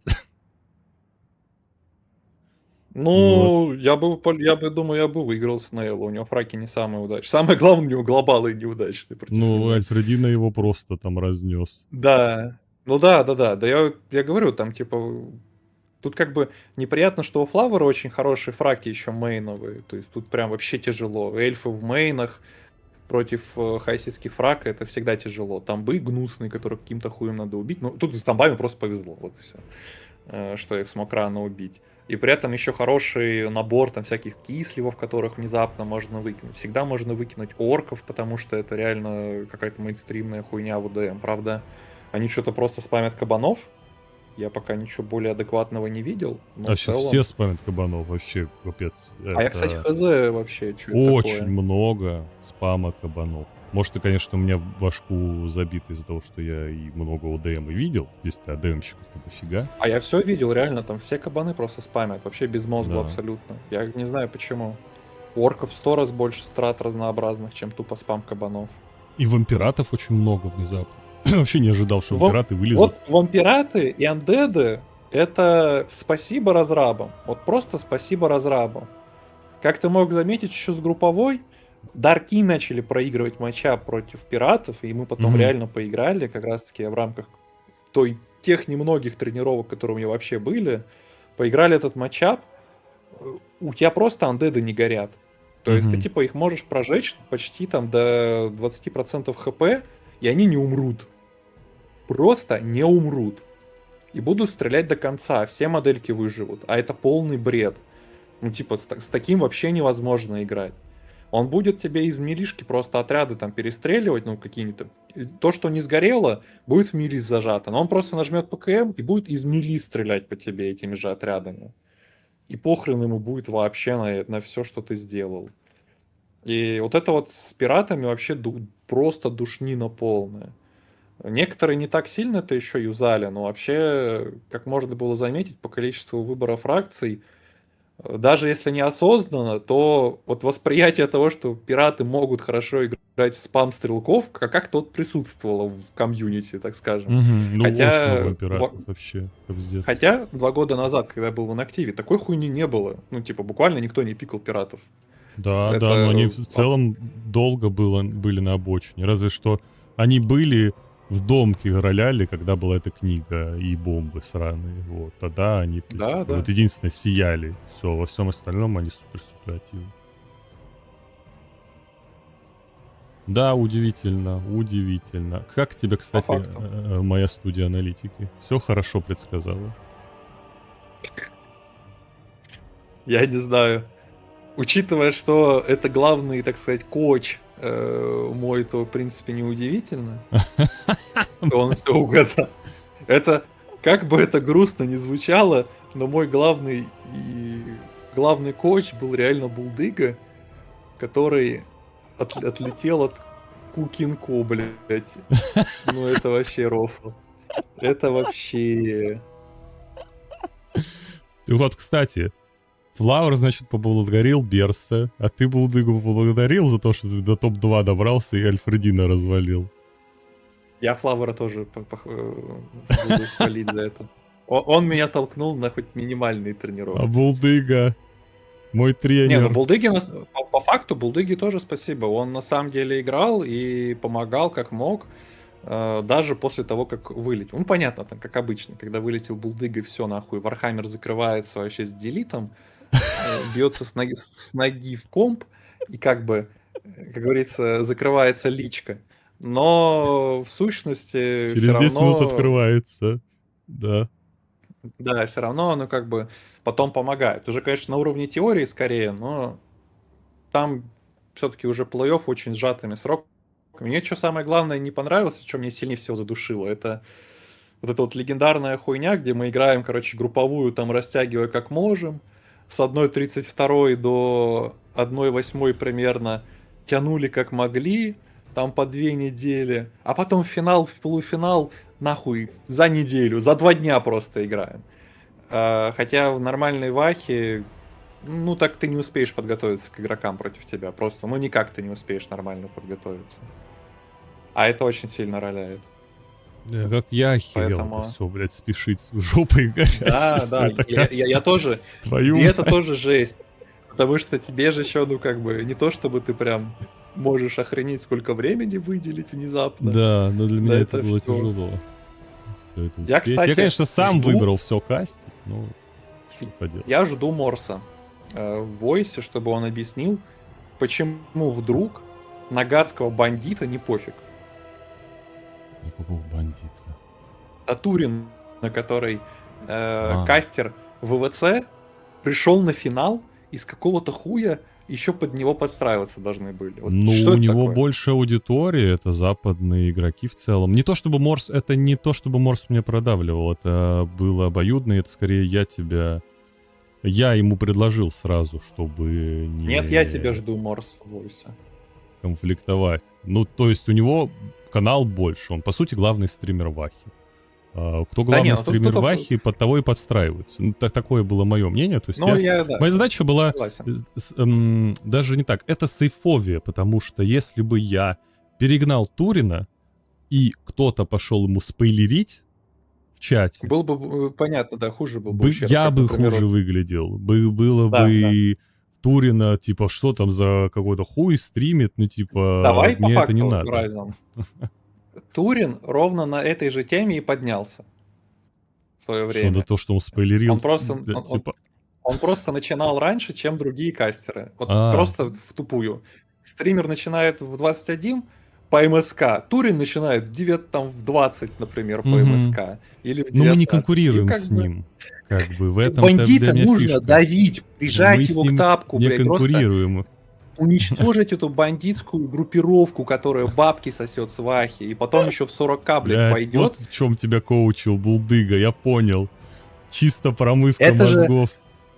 Сегодня 2 часа, сегодня туриноведение. Все случаи воровства Турина с датами, ну-ка назови мне, с количеством денег. До тех пор, пока вот это говно будет, что чувак заявляется как главный кастер ВВЦ, не приходит ни на одну игру ВВЦ, Мгм. кроме финала. И это главный хедлайнер, вокруг которого все идет. То и конкурс будет дырявый с конченными механиками. Доминация Ну, типа, будет кончена. это вопросы не в Сколько Турину. лет прошло? Где все А сколько остальные лет западные прошло с Дом? стримеры? Блин, где все остальные западные стримеры? Там бери не хочу этих Ну репок. ладно. Вот где они? Ну ладно, факты сказал. Ну ладно, факты сказал. Вопросы Они тоже к ним, охуели. как бы. Там хлеб лежит, хавайте его. Никто же не ест хлеб, кроме меня. Ладно, согласен. Ну, они как бы мелкие дельцы, что с них взять? Мы видим Да. крупное предприятие мафиозное, а на Крупный мелких бизнес. воришек уже не обращаем внимания. Я Тут как понял. бы база, тут надо понимать. Но вообще, по факту я согласен. Там на самом деле не только к Турину вопросы. Это на Турина просто самое мемно накидывать. Поэтому Да, ну как Турин, бы Турин... без обид, бери меня на турниры, пожалуйста, если вдруг есть, Да, зови. конечно, ему вырежут только вот эту часть. Сейчас уже Войд пошел, блядь, нарезать, переводить быстрее. Турин, нахуй. Турин, смотри, Краблинг что про тебя сказал. И Смотри. этого гнуса покрывает Райзен. Райзом его дружки, блядь, да, сидят. Вот Ладно, это уже скажут. такое чисто разгоны. Ну, короче, нет, на самом деле больше тейк был реально в том, что, блин, как так он не закастил никакие репки до этого, хотя, ну, по факту, вот, как по мне кажется, там было очень много достойных серий до финала. Контента много, да. Одних только полуфиналов хватало, четвертьфиналов там, ну, 2 точно были прям хороших, ну, таких прям интересных, Мгм. прям хлебных, скажем так. А там даже в групповой были интересные игры. Я вот вообще с этого охренел, что в групповой там прям интересные некоторые матчи были, прям вот норм. Ну, в последних раундах групповой, вот 5-6 раунд, вообще мясо там солидное. Да, валилось. ну там прям было жестко, это факт. Но Ну, он когда просто потом никак- за выход все эти бухгольцы. много Как, кто кстати, не тебе понравилось изменение правил с бухгольцем в конце, что дали А, поиграть? Да. Мне вот интересно, кстати, где вот все те, кто сейчас говорили про Булгольц, вот они же сейчас там где-то сидят в ахуе просто думают, реально админы протянули всех типов через Булгольц, чтоб в финал вышли эти свиньи. И все душили. Это вообще Ой. жесть. Ну, с группами вышло по плавах. Я рад, по- что по факту, админы приняли да. факт, хотя бы и разыграли, потому что если бы они тянули до Талова, ну, блин, Да говно это было. Ну это да, бредовое надо было решение. признавать, что это и так уже там, типа, понятно, что поплавы, и вот результаты буквально показали, что вот этот Бугольц странный, действительно поплавы. Да, да. Потому что топ, По факту... топ-3. Два единственное, Бугольцевых что- аутсайдера. Ну, Как по мне, единственное, самое главное, что не сделали админы по справедливости, так называемой, это не признали ошибку такого формата изначально. Просто потому что то, что может быть поплава в сетках, даже я говорил, когда вообще там, ну, питают же периодически вопросы типа о том, какая сетка может быть, мгм. там и так далее.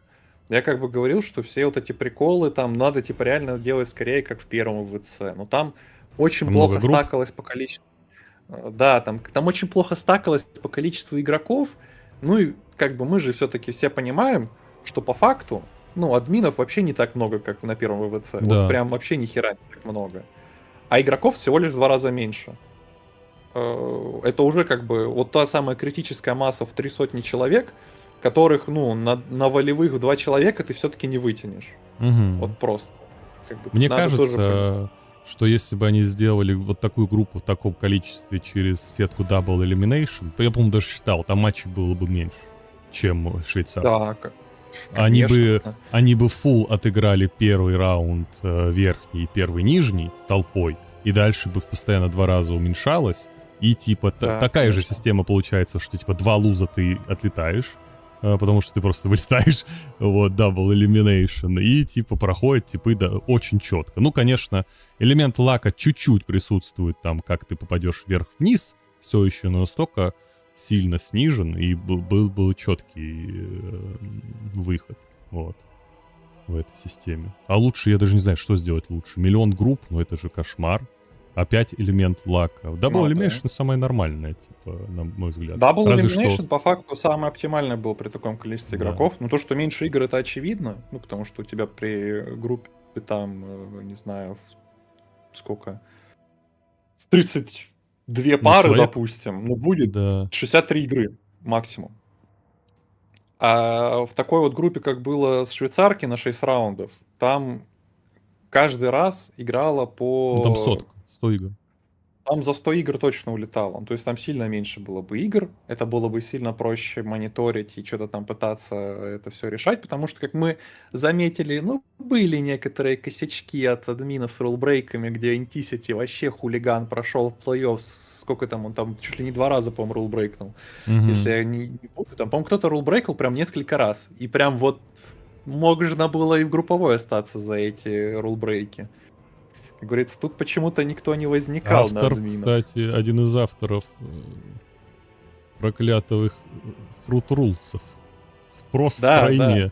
Причем актуальный, кстати, хочу напомнить, а не вот то, что меня пишут для троллинга с булдыгой там на заднем фоне. Вот эту хуйню. А кто тебя, кстати, в булдыгу поставил туда? Это Я не админы. знаю, если честно. Это какой-то Админы прикол. подкинули. Я сам недавно видел.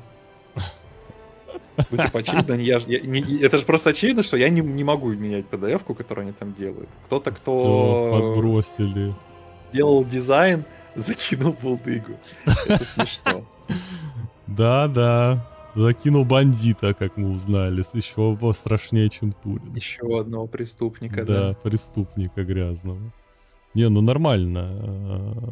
Админы пропустили, что мы в серии дважды пиратов сыграли в группе. Ну, кроме Райзума реплей никто не смотрел, ребята. Сорян. Единственный. Я единственный зритель ВВЦ.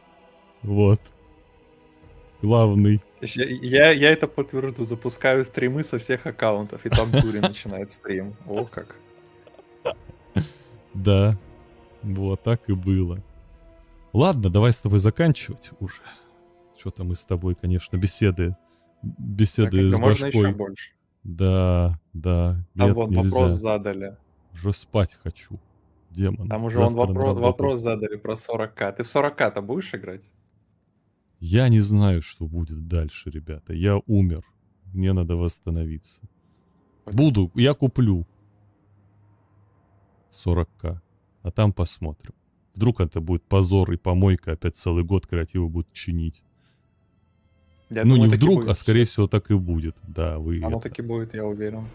да, год Самый будут главный чинить. вопрос 40к это смогут ли они сделать то, чего не сделали на релизе тройки. То есть все свои планы по развитию мультиплеера. Если нет, то идут они нахуй. Со своими 4 фраками в 40к можно дальше сидеть в трешке и вообще в ус не дуть. Спрашивают, Единственное, как DOF они или могут- 40к ТВ? Ну, 40к лучше выглядит намного перспективнее, чем 4-й DOF. Ладно, я согласен. Пока что Дов он такой спорный очень. Да, спорный. Я там знаю по слухам точную Не информацию. играющих людей, Не которые играющих точно людей. не играли. Да, Да, тоже слышал. что... Ну, типа, есть Тоже не неплохие слышал, сорян, варианты. конечно. Да, где-то, ну, типа, у подъезда слышал, в магаз ходил. Вот, что в целом есть вопросики пока что. Ну да, там концептуально Надо много смотреть. каких-то глупостей. Мгм. 40к просто пока еще не поняли, что там говно полное вообще на уровне идей. Но скоро там Open Beta дадут, верим в это. Они еще должны когда-то там раздавать. Или И закрыты, опять точнее, отложат. по-моему, год. Да, потом опять отложат на еще годик, потом скажут, да, вы похуй. Помните, мы переносили? Это не для того, чтобы мультиплеер доделать, просто Мы модельки не дорисовали даже. Но реплеи все равно не сделают. Ну, блин, да нет, в Total War реплеи всегда были. Нет, ну Сразу. Total War это реплей... А, ты про эти, я с Довом смешал. Да-да-да. Да удалят, скажут. Как мы хотим сделать более крутые реплеи, как с чатом. И удалят эти, блядь. И никогда новые крутые не ведут. Не, ну понятно, что реплеи будут. Двигло-то то же самое, оно модифицируется, но его ядро-то остается, которое умеет в реплее, умеет в апса, умеет дерьмово, конечно, максимально. Ну вот как есть. Спасибо. Живем на базе 2000 года до сих пор. 25 лет креатива там кормятся с этого. А в медь веришь? Я вообще не верю. Не знаю, Не пробовал исторички сдавать? исторички после трешки это вообще какой-то Ну ужас. да, согласен. Вот, я при том, что... Ну, я, правда, в достаточно слабо сознательном возрасте играл в исторички, поэтому, может, они не так хорошо закрепились, но как бы там Атилу какую-нибудь медь там играл, но вот сейчас возвращаться в них, там, ну, я пробовал где-то года 3 назад там поиграть чисто по фану, но это, блин, уже блевота. Настолько это уже устарело морально, что забей. Не, ну надо с модами играть. Divide от Импера на Рим 2 накатываешь и гоняешь. Там эти по населению менеджеришь, вот это все. Но это с модами только если. С модами и Ваху можно запустить, там тоже переворот стола будет, особенно если Радиус мод, вот он, пошли. Радиус, да. Радиус, мы погнали, миллион атаки всех расстрелял. Не знаю, кстати, чтобы ты понимал по поводу ВВЦ, я до ВВЦ в героев хотел влететь. В Олденеру. Но что-то не пошло. А, я даже так не ВВЦ посмотрел. настал. У меня тебя чисто из-за времени, из-за отсутствия времени я даже не посмотрел геройчик. Вот. Все твои настолки сожрали, проклятые. Ну вот как раз-таки один неиграющий человек сейчас героев нормально шпилит там что-то. Но он же Постоянно. любил эту хуйню. Конечно. Там же этот пошаговый. Как ты рогалики хаваешь, так он пошаговый хавает. Факты. Так, ну что тогда, поздравляю тебя с замечательным 2-м местом. Вот, болел за тебя, конечно, но все равно все закончилось прекрасно. Я освобожден. Да, согласен. Спасибо, что освободили меня. Тебя тоже поздравляю, что ты наконец-то перестанешь в это реально рабство за крошки хлеба бороться. Вот Да, это драка всё. за крошки. Мне пришлось с Солмером вообще самая душещипательная история. Мне до сих пор стыдно, что у него хлеб забрал. Да. Да, у бедного. Столько этих хлебных акул плавают, просто жесть. Да. А я у него забрал последнее. А он хотел канал начать наконец-то. Сразу после вайда касты полезные делать для людей. А ты уничтожил его. А я все съел, да. Все тогда. Давай, спасибо тебе за игру. За интервью. Да, тоже. Все, за все. За Вархаммер, за Булдыгу. Спасибо, Спасибо. самое главное. Спасибо за все тебе тоже, Райзон. Да. Спасибо за все, чатик. Всем удачи, всем пока. Пока. Так, ребятки, я не благодарил Бедлама за донат. Да, Бедлам, спасибо большое. Тут такой плотный поток лился. Вот, даже не успел. Извините. Благодарю админов ЧР за ЧМ за все это. За то, что организовали, то, что помогали. Морс за то, что мне постоянно отвечал в ЛС. Алхимику за то, что кучу работу проделал. Стату мы еще посмотрим, я еще опубликую, я думаю, еще телеги там закину, когда Алхимик все подготовит. Вам, ребятки, спасибо большое за просмотр, за то, что отсмотрели. Это жесткая серия, 18 стримов. Конечно же, я понимаю, что были скомканы некоторые моменты. Ну, я спешил. Было прям тяжело, мне надо было успеть. Времени у меня, к сожалению, не бесконечно. Спешил, хотел все отсмотреть. Вот, получилось местами скомкано, как есть. Поздравляю еще раз Флауэра с 1-м местом, Краблинга со 2-м, Альфредина с 3-м, Снейл Крима с 4-м. За донат спасибо. Булдыги спасибо за аналитику. Вот. За донат спасибо Аноним. Бедлам. Еще одни анонимы. Архарат. Павелс Пластунс. Симеан. Полужелезный. Леталис. Сенья Борода. Все, сегодня денег я подхавал. Все, ребятки. Увидимся с вами, ну, видимо, на ЧР. Я так не знаю, ну, когда я там выйду из прострации. На следующих стримах. Всем пока. Ну, наверное, еще на DLC Вахи, да, увидимся, конечно. Куда ж без нее.